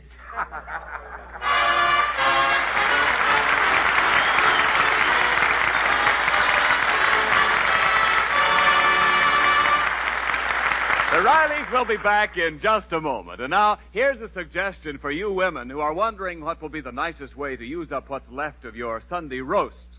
If you'll look in the American Meat Institute's advertisement in your May Woman's Home Companion or McCall's, you'll see what a famous chef suggests. Monsieur Henri Bazzetti of the of the Ambassador Hotel in Los Angeles says to take the leftover beef, veal, lamb, or pork and combine it with onions, red and green peppers, tomatoes, and diced potatoes according to his recipe, season it well, and serve it up proudly. He calls his recipe home-style hash, but you'll say it's a dish for a king. It is such careful use of all the good that is in meat that helps you give your family its needed quota of proteins. Now, you know, of course, that no matter what kind or cut of meat you use, even in the no-point or lowest point cuts, you get the right kind of protein, the kind that supplies every protein requirement of the body, whether it's for growth or building up tissues or giving you a quick comeback after illness. Yes, meat is the yardstick of protein foods because meat measures up to every protein need. All statements regarding the nutritional value of meat made on this program are accepted by the Council on Foods and Nutrition of the American Medical Association. Oh, well, I'm glad it's all over, Riley. Yeah, me too. Boy, I sure had a time there with the loping on ladders and that runaway horse, Wild Pete's guns. Oh, but it was worth it. You did a favor for Herman. Now Herman and Lily May are off on their honeymoon. Yep. Well, all's well that ends well. You know, Dumplin', I've been thinking. If it wasn't for you and the kids and us being so happy for the last 17 years, I'd say getting married ain't what it's cracked up to be.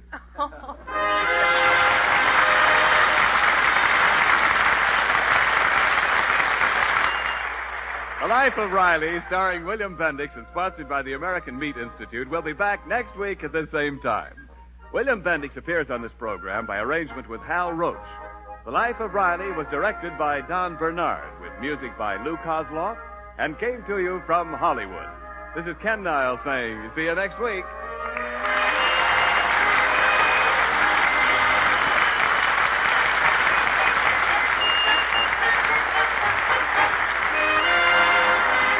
This is the Blue Network.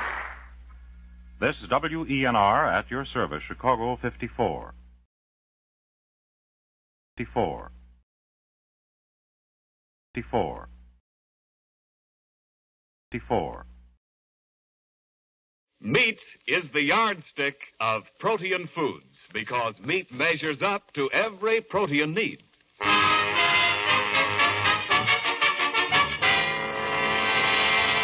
The American Meat Institute presents The Life of Riley, a half hour with radio's friendliest family, and starring William Bendix as Riley.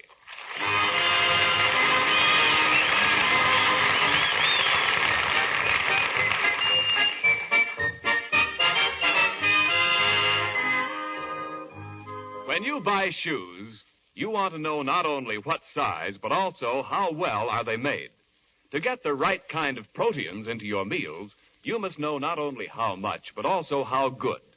Meat is the yardstick of protein foods because meat measures up to every protein need. And now, The Life of Riley.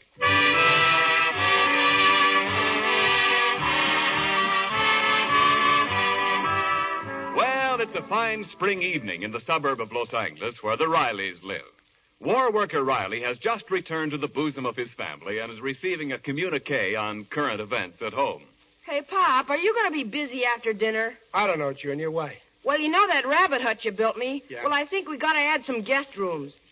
Nothing doing, Junior. When I built you that hutch, I explained to you that it was only for one rabbit. I know, Pop, but you should explain it to the rabbit. Say, how's about starting dinner, Dumplin'? Just a minute, dear. What's your hurry? Oh, I'm just using strategy. Just once I want to reach for some meat without getting slashed by your Uncle Baxter. How you exaggerate. Uncle Baxter isn't a big eater. Of course, he does like to nibble now and then. Yeah, I've seen the way he nibbles. This morning there was a foxhole in the chocolate cake. Well, last night he had a headache. He thought a bite to eat would draw the blood from his head. What we need is something to draw his head from the icebox. Oh, hello, Daddy. Hello, Dad. Dad, what were you talking about when I came in? Well, I was saying that your mother's uncle is... Never mind, Riley. No free speech anymore. Well, my dear children. Oh, hello, Uncle Baxter. Now, don't tell me it's dinner time already.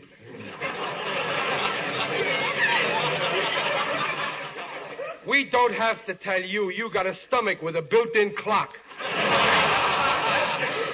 Well, yes, working outdoors certainly does sharpen one's appetite. Yeah.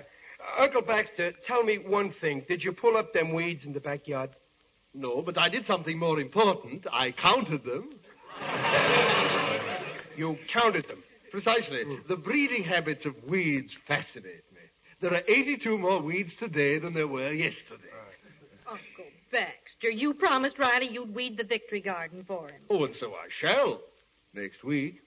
Until then, I shall be busy writing an article for Better Homes and Gardens entitled, Take Heed, the Weed.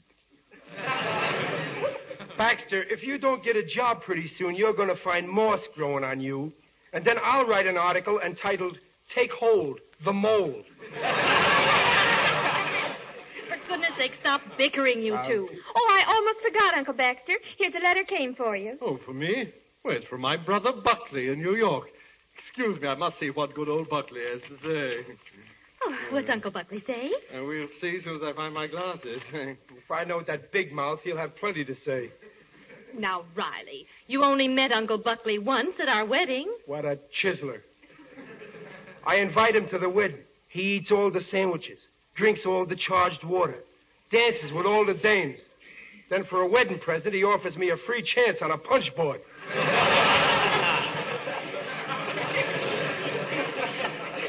He meant to buy us a real gift later on, but you know, with Uncle Buckley, he'd have $1,000 one day and nothing the next day. Well, I met him. It must have been the next day. Children, great news. My brother Buckley's ship has come in at last. Listen to this. Dear Baxter, glad to hear how well you are doing with the Rileys. What he means is how well you are doing, the Rileys. I am now president of $1 million concern which is rapidly expanding. Could let you in on the ground floor. Wish you were here to discuss. But of course you have your own large affairs to think of. That's the way it always was with Buckley. Have $1,000 one day and $1 million the next. Hey, Baxter, if you was in New York, he'd give you a good job, wouldn't he? Yes, he does seem eager to have me by his side. Uncle Baxter, I just had one of my greatest ideas. Seeing that Uncle Buckley needs you, why don't you go to New York? What, and leave you all to shift for yourselves? Oh, no, I couldn't be so selfish. But, Uncle Baxter, if it meant a new start for you, we wouldn't mind your going. We'll be brave. But, children, this little nest has become home to me. This little nest will not miss one little bird. A vulture. It would be the making of you, Uncle Baxter. New York. What a town. The Empire State. The Waldorf Astoria. The Fulton Fish Market. But, Riley, Uncle Baxter hasn't enough money to go to New York. But he's going to have. How? I've got a little dough saved up, and I'm going to use it to start Baxter climbing up the ladder of success to Uncle Buckley's ground floor. What do you say? Oh, Riley, that's a wonderful idea. You know, it does sound attractive. Huh? By Jove, I'll do it. Attaboy, Uncle Baxter. Right after Grub, you and me are going downtown and buy a ticket on the fastest train they've got.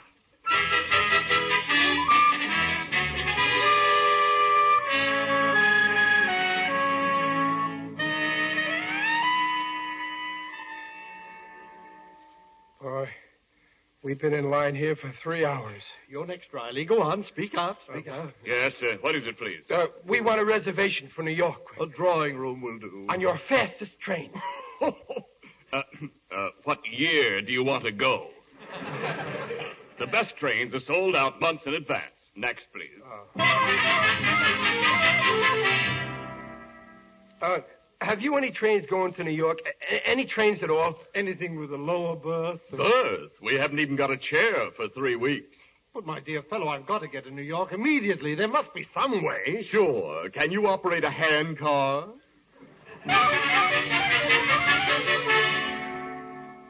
Hey, Bud, how about a bus for New York?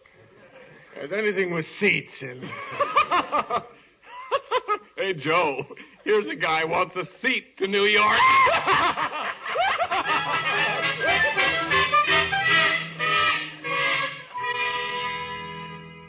Riley. Riley, have pity. We've been all over town. There's no way to get to New York. Maybe you could take a trolley. Keep asking for transfers. Look, there's a place. The Crow Flies Travel Bureau. I am not going to New York by crow. Look at that sign. Go east by bus. Only $21. Come on, let's try this. This shabby place? How can they get me to New York for $21? Well, this guy can do it cheap because he's down in the basement and he ain't got no overhead except the street.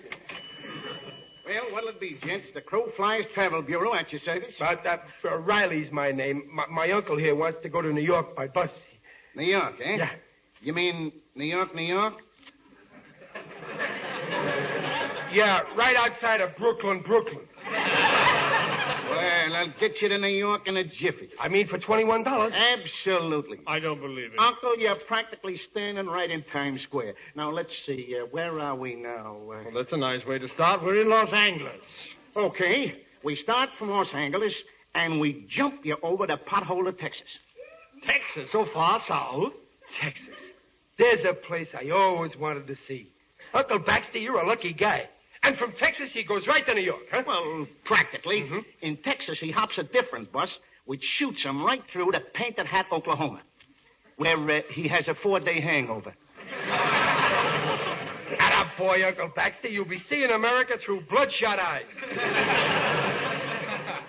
4 days? Well, can't you get me quicker connection? Why, sure, Uncle, certainly. I can reroute you to Wishingwell, Missouri, which will save you 20 minutes. Then, only 3 days later, we whisk you over to Pig's Eye, Kentucky. Pig's Eye.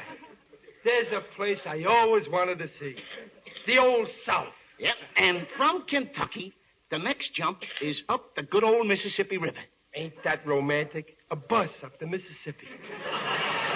Can he leave tomorrow? Sure, but it ain't a bus. It's a boat. I can't ride on a boat. I'd be seasick. Why, just think of them moonlight nights on the Mississippi. With the banjos twanging and the nice cool glass of that crinoline. Uncle Baxter, you'll be a new man when you get off the boat in Chicago. Riley, the Mississippi does not run through Chicago. Well, that's right. The boat takes you up to Cairo, Illinois. And, get this, man. What? No waiting at all. I shoot you up the Ohio River on a launch. But. And in no time at all, you're safe and sound in Custer's Crossing, Missouri. No crow ever flew like this. No, but now you're in Custer's Crossing. And don't forget, this trip is only $21. Yes, I know. But how, may I ask, do I get out of Custer's Crossing? Can you row a boat, Uncle? No, I cannot row a boat. I want a bus to here to New York. New York? Ain't that kind of an out-of-the-way place? Look, I'm sorry, mister. We don't have any connections further than Custer's Crossing. Don't forget, there's a war going on. Then I'll wait till it's over. You can't do that. Uncle Buckley's waiting for you in New York. Riley, when you can offer me a direct route to New York, I will go. Until then, I will be forced to remain in your small and not too comfortable guest room. Ain't them relatives murder, Mr. Riley?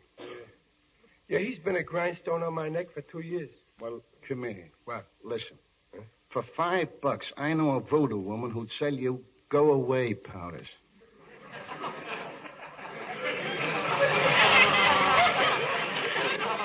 They're great on relatives. They are. Oh, well, no, thanks just the same. Look, why don't you just lock them out? I couldn't do that. You see, he done me a favor once. 2 years ago, he gave me a pint of blood. Yeah? And ever since then, he's been taking it back drop by drop.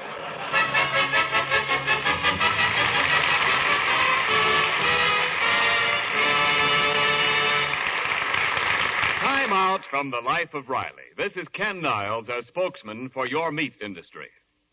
Today, if you took a trip through farm country in almost any part of our nation, you would see lush spring grasses growing taller and richer, the green fields of the western ranges, the bluegrass of Kentucky, clover and alfalfa, and dozens of other forage crops in field and pasture. There, growing in those fields, is an important part of your next winter's food supply. No, nobody is planning to make you eat grass or clover or alfalfa. The finely bred meat animals of our country's ranges and pastures and farmyards turn this grass into roasts and steaks and chops. Cattle, sheep, and hogs make grasses into meat. Some livestock, then, is fed grains and other finishing feeds before they move on to market, onto the bridge, which is your meat industry. On that bridge, they are changed into fresh meats, canned meat, ham and bacon, sausage, lard, and into hundreds of byproducts needed both for industry and for war. Off the bridge, that is the meat industry, they move through the retailers to your homes or to the military depots that ship food on to our fighters. In bridging the gap between the livestock producers and civilian needs for meat in times of peace, your meat industry has built itself strong enough to serve the needs of both workers and fighters in time of war. And now back to the life of Riley. 24 hours have passed, but to Riley it only seems like a year because Uncle Baxter is still on his hands. Don't take it so hard, Riley. Something may turn up. I don't know, Dumpling. All day long at the plant, I couldn't get it out of my mind. I was working on a big bomber, and I kept thinking if only I could smuggle that plane out of the plant, we could fly Uncle Baxter to New York. Smuggle out a big bomber? Daddy! I know it's a nutty idea. Where you going to get gas today, huh? Hey, Pop, we're famous. Look at Mom. Our family gets mentioned in the paper. Oh, what's it say, Junior? It's in the social notes. It says, Baxter Turnbull, prominent West Coast magnate, will be super chiefing out of L.A. today to join his brother Buckley Turnbull, well-known New York industrialist. Super chiefing out. He ain't even bussing out. Pop, what's this West Coast magnate? That's another name for Santa Monica beachcomber. Look at them suitcases of Baxter's. Standing there so near the door. So near and yet still here. Say, Pop, there must be some way to get Uncle Baxter out of town. Not a chance. One time I even thought of trying to mail him back.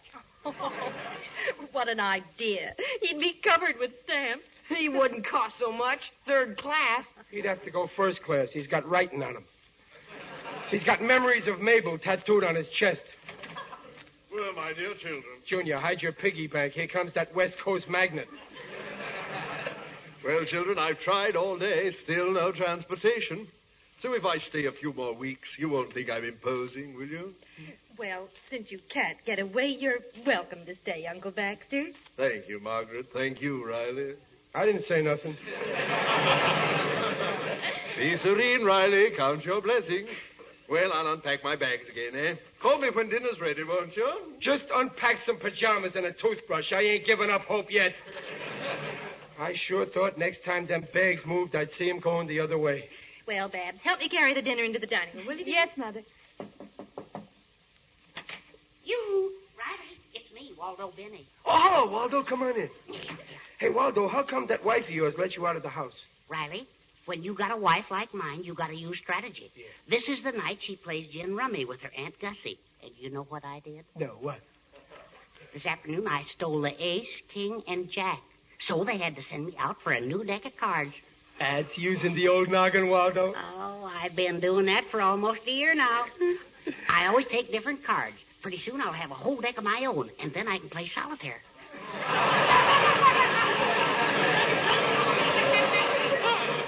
Waldo, when a man's outnumbered at his house, he gets to be pretty foxy, huh? Riley, What? I came to offer my sympathy. I hear your uncle isn't leaving after all. Nah, the 7-year itch is still with us. Riley, I have a way to get your uncle out of town. Waldo, if you can show me how to get Baxter a trip to New York, I'll never forget you. I can do it. I'm an expert on traveling. On account of someday, I'm going to run away myself. What? I knew I could never get away on a train or bus. They'd nab me, sure. Yeah. So I've kept in touch with another way out. What way? Every day of the week, somebody drives back east. Last week, there were 17 departures by auto. This week, it fell off to 12, but then... Now, never mind how many went. Is there one more going? Yes. Yes, sir. There's one going tonight, right through to New York. And there's room for one more passenger in that car, Riley. Waldo, that one more is going to be my Uncle Baxter. Go on, go phone the carpool. Tell him to come and pick up Baxter right away. Pleasure. Baxter, come in here. Peg, Babs, quick, come in. Junior, don't unpack them pajamas. Riley, what's wrong? What's wrong? Nothing. Everything's jake. Uncle Baxter, goodbye. I mean, listen. I got a way to get you to New York in a guy's car. But this is so sudden. You call Riley. Hey, Pop, what's up? Daddy, what's happened? Peg, wish Uncle Baxter luck. He's leaving. I am? Junior, bring back his bags. He's leaving tonight. Okay. Babs, kiss your uncle goodbye. He's going any minute. Oh. Uncle Baxter, mit me. This is the smartest decision you ever made.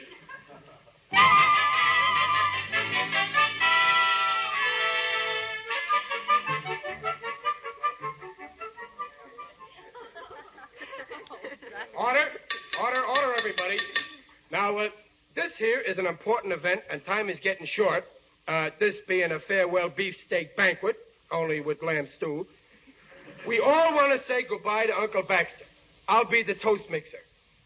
Uncle Baxter being guest of honor, we got to let bygones go by and say something nice about him, even if it ain't so. Okay. Now, first, I'm calling on a young lady who has been a member of this family all her life. I think she's kind of cute. I give you my favorite daughter, Miss Babs Riley. Oh, Daddy, I don't know what to say except, well, goodbye, Uncle Baxter, and we hope you have a great success in New York, and good luck, and... Oh, dear, I'm really going to miss you, Uncle Baxter. Babs, my dear, I'm touched, really. No weeping until he gets in the car to go. Here, Unc, have a cigar. Thank you. Have 2 cigars, one for the trip. Here, let me bite off the end for you, Uncle Baxter. You overwhelm me, Riley. Now I don't feel like going at all. Then you better bite off the end yourself. Now, the next speaker is a young man who is a gentleman and not much of a scholar. My favorite son, I give you Chester A. Riley, Jr. Well, unaccustomed as I am to public speaking, I just want to say that what the last speaker says is what I want to say. Especially goodbye, Uncle Baxter. I mean, good luck, Uncle Baxter. Hold on, wait, I ain't through yet. And I hope you make $1 million with Uncle Buckley. Thank you, my boy. And in response, I can only... Wait a minute, it ain't your turn yet. The next speaker is a lady who is not only Uncle Baxter's niece, but is the best cook in 48 states. My favorite wife. I give you Mrs. Peg Riley. Oh, dear. Well, Uncle Baxter, we've loved having you here with us, and we'll miss you terribly. And I wish you'd change your mind, Uncle Baxter, and stay here. And now the next speaker. I am now introducing our guest of honor. He's a Harvard man on account of he was kicked out of Yale. Your uncle and mine, I give you, and you can have him, Baxter Toastmaster. Mr. Toastmaster, my dear friends, I am almost at a loss for words.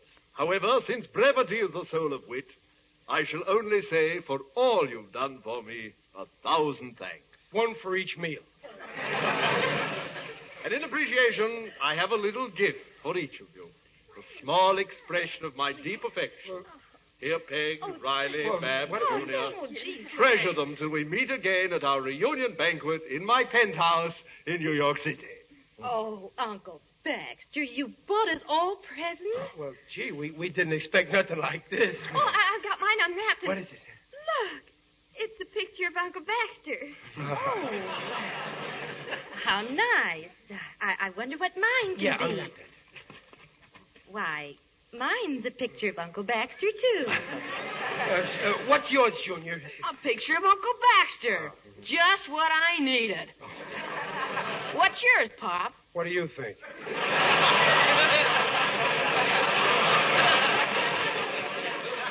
Uncle Baxter, when we look at your mug, your absence will be missed. And now for my speech. I got a little poem which I wrote up out of my own head. This poem was wrote a year ago so as to be ready for this event when you finally moved out. Let's hear it. Adios, Uncle Baxter. It's time for us to part. There's a great big lump of sadness in the middle of my heart. Farewell, dear Uncle Baxter. It's time to say goodbye. But if you say you're going to stay, I'll poke you in the eye. Hey, Pop, there's the car out there. Yeah, come on, Baxter. Get his bags, Junior. Here's your hat, Uncle Baxter. No, we're not going to a fire. And here's your bunch. Come on. Stop pulling at my sleeve.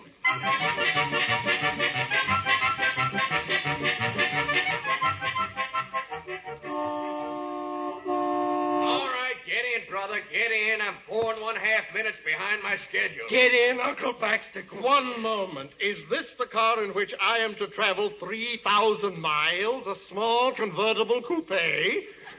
What's the difference? It'll be cozier. Oh, but Riley, it's crowded already. It's full of luggage and people. Plenty of room. Jump right in. Am I expected to sit on the lady's lap, sir? No, Baxter. You sit on the outside because you get off first at 42nd and Times Square.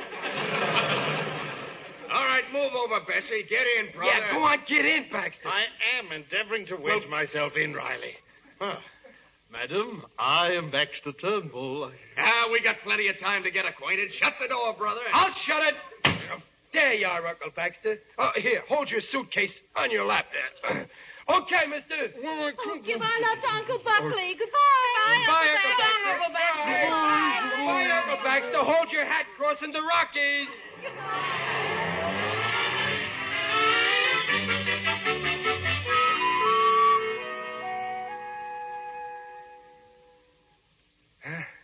No use waving no more, Dumpling. The car's out of sight. I'm going in the house now and count the rooms.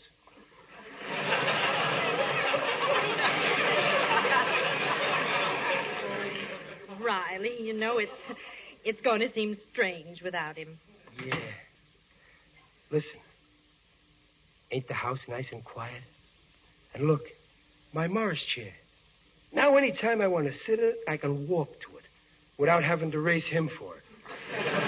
Oh, dear. I got to get acquainted with my Morris chair all over again. Good evening, Morris. My name's Riley. Remember me? Well, for goodness sake, talking to an old chair. Morris understands me, okay? This is living. He's gone. The leech who just dropped in for a couple of days and stayed 2 years. Peg, the door. The door, he's back. Why, he can't be. He didn't like that car. He made them bring him back. I'll see who it is. Yeah, go ahead, Junior. Oh, hello. Relax, Pop. It ain't Uncle Baxter. Oh, boy, what a relief. Who is it, Junior? Who is it? Why, Riley, it's me. Your old Uncle Buckley, fresh from New York. Uncle Buckley, how in the world? A little surprise for you, my dear children. I just dropped in to spend a couple of days with you. My trunks will be here in the morning. This is restful. Peg, look. Already he's got my Morris chair.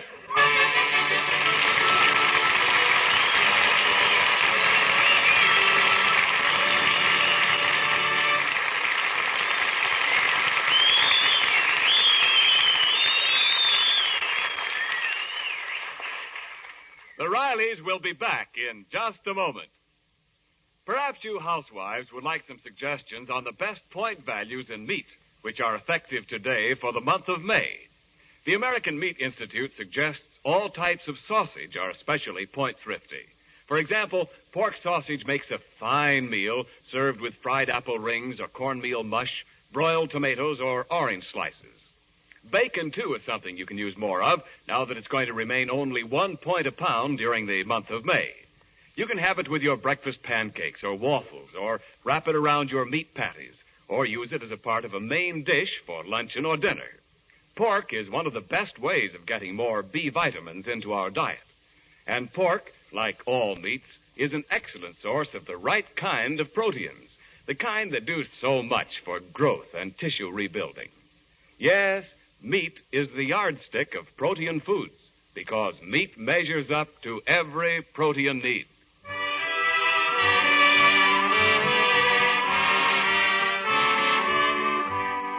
All statements regarding the nutritional value of meat made on this program are accepted by the Council on Foods and Nutrition of the American Medical Association.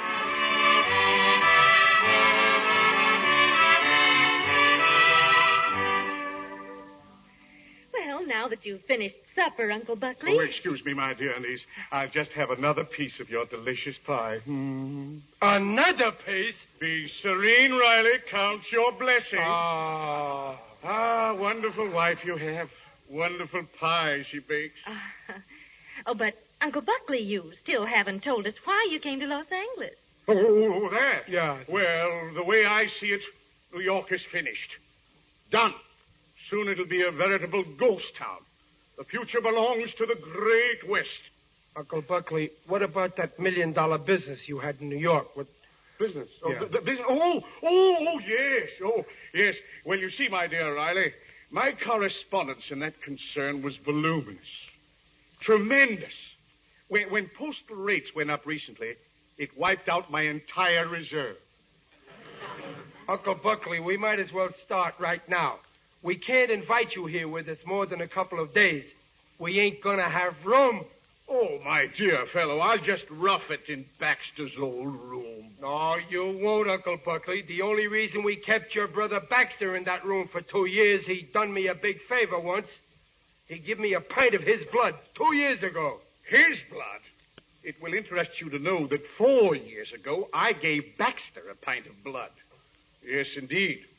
As I see it, you have my blood in your veins, Nephew Riley. Hey, you hear that? For 2 years, Baxter's been making me pay for that blood. And all the time, he was nothing but the middleman.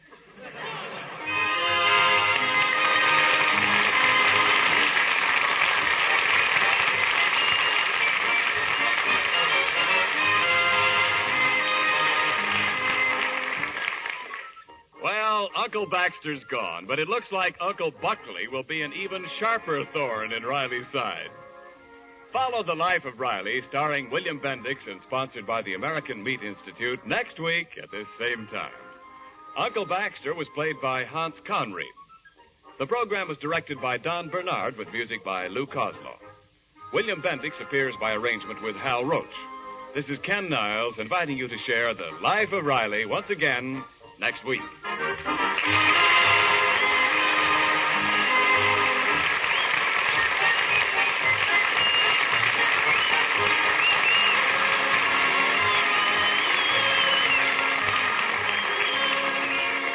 This is the Blue Network.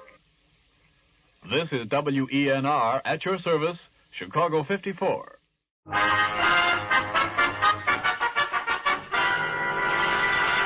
The American Meat Institute presents The Life of Riley, a half hour with radio's friendliest family, and starring William Bendix as Riley.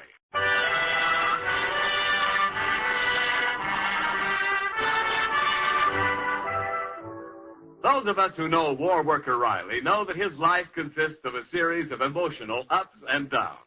Last week, for example, Riley, after much effort, finally got rid of his wife's Uncle Baxter, his unwelcome house guest for the last 2 years. And brother was Riley up. But no sooner did the door close on Uncle Baxter than in came Baxter's brother, Uncle Buckley. And brother was Riley down. A week has passed, but Uncle Buckley is still there, and Riley is still down. At the moment, he is brooding in the living room of the small Riley house in the suburb of Los Angeles. Hey, where's my blue tie? Oh, I think Uncle Buckley borrowed it. Starting all over again. Tomorrow it'll be my suit. First it was Baxter, now it's Buckley. I get rid of a headache, now I got a toothache. Stop grumbling, dear. The way that Buckley eats. Baxter was on a hunger strike compared to this guy. Now stop criticizing my uncle. He's only human. Everybody loves food. Loving food is one thing. Trying to elope with our icebox is another. This guy can eat a turkey leg without stopping at the bone. Well, he won't stay here forever. Just a couple of days. Don't say it. That's what you said about Baxter, and he stayed 2 years. Oh, relax, Riley. Here, I'll turn on the radio, and you can forget your big trouble. We are facing political disaster, and I'm going to tell you why. No, you ain't, pal. Oh, well, why'd you shut it off, Riley? Oh, it's just one of them politicians beating his gums again. Those fellas must have iron tonsils. Oh, here's Uncle Buckley. What's the matter with you, Uncle Buckley? I just had a very narrow escape. You're lucky to see me again. You call that luck? Riley, what happened, Uncle Buckley? Oh, I've been chased by a pack of ferocious manhunters. It couldn't be income tax collectors because you ain't got no income.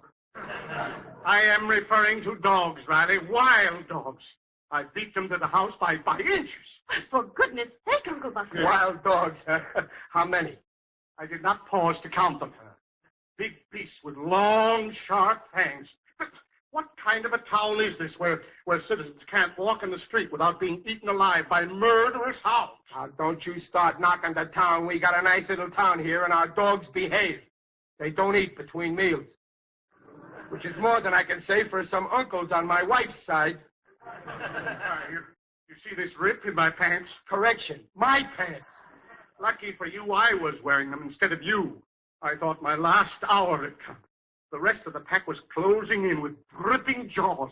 And then suddenly... Hey, you should have been there. Uncle Buckley just got chased by a dog. One dog? Junior, my boy, kindly do not exaggerate. There were conservatively at least 10. Listen, Uncle Buckley, Junior ain't so hot at arithmetic, but he can count one dog. How big was it, Junior? Oh, just a little pup. A little pup.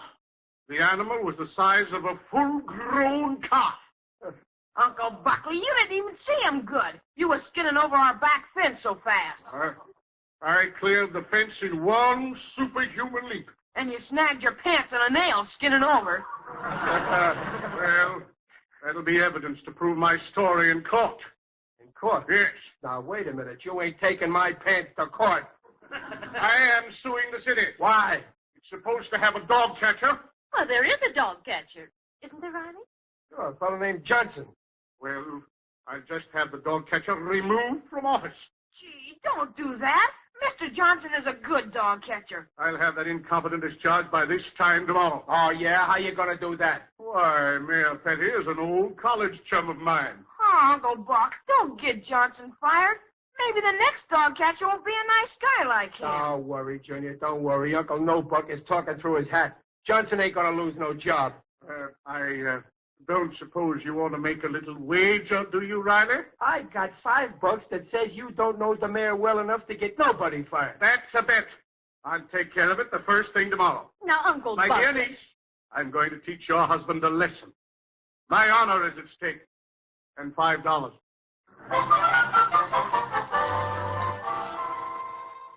Let's pause for a moment. We'll return to William Bendix in the Life of Riley right after these messages. To find out more about old-time radio, old-time video, and the pleasures of listening to audiobooks, visit the Audiobook Club website, www.audiobookclub.com, where you can get 4 audiobooks for just 1 penny. MediaBay.com. And now, let's return to William Bendix and Paula Winslow in The Life of Riley.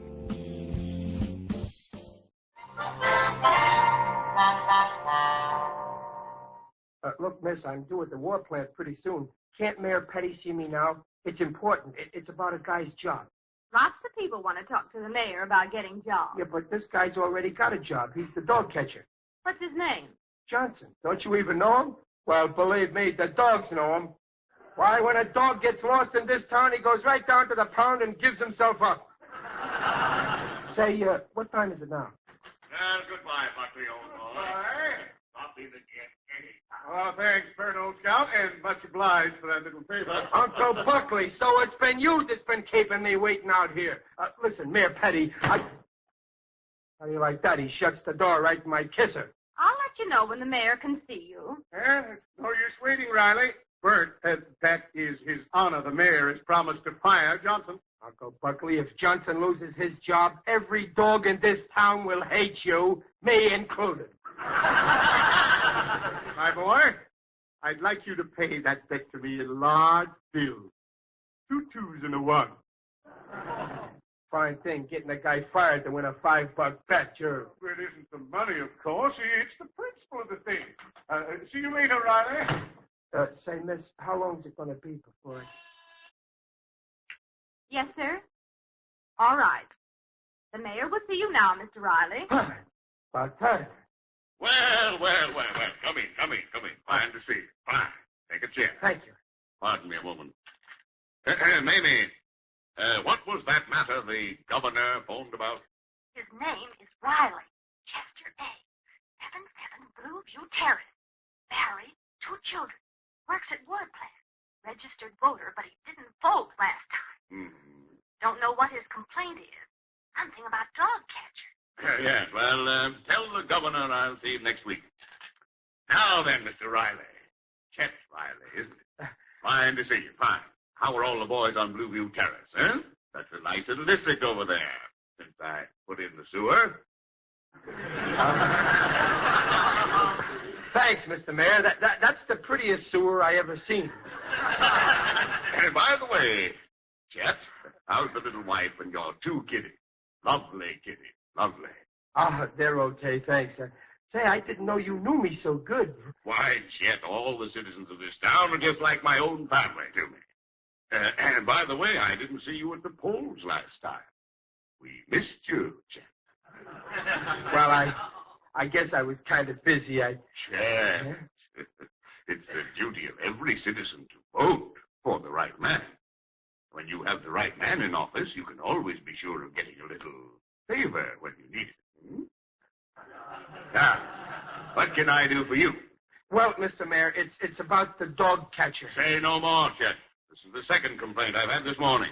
Johnson's through. Wait a minute. I ain't complaining about Johnson. He's a great DOGCATCHER. Huh? Yeah, you've been listening to a lot of scandal mongrels. Like that guy who just left here. Well, I suppose there are 2 sides to the case, Chet. But, of course, with the election coming up, my friend Buckley has promised me strong support in his district. Is that so? Well, let me tell you something, Mr. Mayor. I know a couple of voters myself at the war plant where I work.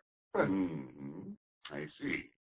And you can swing their votes, huh? Have a cigar, Riley. Hey, if you ask me, Johnson's had a dirty deal. For years, he's been catching the dogs, and you big guys been taking the bows. But now his friends are lining up in back of Johnson. They are, eh? Yep. How long has this Johnson boom been going on? I ain't saying. But just on the way down here, I talked to 28 guys who never heard Johnson was DOGCATCHER even, till I told them. But now they're for him. And if I talk to 28 guys a day from now on until election... Chet, my good man, you can't elect anybody for DOGCATCHER. That job's not on the ballot. Only the mayor can appoint the DOGCATCHER. Okay. Then me and my friends vote for a mayor that's for Johnson for DOGCATCHER. I see. I get it, Chet. You might swing your votes to my opponent, McHale, at the election, huh? Well, I'll think it over. I think I can find a way to take care of Johnson, all right? Oh, thanks. Yes, sir. Mr. Riley's on his way out. Yeah, I'm on my way out. Well, if I don't hear from you, you'll hear from me. Say, now that I'm in politics, have a cigar. Why, that's the cigar I gave you. Yeah, I tried this brand once, but I can't figure no way to smoke it and still not be in the room at the same time. Mimi, 2 men have been in here this morning making an issue of the DOGCATCHER's job. I suspect a political trick. Who do you think's back of it, Chief? Probably Johnson himself. That DOGCATCHER wants to swing votes over to my opponent, young Joe McHale. That's insubordination. What are you going to do? I'm going to get Johnson up here. Listen to him with an open mind, give him a fair hearing, and then fire.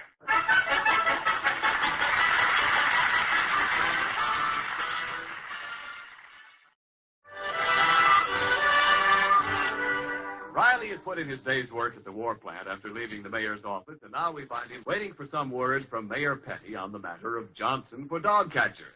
When the word comes, it's through an unexpected channel. Hey, Pop, look who's here to see you. Mr. Johnson, the DOGCATCHER. Oh, yeah. Glad to see you, Mr. Johnson. Hello, Mr. Riley. Excuse me a minute. I think a dog got in the house. No, it's me. Always do that when I'm nervous. Get a catch in my throat. Oh. Mr. Riley, I come here to find out what you got against me. I got nothing against you. How do you mean? Mr. Riley, after you talked to the mayor, he got it into his head I'm out to bolt the party. So he tied a can to my tail. To me. Mr. Riley, I've run that dog pound 8 years. Junior, go get Mr. Johnson a drink of water. Get it in a pan. Oh, okay, Pop. What do you mean the mayor tied a can to you? He told me he'd take care of you. Well, he took care of me, all right. I'm fired for meddling in politics, it says. Why, the double-crosser. I didn't think it would work out like that. I was kind of trying to bluff, see? Your bluff cost me my job. Oh, I'm awful sorry, Johnson. I'll have to get you another job to make up for losing you that one. I don't want any other job. I want my old job back. I like dogs, and dogs like me. Well, don't worry, Mr. Johnson. I'm going to get you your job back as dog catcher. The mayor's pretty sore. Says I'm biting the hand that feeds me. Oh, is that so? Well, let me tell you something. He ain't feeding you. The taxpayers feed him. Who does he think he is? He's the mayor, Mr. Riley. Oh, yeah? And how does the mayor get his job? The people give it to him. And they can take it back if they want it. They can vote for the fellow that's running against him, young Joe McHale.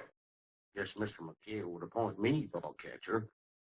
Most folks think McHale hasn't got a chance to win. He didn't have, maybe, but now he's got me on his side. Listen, already I got a great campaign slogan. Yeah? Yeah. A dog is man's best friend, and a dog's best friend is Johnson, and Johnson's best friend is McHale for mayor. Hey, that sounds good. Mr. McHale does like dogs. He drops in at the pound every so often. Here's some water, Mr. Johnson. Oh, thank you. Come on, Johnson, lap it up. I mean, drink it. Okay, we start our campaign tomorrow night. Now, I'll phone McHale and tell him we're electing him the next mayor, and he's got to make you dog catcher. You really think we can swing it? That Mayor Petty's pretty smart. Well, don't worry. I'll outsmart him. I got more brains in my little finger than I got in my whole head.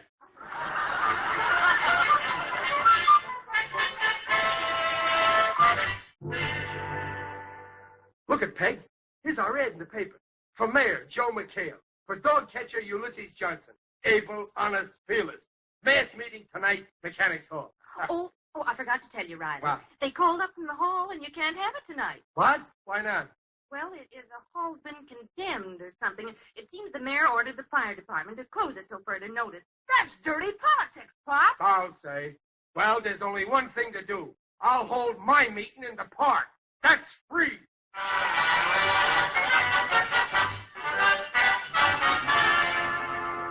Friends and fellow citizens, I want to introduce our next mayor, Mr. Joe McHale. Fellow citizens. That's enough, buddy. Bring it up. What's the matter, officer? Ain't we got free speech in this country? Not without a license. You got a license to make a speech here in the park? I ain't making a speech. I'm talking to myself. Can I help it if this crowd is listening?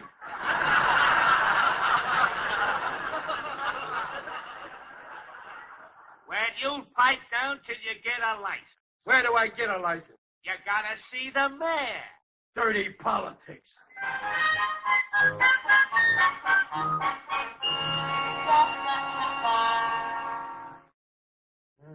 Guess it's no use, Riley. Tomorrow's election day, and we still haven't found a place to talk. The mayor's got 'em all sewed up.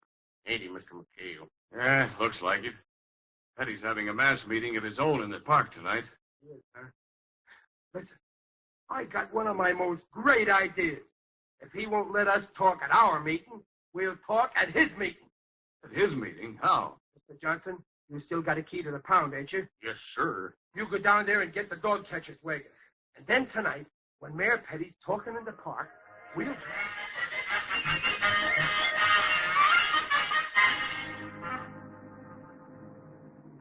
About as close as we can get without being seen. Gee, look at the big crowd. Okay, stop the truck. Junior, you back there with the dogs? Oh, yeah, Pop. Okay, get out and get up close to the platform.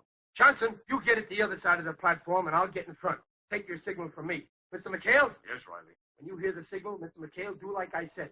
Okay, let's go.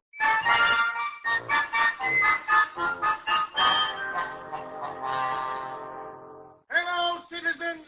I am glad so many of you were able to turn out tonight to listen to the inspiring words of that great-hearted man, Mayor Phineas C. Petty. Hello, Piggy Ben. When you go to the polls tomorrow, there will be only one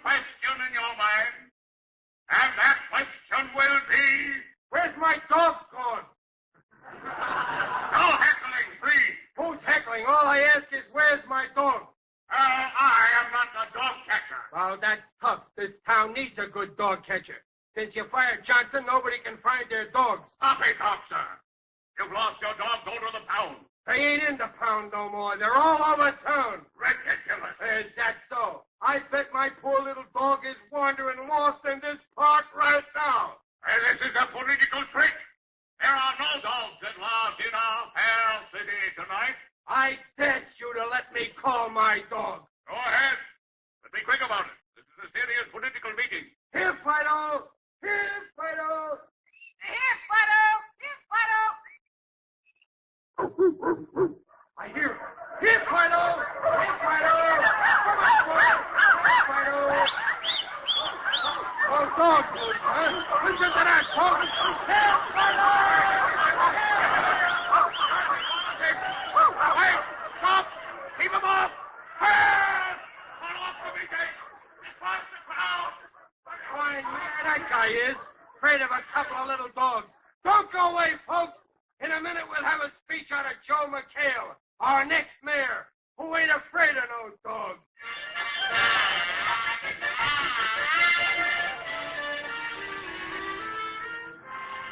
Listening to the final election returns, and the bulletin has just come in. Mayor Petty has just conceded the election to his opponent, Joe McHale. Riley, don't you want to hear your candidate talk? I already heard him. He made the only speech I wanted out of him when he said, I appoint Johnson dog catcher again. Good evening, friends. Well, Riley, my boy, congratulations. Why, Uncle Buckley, I thought you were on Mayor Petty's side. Ex-Mayor Petty. Don't tell me his being licked for mayor broke up your beautiful friendship, Uncle Buckley. He's no friend of mine. If he had fired the dog catcher as a favor to me, I'd have won my bet with you, Riley. But he double-crossed me. The scoundrel fired Johnson for political reasons. So you admit I win, huh? Well, so it seems, my boy. Spoke like a man. Where's the 5 spot? Well, Riley, I want to pay you off in something better than money. Uh-oh. You see, if I gave you $5, it'd be spent and forgotten. That's why I have brought you a present worth 5 times $5. Bring it in, Junior. Look at Pop. Here's what you won from Uncle Buckley. A dog. My favorite breed. A cockeyed spaniel. Oh, he's cute, Riley. Oh, he's the same one that chased Uncle Buckley, Pop. Mr. Johnson had him in the pound. Oh.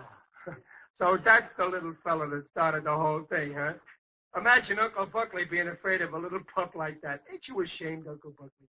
Well, when I first met this dog, it was still in a wild state. It's been tamed since then. Well, hold on to it, Junior.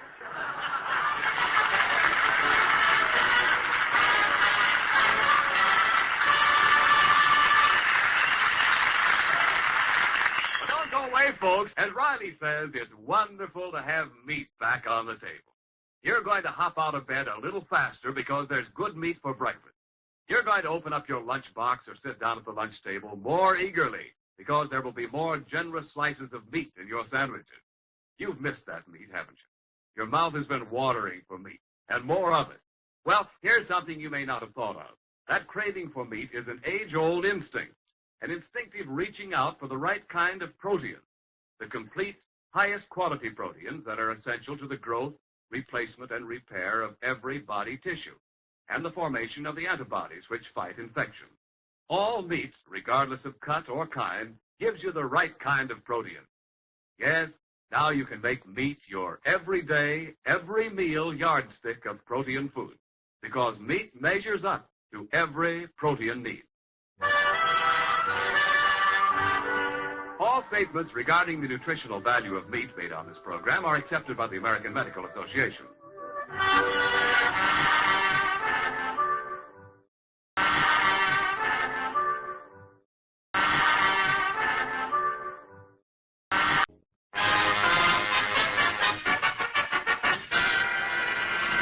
The Life of Riley, a half hour with radio's friendliest family, and starring William Bendix as Riley.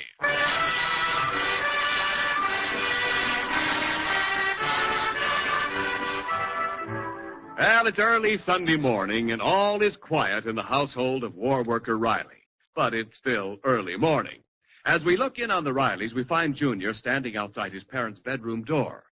Carefully, he opens it and tiptoes to the side of his father's bed. Pop, wake up. Wake up. Oh, who's that? It's me, Junior. Pop, wake up, wake up. Listen, Junior, this is no time to play Paul Revere. Shh. What time is it? 8 o'clock. 8 o'clock. Look, Junior, if you're walking in your sleep, you walked into the wrong room. Now, give me back my blanket. I can't sleep with my head uncovered. Pop, listen. This is Mother's Day. Oh, fine. It's Mother's Day, so you wake up Father. Come on into the kitchen. This is important. Oh, okay. Hand me my bathrobe. But this better be important.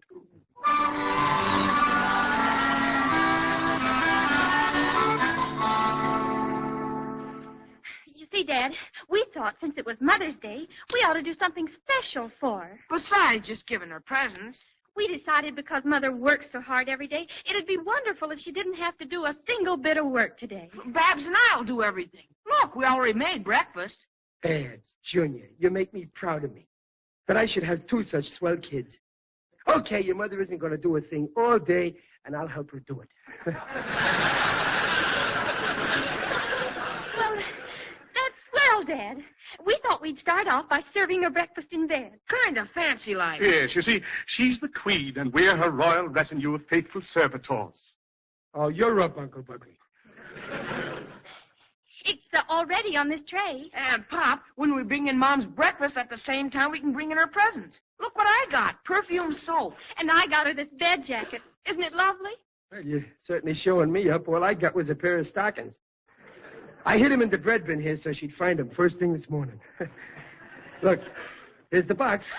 Why, Dad, nylons. No, only the box. The stockings are real imitation silk, made by American-born Japanese beetles. What'd you get, Mom, Uncle Buckley? Well, the fact is, I'm afraid this is rather an embarrassing moment for me. You see, I had $2 set aside to purchase a little memento for Margaret, but feeling she was worthy of something more elaborate, I played a hunch and put the $2 on Mother McCree in the 4th race at Bay Meadows. Mother McCree? Yes. Oh, what happened, Uncle Buckley? A disaster. At Bay Meadows, it was not Mother's Day. Oh, well, it was a good thought anyway, Uncle Buckley. I'll tell you what I'll do. I'll let you have one of these stockings to give Peg, and that way she'll get something from each of us. Why, thank you, Riley. Well, let's go before breakfast gets cold. Okay, come on. I'll be the Major Dumbo and supervise, huh? Everybody carry a different dish, like rich people. Junior, you carry the toast. Okay. Babs, you take the coffee. All right. Uncle Buckley, you take the ham and eggs. Oh, smells delicious. On second thought, Babs better take the ham and eggs. You take the salt shaker. And I'll bring this glass ashtray. Huh? But Mother doesn't smoke. I know, but being this is Mother's Day, she's going to have a finger bowl. Come on, let's go and put on the Queen's nose bag. Okay. Now watch the fun. All right, Riley, I'll get you your breakfast in just a few minutes. I'm just putting some hairpins in. Oh, she's out of bed. I'll fix that. Come on, let's go in. Now, look here, Riley. Well, what's all this? This is your breakfast in bed, my lord. Breakfast in bed? For me? Yes. You see, a little idea of Babs and Junior. A tribute to you, Mother, on Mother's Day. Oh, well, that's sweet of you, children. If I'd only known, I'd have stayed in bed. Makes no difference. You can get back into bed. Oh, but, dear, I'm practically dressed. No, don't argue. Go on, hop in bed, put on your bed jacket. What bed jacket? This one, Mother. It's a little gift I got for you. Oh, it's lovely, Babs. You're a darling. Oh, Riley, what have we ever done to deserve such children? We got married.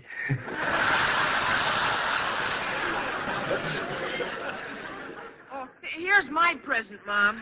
Oh, scented soap. Now, you are spoiling me, Junior. Thank you, dear. Oh, that's okay, Mom. Milady, here's a little gift from your affectionate uncle. Stockings. Yes. Why, that's so thoughtful of... One stocking, Uncle Buckley? Here's the other one from me. I see. Well, I think it's very sweet of all of you to remember Mother. Ah, Mother. What memories the word conjures up. I shall always remember my own dear mother. She did everything for me. She used to wash for me, sew for me, cook for me. She should have picked your horses for you. This is wonderful, all of you surprising me this way. Oh, we got more ideas, Mom. We figured this really wouldn't be Mother's Day if you had to work. So we're going to do all the housework today. We're going to make the beds and clean the house. We're even going to cook the dinner. Oh, well, I think that's a little too much for you children, don't you, Riley? No, I don't. Peg, this is Mother's Day, your day. You're going to do whatever you want to do. Now, you've been wanting to visit your old girlfriend, Miss Lindley, for weeks. So you're going to visit her today. That's final. I've made up your head. Let's pause for a moment. We'll return to William Bendix in The Life of Riley right after these messages. Dimension. George Burns and Gracie Allen. Hopalong Cassidy. Edgar Bergen. The Shadow. John and Blanche Bickerson. The Whistler. Choose from among thousands of downloadable old-time radio shows and spoken word titles at MediaBay.com. The best voice on the net. Yeah. And now let's return to William Bendix and Paula Winslow in The Life of Riley.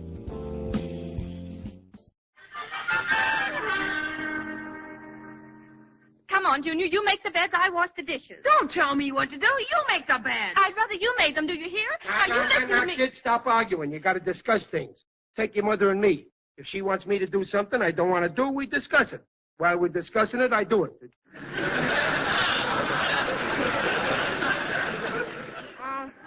I'm sorry, Pop. All right, I'll make the bed. Well, go on. Go ahead. Oh, the door. I'll get it.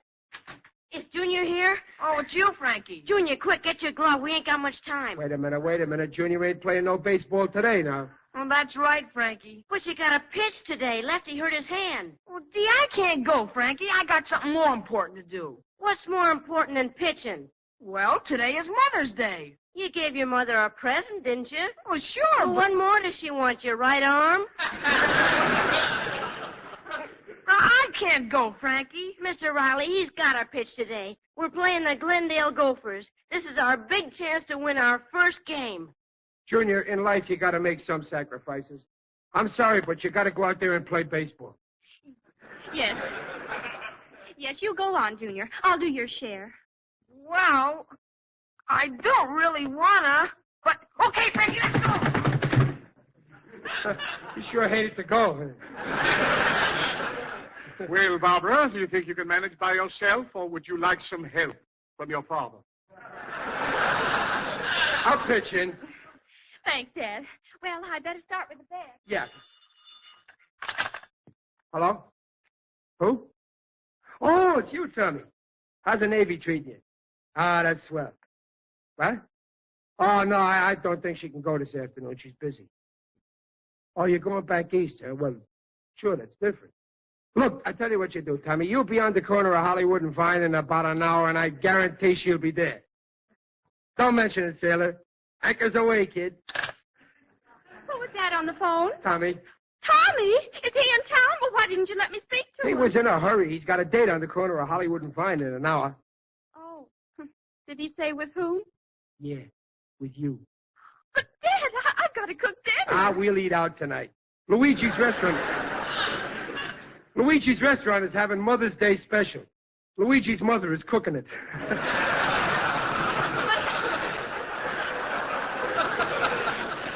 But, Dad, I promised Mother that Babs, Tommy's going back east tonight.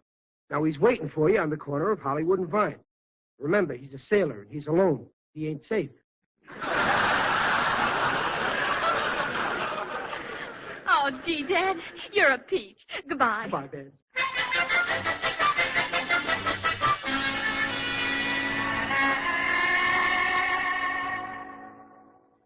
Making beds. What a gruesome job. I'm glad this is the last one. Having trouble with that blanket, Riley, my dear boy? Uncle Buckley, I can't make a bed when you're laying on it. Oh, how can these women go through this every single day? They don't even get time and a half for overtime. What this country needs is another Lincoln to free the mothers. Hello? Hello, Riley. Oh, you Dumpling. How is everything at home? Swell. The house is all cleaned. I'm filthy. Well, that's fine. Now, listen, I haven't much time. I'm in a movie with Miss Lindley, and I'm bringing her home for dinner. I want to, show off Bab's cooking. Yeah, that's swell, Miss but... Lindley is dying just to have a home-cooked meal. She eats in restaurants every night. Then she wouldn't rather go to Luigi's, huh? Oh, no, not after Babs and Junior go to all that trouble. Yeah. Oh, the picture's going on now. Well, I'll see you later, dear. Goodbye. But look, Peg, hello. What's wrong, Riley? Peg's bringing Miss Lindley home for a home-cooked dinner. Well, who's going to prepare it? Who do you think? Come on, let's find the cookbook so I can get started. Oh, me, mother's work is never done.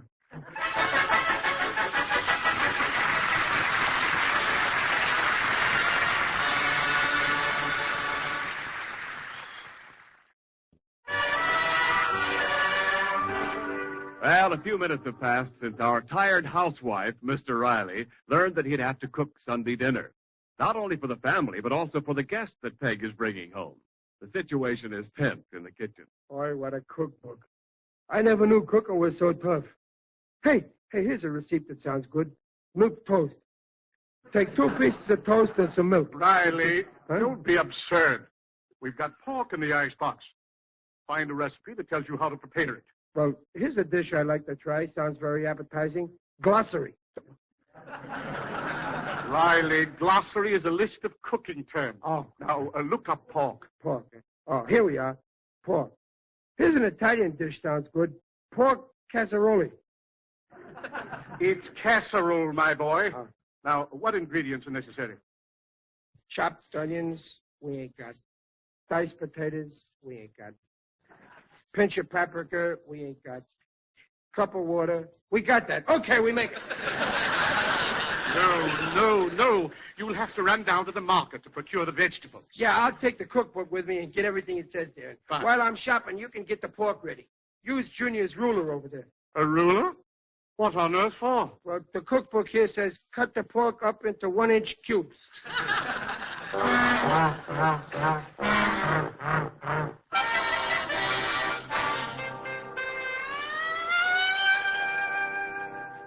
Well, there you are, madam. 1 cauliflower. That'll be 20 cents. Thank you, madam. Oh, what can I do for you, madam? Mister. I'm just ready to close up. Oh, those vegetables over there sure look good. Well, they should. They've been out in the sun a lot. All right, what do you have? I got a receipt in this here cookbook. I'll just read it off to you. First, I want half a cup of chopped onions. Chopped onions? Yeah.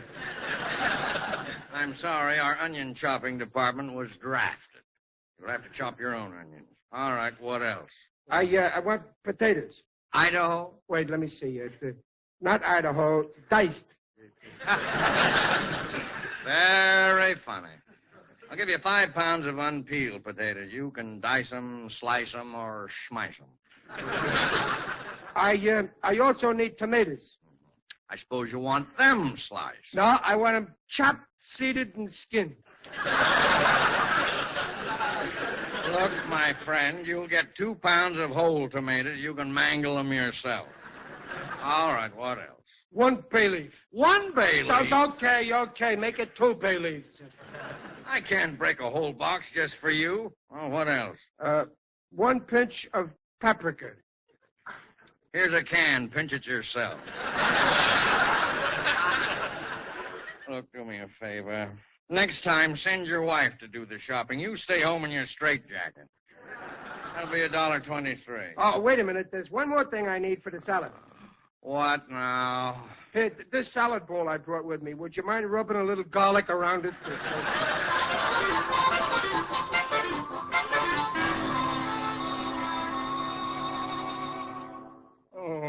Riley, what time is it? It's only 4 o'clock, Uncle Buckley, and stop drooling. We ain't eating till Peg and Miss Lindley get here at 5. Riley, I smell something burning. Did you leave your cigar anywhere? No, it must be Waldo Binney burning leaves next door. No, Riley. It's in this house. Don't be silly. What could be burning in this house except the dinner? Oh. The dinner! Go quick, in the kitchen. Riley, the smoke! I can't see a thing, Riley. Riley, the smoke's got me. I hear ringing in my ears. So do I. That was a fire engine stopping here. Oh! In here, boys, the kitchen! What's the rush? Where you guys going, to a fire? Ah, it's the stove. I got the hose on it. All right, let it go. Hey, take that hose out of that pot. The cookbook says only use 1 cup of water. Oh, dear me. Riley, look what they did to our wonderful dinner. Look at my kitchen floor, flooded. Yeah, I guess everything's okay now. Well, let's get back to the firehouse. Wait a minute. Charlie. Holy smoke, it's Riley. Buckley, this is Charlie Miggins. He's a member of my club, the BPLA. Yeah, the good old Brooklyn Patriots of Los Angeles. Yeah. Hey, Riley, you going to the meeting tonight? No, it's Mother's Day, so I give my wife a day off. I'm doing all the housework and also the cooking. Oh, brother, you sure made a mess of it. Yeah, I guess it was my fault. The cookbook said to cook it at 200 degrees for 2 hours, so I figured I'd cook it at 600 degrees and save an hour. Poor Margaret, when she sees this Holocaust. Yeah, she's going to be sore, all right, bringing her friend home for a home-cooked dinner. I sure put her in a spot. Where am I going to get a home-cooked dinner now? Hey, listen, Riley, what's the motto of the BPLA? One for all and all for everybody and everybody against the giant. Check! So, let's go over to Muley Durkin's house and ask his missus to help us out with some grub. No, how can you go around borrowing a whole dinner? No, listen, Riley, don't be alarmed. If you ain't gonna ask the brother, who you gonna turn to? Well, but Muley lives pretty far away. We ain't got much time. Well, I'll give you a lift in the fire engine. Come on. Fire engine? Well, okay, if it's good enough for Mayor LaGuardia, it's good enough for me.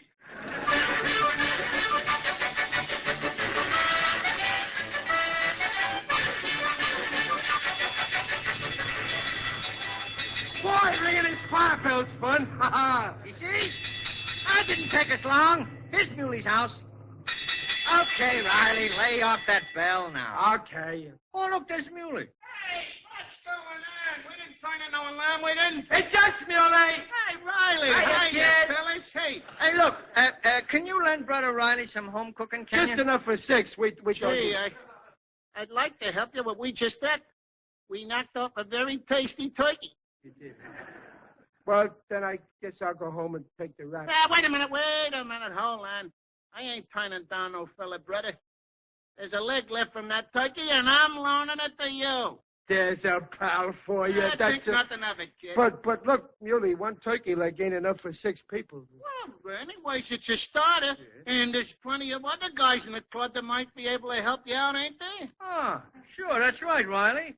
Look, we'll take Muley's leg, then we'll go over to Ike Shanahan's house. He might have something. Yeah, Ike might have a part of a turkey, too. Hey, with all the airplanes I put together, I can certainly assemble a turkey if I get enough parts. But,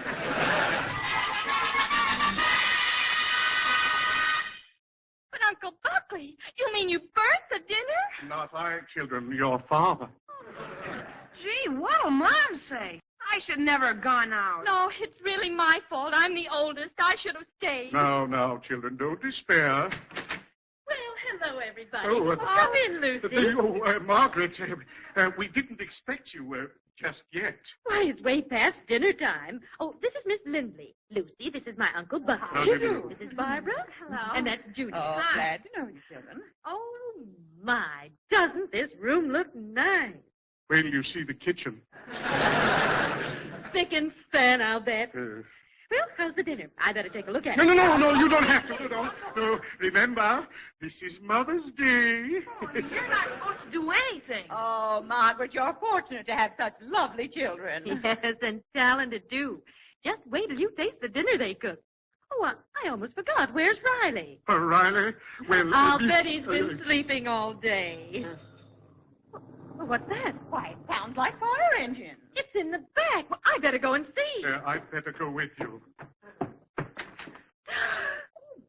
Uncle Buckley, what's happened to this kitchen? It looks like a hurricane struck it. Now, Margaret, Oh, please. look at that broken window and water all over the floor. Now, Margaret, don't get upset. Remember, this is Mother's Day. Oh, just look at the dinner. It's all burned. It's ruined. Thanks for the lift, Charlie. Don't mention it, pal. Come on, kid. Hello, Dumpling. Happy Mother's Day. Oh, Riley, where have you been, and what on earth are you doing with all those pots and pans? Oh, this is Miss Lindley. Hello. I am. Ladies, go on out of my kitchen. But Riley... Now, come on. Do as I say. Mother knows best.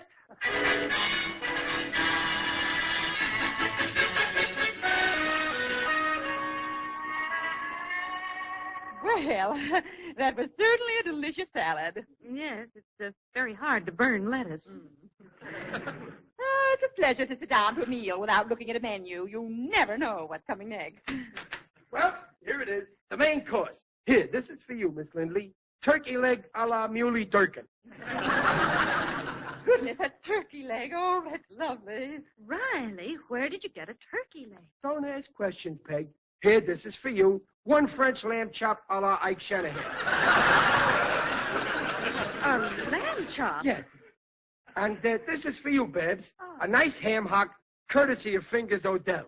And, Junior, here's a beautiful strip of bacon, address unknown. Now, go on, dig in, folks.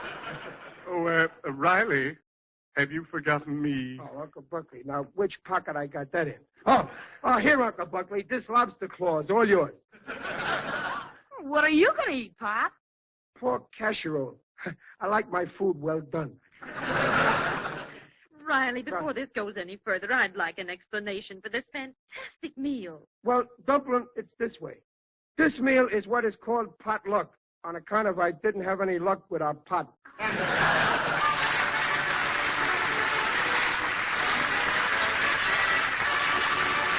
The Life of Riley will be back next week at this same time. William Bendix appears on this program by arrangement with Hal Roach. The Life of Riley was directed by Don Bernard with music by Lou Kozloff and came to you from Hollywood. This is Ken Niles saying, see you next week. This is the True Network.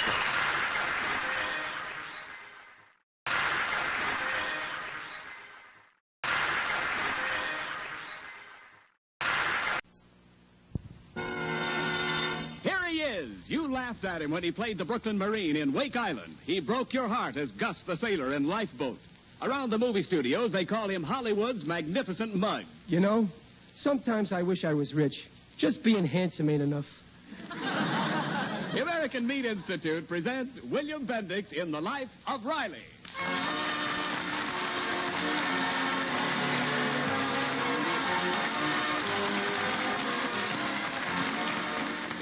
The meat people of America, providing a great food for a great nation. The meat packing industry is the greatest user of refrigerating equipment of any industry in the world. Yes, America, you can thank the meat packing industry's use of refrigeration for that good, fresh meat every day in the year. And now, on behalf of all those engaged in supplying meat to the nation, the American Meat Institute presents The Life of Riley.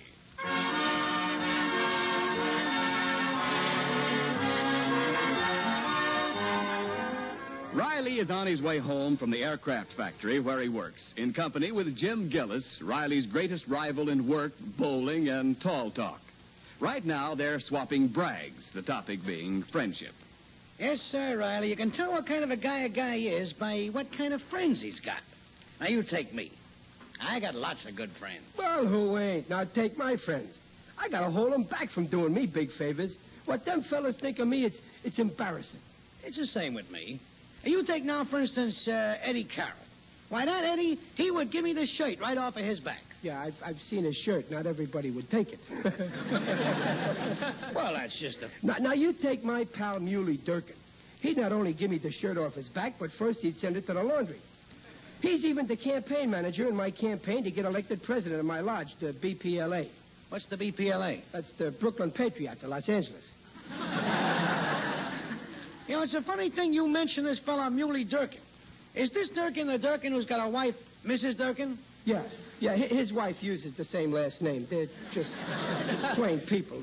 Do you know Muley? Well, not personal, but my wife meets this Mrs. Durkin at market every day, and they get gabbing, see? Well, that's women for you. Gib. Oh, not that I'm knocking them. I think a lot of women. Otherwise, I would never have married one. You know, this Mrs. Durkin is always bragging to my wife how nice her house is fixed up. Well, but what my wife wants is to see how nice it is. Oh, so she can knock it to the neighbors, eh? I guess you couldn't fix it so she'll see it, huh? Well, who couldn't fix it? I can take anybody over to my pal Muley's any time and be welcome. Any time? That's what I said. Well, I guess you couldn't fix it for Sunday. That's tomorrow. With pals like me and Muley, there's nothing to fix. We just walk right in.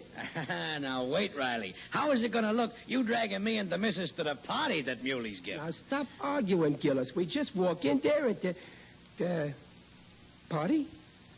Muley ain't giving no party tomorrow. Well, sure he is. A big party. My wife saw his wife buying her stuff for it at the market, and she mailed out a big stack of invitations. Invitations by mail, huh? And no open envelopes, neither. All with 3-cent stamps. Oh, they're shooting the works. Hey, you mean you ain't even heard that Muley is giving a party? Sure. I heard about it okay. I just forgot. Gee, your best friend is giving a party? It certainly seems funny that you'd forget. Well, that's just like me. I'm glad you brought it up, Gillis. My pal Muley would feel very bad if he gave a party and I wasn't there. I'd feel worse.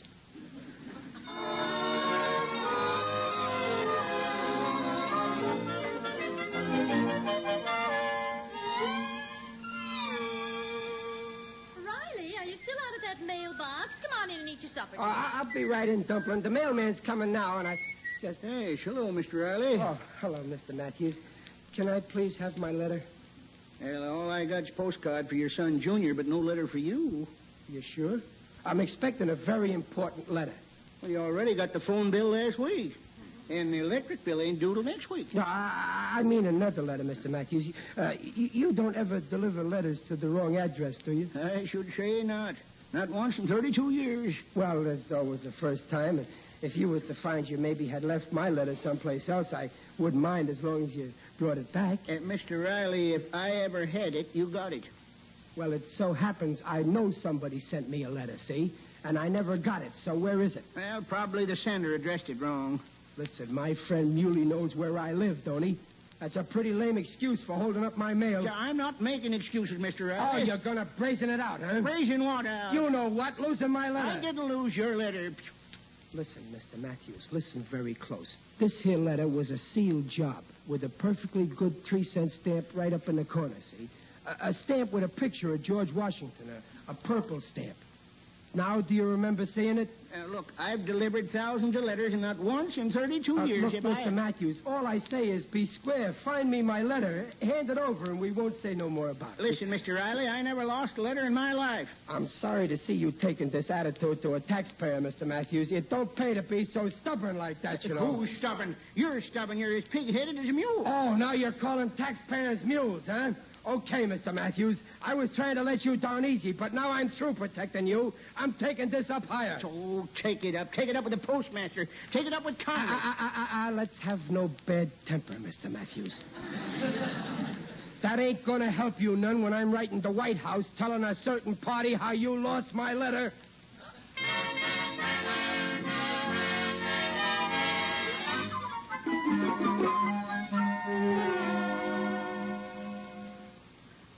Didn't you get any satisfaction at the post office, Daddy? No, Babs. They kept shooting me from window to window. Well, what was in this letter you expected? It was an invitation to a certain party's party tomorrow.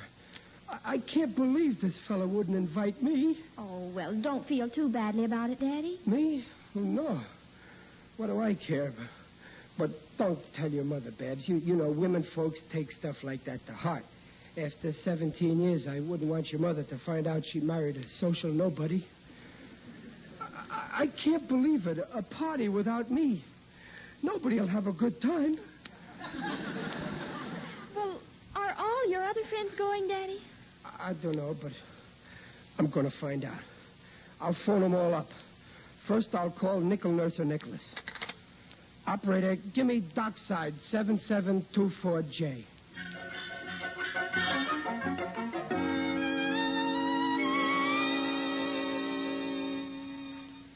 How's that, Ike? Oh, you're going to see your mother-in-law tomorrow night, too, huh? Yeah, I see, Ike. Well, so long. You know, that's a funny thing, Babs. I called up Nickel Nurser Nicholas, Snuffy Chase, Harry Martin, and Ike Shanahan. And all four of them said they're going to see their mother-in-laws tomorrow. That's against the law of nature. Daddy, you mean they're not telling the truth? Them guys can't fool me.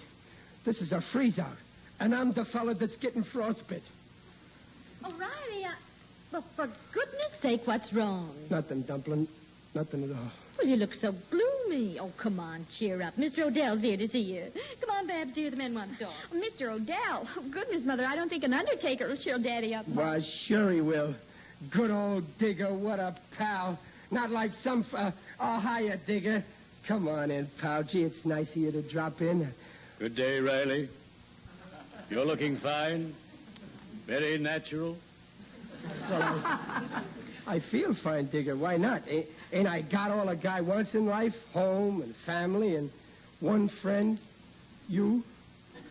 Sit down, pal. I can't stay long, Riley. I want to ask a favor. Well, name it, Digger. Anything for a real pal. I want to borrow some of your folding chairs. An emergency. Well, it must be if you run out of chairs. I let someone have all mine, but he needs more. He's planning a big social affair. I imagine it'll be quite gay.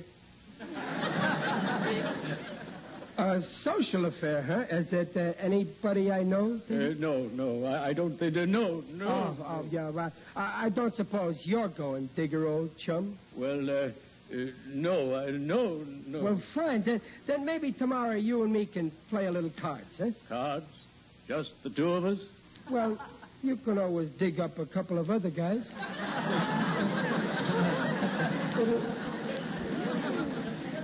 It'll be fun. And I'm afraid I can't, Riley. You see, I'm going to see my mother-in-law. Oh, mother-in-law, huh?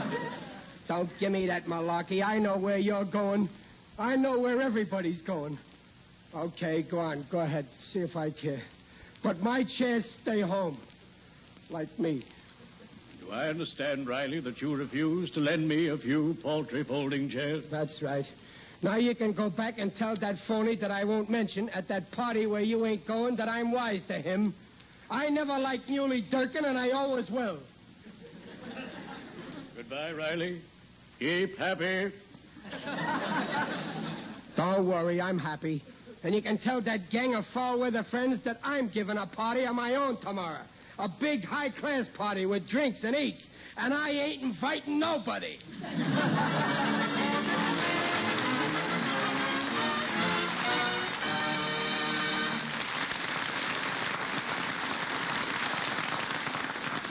In just a moment, we'll rejoin Lonesome Riley as he grieves over the duplicity of his former friends.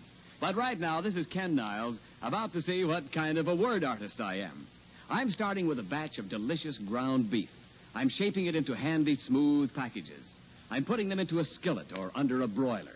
And I'm listening to them sizzle and watching that good hot juice ooze out. I'm licking my lips as those parcels of meat turn a delicate gold and then a deeper brown.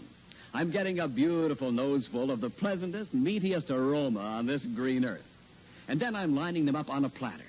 Now listen to the family shout, "Hip, hip, hamburger!" Sure, one of the great democratic institutions of this land is the great American hamburger, the eating pet of Park Avenue, the supper hero of Hogan's Alley.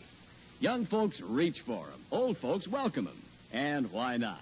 Here's food. Here's flavor. Here's eating ease. Here are happy proteins in a snappy patty. And proteins, you friends of the hamburger, are just what it takes to keep that body growing if we're young, and going if we've got our growth.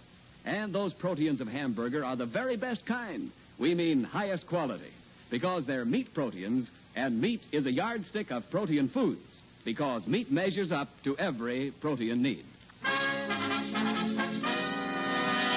And now back to the life of Riley with William Bendix as Riley.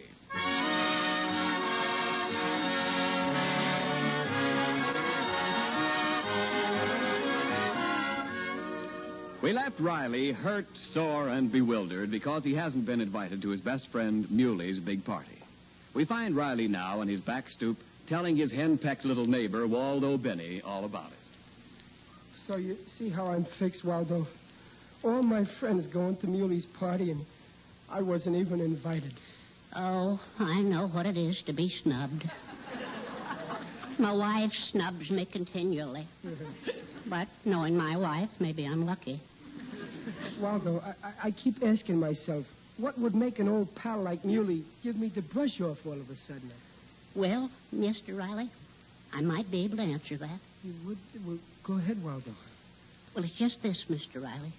You really ought to be a little more careful how you talk to people. There. I don't talk right? No, Mr. Riley. I meant that maybe something you said hurt Muley's feelings. Perhaps you insulted him. Oh, no, I never insulted Muley, but... You never called him names? Well, not really. We've been kidding around. Maybe I called him a weasel and a crumb and a skunkerino like that, but I never insulted him. But, Mr. Riley, sometimes our careless words wound our friends, and the wounds leave scars. They do, huh? Mm-hmm. Well, I never noticed no scars on Muley. No, a scar on his heart wouldn't show, you know. You'd never know it was there. Oh. But he would know. He'd feel it. Aching, throbbing, gnawing away his friendship for you. Until, at last, he could stand the pain no more, and then... Then he throws a party and don't ask me. Yeah. Waldo, you're right. Be big, Mr. Riley. Go to your friend and apologize. Tell him that you're sorry for what you said. And offer him the olive branch of peace. Okay, I'll do it. I'll go down there and rub Muley's scars with an olive branch. and then Peg won't find out we got snubbed, and I'll be all set to show Gillis I got real friends, even if I can't depend on them.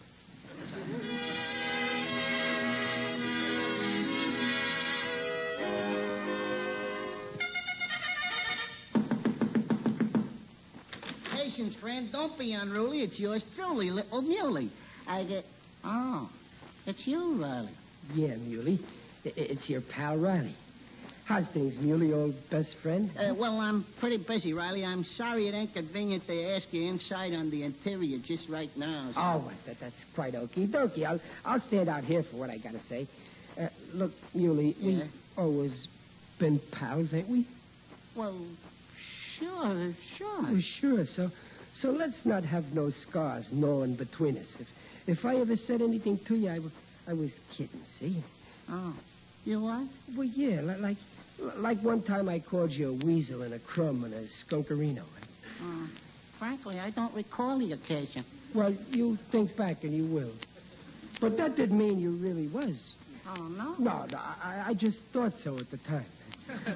So now everything's okay, huh? Look, Muley, I brung you a bottle of olives. They mean peace. Yeah, well, thanks. The stuffed olives, Muley. You see the red...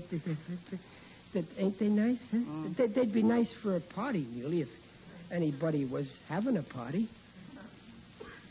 What'd you say? I didn't say nothing, but now that I think of it, much obliged for the olives. Well, I'll see you later. Oh, you mean tonight? Well, I ain't doing nothing tonight, Muley. Well, that's too bad. Well, I just took notice, Muley, over your shoulder. You got some new borrowed chairs in the house, ain't you, Muley? Oh, I better close the door. It's drafty. I expect you're probably expecting a lot of people sometime soon to sit in all them chairs, ain't you, huh? For me?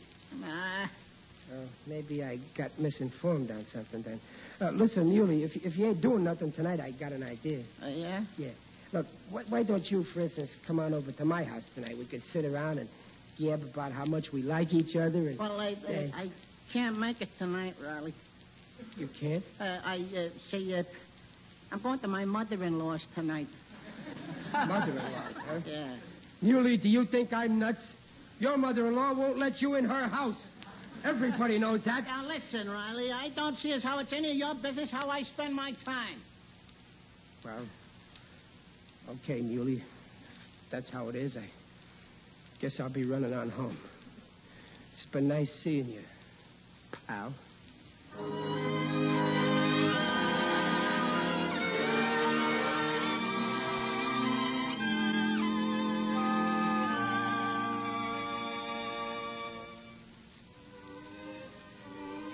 When a fella hasn't got a cent and is feeling kind of blue, and the clouds hang thick and dark, won't let the sun shine through, it's a great thing, oh my brethren, for a feller just to lay his hand upon your shoulder in a friendly sort of way. It makes a man feel queerish. For heaven's sake, Riley, you're still sitting around reading poetry. What's got into you? Oh, well, nothing, Peg, nothing. Riley, it's such a beautiful Sunday, and you look so gloomy. Why don't you shave? Well, what for? You want to go to the movies or something, Peg? No, thanks. Even with my wife, I ain't popular.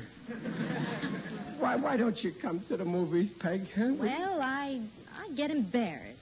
If you're not snoring, you're rattling your popcorn bag. I'll be quiet. I'll just eat peanut brittle. Come on, Peg. Well, why are you so anxious to go out all of a sudden? Well, Jim Gillis will be here soon, and I want to miss him. Why? Did you invite him here, Riley? That Gillis don't wait to be invited. He wants me to take him someplace. I ain't going. I don't feel like arguing with him. Arguments leave scars on fellers. Oh, well, dear, here's your good suit. Put it on so you look decent for Mr. Gillis, but don't let him stay too long. Why not? Oh, I don't feel like company. I think I'm getting a little headache. A woman always has the answers. Anytime she needs an excuse, she thinks she's getting a headache. Oh, there's Gillis now. Now I'm getting a headache. Okay, I'm coming. Hello, Gillis. Well, Riley, what's the idea? You ain't dressed yet. No, But it's 5:15. The party at Muley's is at 5. Yeah, I know that gang. They start at 5. At 5:15, they eat. At 5:20, the grub's all gone. Well, then come on. Nah, we're too late already. What's the use? Look, Gillis, I guess I'm not going to Muley's today. What? After you led me on to ask my missus to go, why aren't you? Well, I think maybe I'm going to feel a little headache coming on. Well, the fresh air will do you good. Here, put on your coat. Now, wait a minute. Here's your hat. Now, come on. Riley, are you getting dressed? Well, yeah, didn't you say... Oh, hello, Mr. Gillis. Riley, you don't feel well enough to get dressed, do you? Huh? I thought you told me to get... Mr. Gillis, my husband's been acting very strangely all day. I just can't let him go out with you, or he may be sick. Well, but my wife, she's waiting in the car. I'll explain to Mrs. Gillis. Come on, Mr. Gillis, let's go tell her about Riley. Well, take off your clothes again, Riley. But listen, Mrs. Riley. Well, she got rid of him. Now I can get undressed again and worry in comfort. I wish she'd have come sooner. I wouldn't have got all dressed. Well, they're gone, Riley. Well, Riley, what are you doing? Well, I'm getting undressed again, like you said. Oh, did I? Well, get dressed again, dear. What? Hurry up, dear. We're going out for a nice walk. Look, Dumplin', you got me so mixed up, I don't know whether I'm sick in bed with my clothes on or if I'm out walking on my BVD.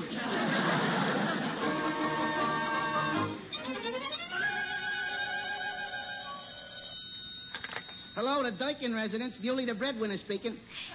Hello, Mr. Durkin. This is Babs Riley. Oh, yeah, Babs. Are they on their way yet? Oh, yes. Dad and Mother just left. They'll be at your house in a few minutes. Oh, good. He ain't caught on, has he? No, he doesn't suspect a thing. Oh, my, I'd like to see Daddy's face when he finds out you're giving him a surprise party. Okay, Babs, so long. Hey, gang, everybody hide. Put out the lights. The the guest of honor is on its way.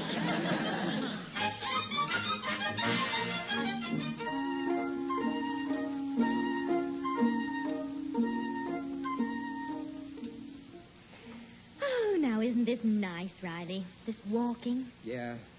I'd rather walk north, though. No, I like to walk south. Well, I don't like none of these houses south. It's a tough neighborhood. Well, your friend Muley lives down this way. That's what ruined the district. Riley, are you mad at Muley? Yeah. No. I don't know. Anyhow, I don't need no friends like Muley or nobody. Here after Peg, I'm going to just have one best friend, a girlfriend. Mm-hmm. This girl's awful pretty, see, and she's always getting me out of jams. Oh, yes? Well, who can it be? cut out your kidding, Dumpling. You know I mean you. Well, I like to hear you say it. But, you know, it's a good idea to get together with other people sometimes. So, people who are close to you. If I want people close to me, I'll take a ride on a bus.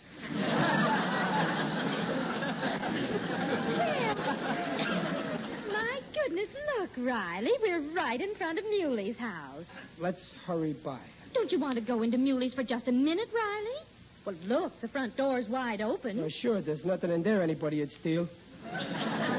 Well, let's go home, Peg. I don't... Oh, well, all right. You insist. Yeah, Oh! Well, Peg, what'd you do? Oh, my ankle. I twisted my ankle. Oh, Riley, Riley, hold me. Yeah, gosh, honey, does it hurt? Oh, yes, it does. You better carry me into Durkin's, Yeah, dear. but in Durkin's? No, nothing doing it. I'd rather carry you home, piggyback. With... Please, Riley, carry me into Durkin's. Oh, my ankle. Well, for you, Peg, okay. That Muley, he would have 4 steps up to his door. It's all dark in here. Wait, I'll turn on the light. Well, first put me down in a chair. Yeah, all right. Oh, thanks. Oh, my, I feel better already. Where's the light? That dope Muley, no lights. I know why. Didn't pay the electric bill. Just light a match, dear. Be careful. Yeah, I had a match here someplace. Oh! Ah, that's just like Muley. A lot of bum chairs in people's way. Here's a match. Look at this furniture. That Mrs. Durkin always bragging how nice her house is furnished. Oh, now, Riley, it is nice, for you know. Look at that mantelpiece. There's the clock we gave Muley for his anniversary. Yes, it's lovely, isn't it? I won it down at the Penny Arcade in the iron claw machine. Oh, now, dear. Don't go making up stories. The jelly beans that came with it were worth more than that. Riley, dear, watch what you're saying. Look at that big picture of Muley with his 5 brothers. Put a cage around that collection of mugs, you got a zoo. Hey, what was that about Muley and his 5 brothers? Peg, your voice is changing. That ankle must be worse than I thought. Lights! Hey, Surprise! Surprise! Muley! Ike! What's going on? Nickel nurser, digger. Riley, seeing as how you are our favorite candidate running for president of the BPLA, we, the Flatbush faction, is giving you the surprise party in your honor. Surprise party for me? Yeah. Well, thanks. And in reply, I just want to say I know it all the time. He's a jolly good fellow. He's a jolly good fellow. He's a jolly good fellow.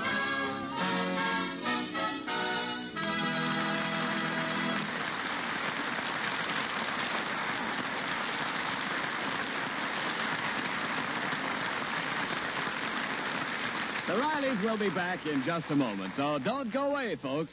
You know, the kitchen is a mighty inviting place on a bright fall morning. Frosty fruit juice ready for the table, coffee bubbling away on the stove, and what's this? A pan full of fine, plump pork sausage, sizzling and spluttering and turning a rich, crusty brown and sending out a fragrance that says, "Oh, what a beautiful morning." Oh, yes, there's nothing like a good breakfast meat, whether it's pure pork sausage, tender ham, or cheerful bacon to give the right start to the day. The crisp fat is packed with food energy, and in the lean, there are proteins of the highest quality. All meat has these good proteins, the right kind of proteins. Yes, meat is a yardstick of protein foods because meat measures up to every protein need. And remember, the nutritional statements just made are accepted by the Council on Foods and Nutrition of the American Medical Association.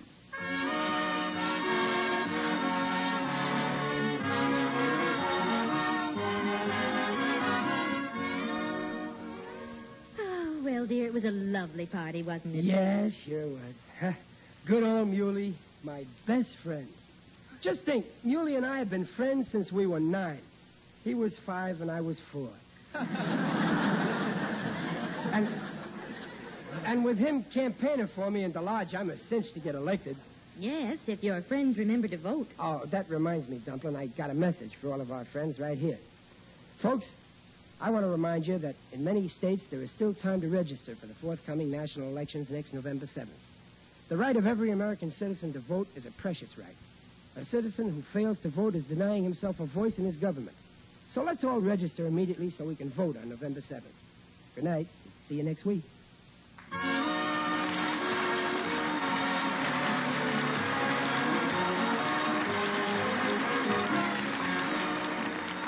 The Life of Riley, starring William Bendix and sponsored by the American Meat Institute, will be back next week at this same time.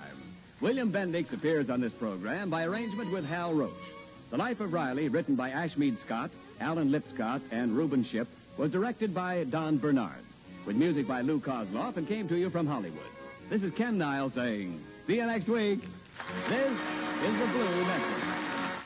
7:30 KECA, the Los Angeles Blue Network station. By transcription. By transcription. By transcription. By transcription.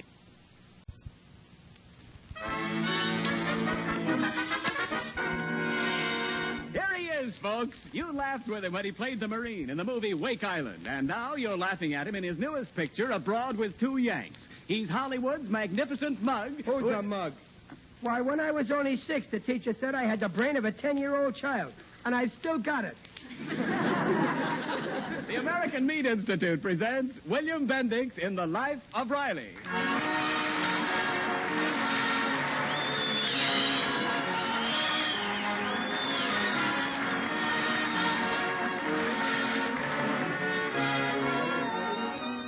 The meat people of America, providing a great food for a great nation. Did you know that if all the meat animals handled by America's meatpacking plants in 1944 were loaded into freight cars, they would fill a train more than 18,000 miles long enough to reach from New York to Tokyo and back again? That's a lot of meat and a lot of good eating for our fighting forces and you, America. And now, on behalf of all those engaged in supplying meat to the nation, the American Meat Institute presents The Life of Riley.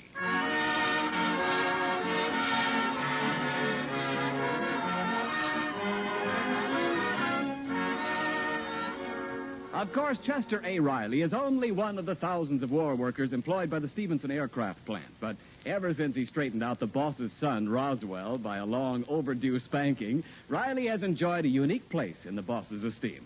At the moment, Riley is entering the reception room of the boss's office. Oh, hello, Mr. Riley. Did you want to see Mr. Stevenson? Yeah, the boys on my shift are complaining about a loose nut on a ventilator fan.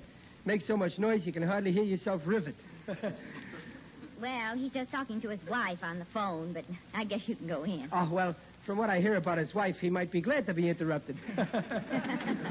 Yes, but listen, Petty. But listen, dear. But, Letitia, I'm busy now. Somebody just came into the office. Sit down, Riley. Oh, thanks, boss. Listen, dear. Something urgent has just come up. It is urgent, isn't it, Riley? No, it can wait. Riley says it's urgent, dear. Of course I'm interested in Mimi's happiness. She's my daughter, too, isn't she? But what can I do? Now, listen, dear. That's going too far. I don't care what her husband did at lunch today. Well, what if he does put sugar on his lettuce? Well, sure. Sugar and vinegar, it's a great dish. Even without the lettuce. Now, Petty, now suppose he did cut it with his knife. What else would he cut it with, a spoon? That's not enough to break up Mimi's marriage, Letitia. Oh, all right, dear. I'll talk to him tonight. Yes, I'll be home right away. Goodbye. Well, Riley, what is it? There's a nut loose that's making some trouble. It's not that bad, Riley. My wife's just high-strung. No, the nut I mean is on a ventilator fan. I'm sorry to bother you now. I can see your head's got other things on your mind. Well, listen, Riley, let me tell you the whole story. 2 years ago, my daughter made a hasty wartime marriage. I've never even seen this boy, Joe, that Mimi married. She met him in a canteen back east. Knew him only 2 months. Then he was shipped out. They were married 15 minutes before they had to say goodbye. What a honeymoon. The bride and groom in separate places. That may be modern, but it'll never be popular. Well, now, Riley, now the boy's back. An honorable discharge. My wife met him for the first time today at lunch. And she doesn't think he's the right man for Mimi. Well, there's more to being a good husband than how you partake of your grub. Riley, that's what I think. But I'm in a spot. You see, my daughter's on a train coming home from San Francisco. Doesn't even know she's going to see Joe yet. And my wife wants me to see him first and persuade him to, well, give Mimi up. No kidding. Yeah. And now that she's met him, well, she just can't see why our daughter ever married him. Mr. Stevenson, if nobody ever married nobody except somebody else thought somebody ought to marry, nobody'd get married to nobody. And where would their children be? Riley, I wish you could meet this boy and size him up. You're a down-to-earth fellow. You see deeper than what a man's table manners are, and... Say, what? Riley, why don't you have dinner at my house tonight? Meet this boy, and then we'll both decide what I ought to say to him. Me? Oh, no, thanks, boss. But, Riley, I just want your opinion. But, boss, this is your daughter. You better leave me out of it. I don't want to be the godfather in no divorce case.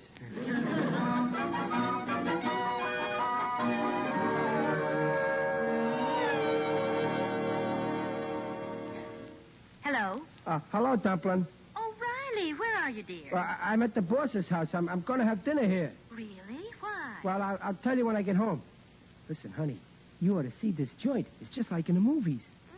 My, I'll bet you'll have a lovely dinner. Yeah. I peeked in at the dining room table. You should see all the tools they give you to eat with. Dr. Gillespie ain't got that many knives. Oh, quiet, dear. Someone will hear you. Oh, no, that's okay. Mr. Stevenson is upstairs talking to his wife. Well, kiss Babs for me and shake hands with Junior. I'll try to handle things till you get back, dear. But Babs isn't here. Is she out again? You know I don't want her out after dark alone. But she's not alone. She's with that new boy who lives down the street. I've heard about that boy. I'd rather she was alone. Peg, I don't like this about Babs running with new boys. Any boy she goes with, I want to talk to first. How do, sir? You Mr. Stevenson? My name is Joe Bean.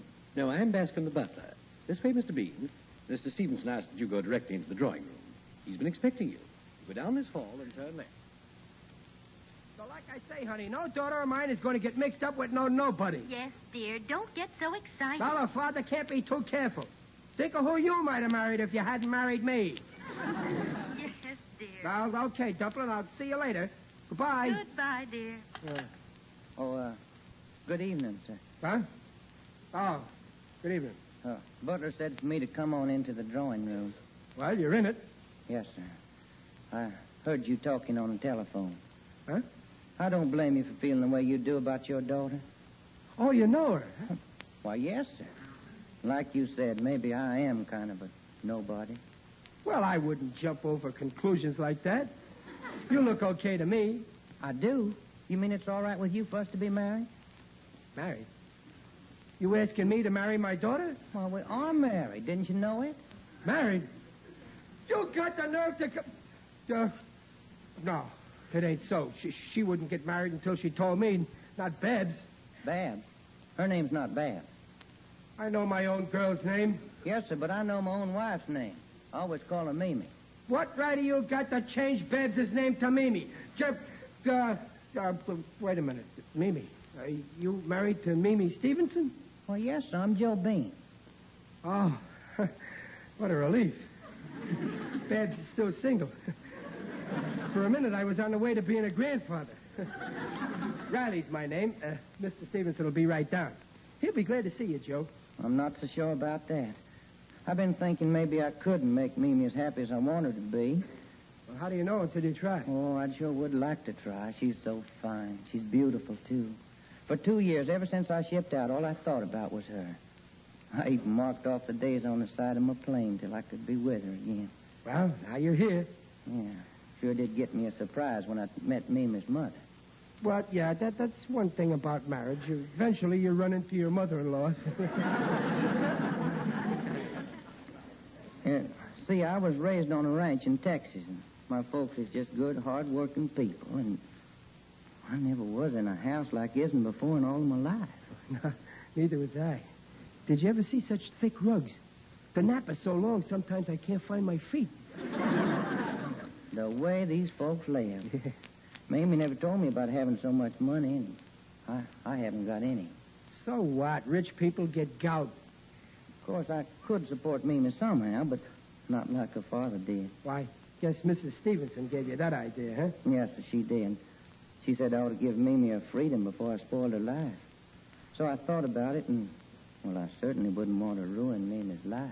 What's all this about ruining my daughter's life? Oh, my name is Bean, sir. Joe Bean. Well, my name's Stevens. Oh, yeah, boss, meet your son-in-law. Joe, meet your wife's old man. How are you? Pleasure. Joe here's been telling me he don't know about being able to make Mimi happy and... Oh, indeed. Well, Bean, if you don't have confidence in yourself, perhaps Mimi's mother's right. Be best to call it off. Well, maybe. I sure do want Mimi to be happy. I'm so mixed up I can't think. Boss, if you don't mind me yelling from the bleachers, it seems to me that Mimi ought to have a say in all this someplace. Riley, I guess you're right. Mimi just phoned. She'll be here in half an hour. Oh, well, okay. Now, I got something to say. You sit down, Mr. Stevenson. You too, Joe. And just remember, Joe, marriage is an old and honorable institution. And nobody's escaping from the institution till I'm through talking.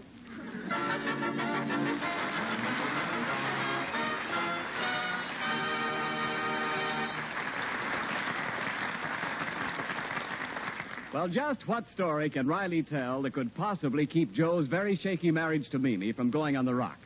Well, we'll find out in just a moment. In the meantime, this is Ken Niles carrying the ball for your meatpacking industry. This evening, the subject of my 60-second speech is time. Time, the name of a news magazine. Time, the thing you can't turn back. Time is money. And time is Rule 1, Page 1 of braising meat. Braising cuts of beef are point-free. They're lean and flavorsome. They're rich in proteins, but it takes time, T-I-M-E, to cook those glistening brown pieces of tender-eating meat. It takes time to bring out that golden gravy. It takes time to transform those braising cuts into pleasant pieces of tender-eating meat. So give them a break, ladies, by giving them time, and your family will be rewarded with something really extra special in meat eating. The real value of longer braising time, however, is that it's under lower cooking heat, where meat retains nearly all its high nutritional value. Slow and easy does it in braising meat. And lest you forget, those high-quality proteins of meat are in the braising cuts of beef, just as they are in all cuts of meat. Meat measures up to every protein need. That's why meat is a yardstick of protein foods.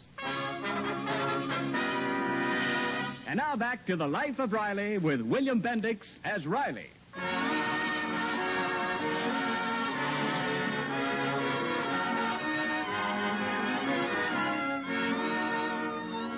Only a few seconds have passed since we left Riley, his boss, Mr. Stevenson, and Joe Bean, the boss's new son-in-law, in the drawing room at the magnificent Stevenson home. Riley is about to launch into a story which he hopes will prevent the breakup of Joe Bean's marriage to Mr. Stevenson's daughter, Mimi. Well, fellas, this story I'm going to tell you is about love. And, strange enoughly, it's got a boy and girl in it, too. This all happened quite a while ago to a guy I know named Riley. Riley? Why, that's your name. Ain't that a coincidence? Well, this fella Riley was about 21, and he'd fell for this wonderful girl, see? He'd give her a whirlwind wooing for 3 years and finally swept her off her feet. He thought his troubles was all over, but they was just starting.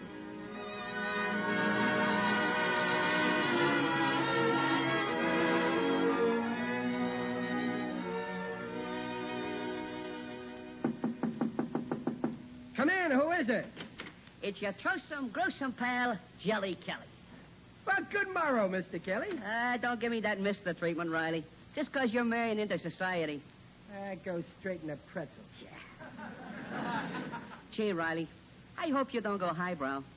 There's an ugly rumor going around that your fiancée has been correcting your grammar on you. Oh, yeah, well, she ain't. I mean, she aren't. Hey, Riley, what's the idea of wearing a new suit on a weekday?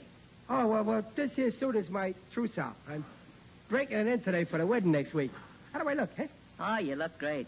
But don't go past no undertaking parlor or they'll give you an estimate. Very chucklesome. Got a date with your pain in the neck to be? Well, no, with her uncle, Quincy Turnbull. Oh, yeah? Yeah. I ain't never met him, but he writes me this here letter saying that he'd come all the way from Boston to have a chat with me. A what? A chat. I guess in Boston, people don't talk to each other. They just chat.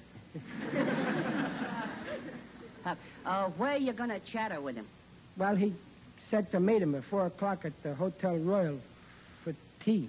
Riley, you're drinking tea? Well... Oh, we lost you completely.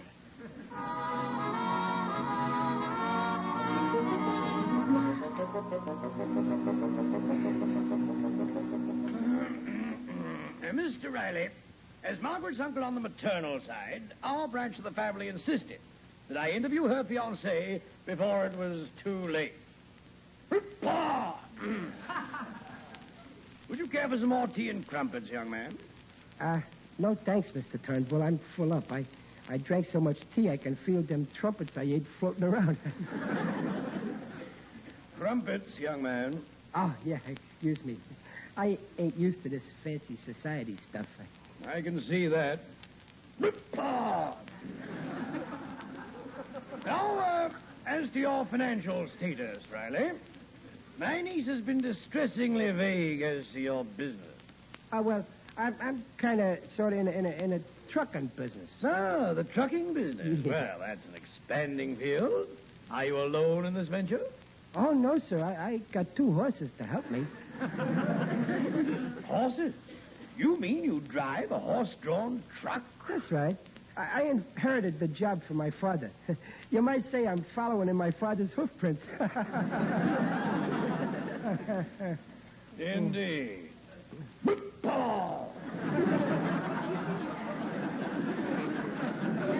I trust that the material compensation for such a prosaic vocation is commensurately remunerative. Would you care for another shot of tea, Uncle Quincy?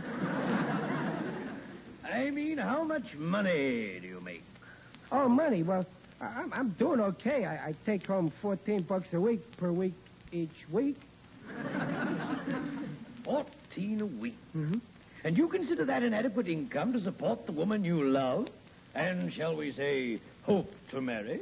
Well, wait a minute. Let's say the woman I'm going to marry and hope to love. Oh, my poor niece. Riley, it's a mistake. Let's face it. But I'm crazy about her, and she likes me, too. She wouldn't be marrying me. But, my rash young man, how can you support a family on $14 a week? Well, it's true. I'm only making 14 now, but we love each other, and I'll work hard for Peg. I'm ambitious. But ambition isn't enough to bridge the gulf between you and my niece. You're from different worlds. Your manners, your clothes, your speech, your poverty. Well, but I'm a citizen, ain't I? Think, Riley. Think hard. Is what you're doing fair to her? No. Leave me answer my own answers. You think it ain't fair to marry Peg unless I make more money? I see her in poverty, too proud to ask her own people for help. I see her wincing at your sordid home, wearing her youth away in a vain fight to make ends meet, losing her looks, her spirit. Well, gosh, I wouldn't want to do that to Peg. It's not too late, Riley. Huh? You say you love her, then why not do the decent thing? Go to her. Tell her you can't support her in style. Oh, she wouldn't believe me. No, she wouldn't believe you if she thought you still wanted to marry her. But suppose you went to her right now and told her you wanted to be free. Huh? Listen, my boy. Remember, this is for her sake. Now, I have a plan.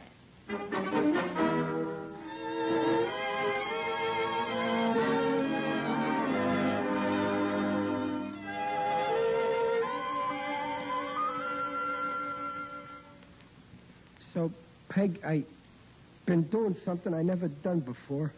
I've been thinking. Have you, dear?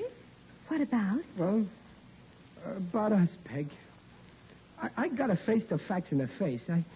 Riley, did your meeting with my Uncle Quincy start this thinking? Oh, no, honest. Listen, darling, I mean, Peg, here I am, a happy fella. Oh, you don't look very happy. It's your wedding tomorrow, not your funeral. Here I am, a happy fella with no worries and a cool $14 a week, all my own, outright. Oh, I see. And that ain't all. I'm just a big mug, honey. I ain't the marrying kind, I guess. No, I come to ask you to... I can't say it, Peg, but you understand? Yes, I think I do. Riley, can you look me in the eye and tell me you don't love me? No, you can't. Nobody lets me answer my own answers. You're not fooling me, Chester Riley. I've heard my uncle talk before. The big bluff. Well, gosh, he could be right, Peg. I don't want you getting old and tired washing and cooking and darning my socks on a hot stove. All right, Chester. If this is goodbye, I can't hold you. Well, could I kiss you before I go, Peg? Well, just once before you go. Peg? Peg, Goodbye, Peg. Chester. Yeah? Now let me kiss you goodbye. Peg. Darling. Goodbye, darling. Maybe you're being too hasty about this.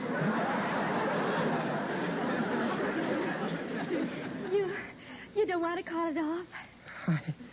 I never did, and you know it. But money, I ain't got any. Oh, money. Wait just a minute. Here, take this. What's this for? It's my investment in you, to show you that I believe in you and want you. Give this $2 to the preacher tomorrow. Huh? Oh, no. No, nothing doing. Married people are partners. You ain't paying my way. Here's $1 back.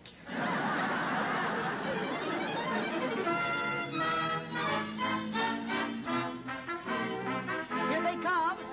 Let me sew those shoes. I'm the bride's up. Yeah, well, I'll throw the ride. Duck dumpling and we wind up in a rice pudding. Goodbye, everybody. Who hit my head with a hollow shoe?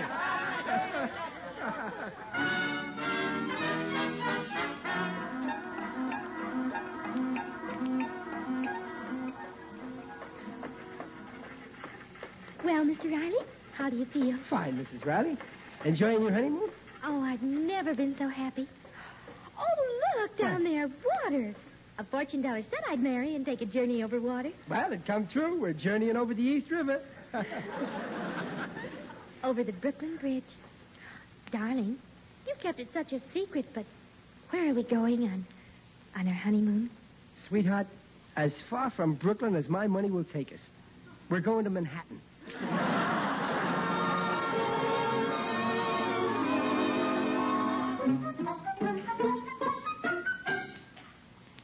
Dear, do all boarding houses have steep stairs like these? Yeah, but not as steep as these. That's the first time I ever climbed a ladder with a carpet on it. Here's the door to our bridal suite. Only it's just one room. Number 13. Our first home. Yeah. Let me open the door, dear.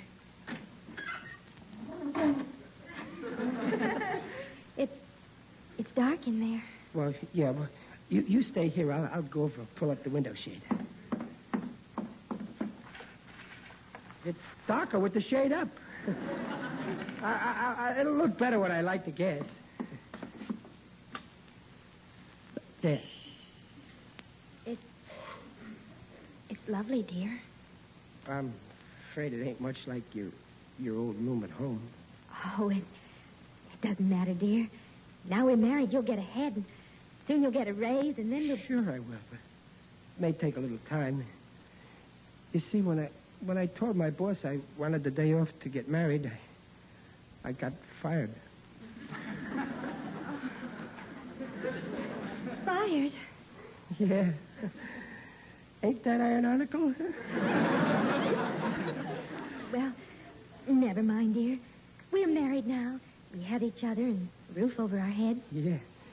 Yeah, we couldn't start no poorer, so we gotta get richer. Oh, you bet we will. Well, let's go into our room. Our room. Gosh, Peg. Pick me up, dear, and carry me over the threshold. Are you that tired, darling? Oh, no, it's luck, dear, to carry the bride over the threshold of a new home. Oh, yeah. Well, here goes. Into our new life together.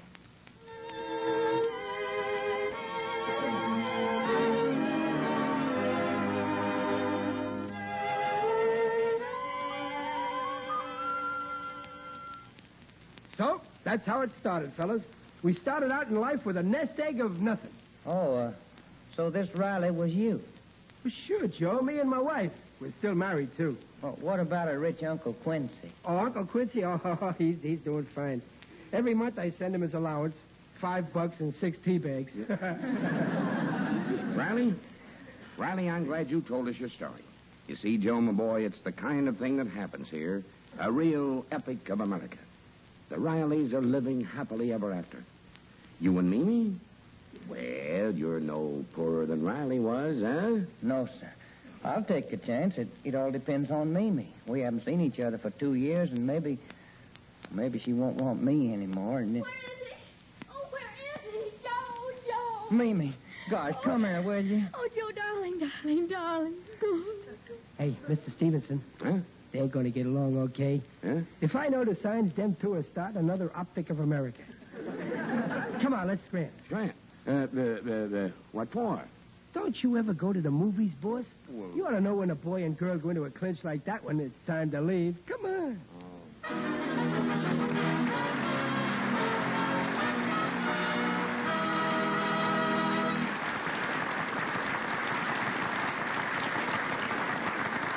The Rileys will be right back. And now, for another moment, it's Ken Niles on the subject of breakfast. You know, when Mrs. Niles sets out a real morning meal, I feel as though I could lick 10 Wildcats and my radio job with one hand tied behind my back. And by good breakfast, I mean meat in the morning. Bacon, ham, or sausage. And I know there's plenty of reason for that feeling. Bacon, ham, and sausage are all fine ways to get morning energy. And the meaty lean is a source of highest type proteins. Everybody needs those proteins. And meat is the most satisfying way to get exactly the right kind for every bodily protein requirement. Yes, meat is a yardstick of protein foods because meat measures up to every protein need. And may we add, all nutritional statements about meat on this program are accepted by the Council on Foods and Nutrition of the American Medical Association.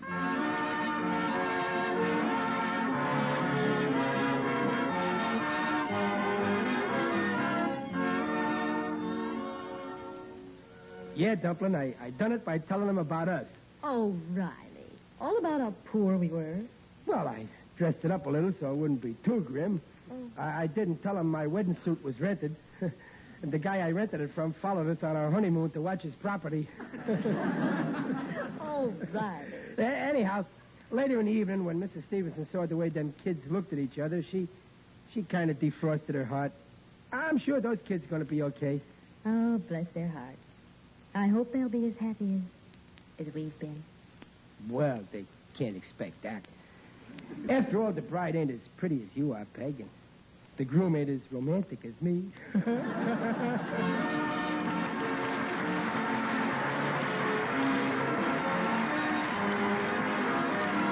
Life of Riley, starring William Bendix, and sponsored by the American Meat Institute, will be back next week at the same time. William Bendix appears on this program by arrangement with Hal Roach. The part of Joe Bean was played by Barton Yarborough. The Life of Riley was directed by Don Bernard with music by Lou Kozloff and came to you from Hollywood. Ken Niles saying, see you next week. This is the Blue Network. 7:30 KECA, Los Angeles. Transcribed.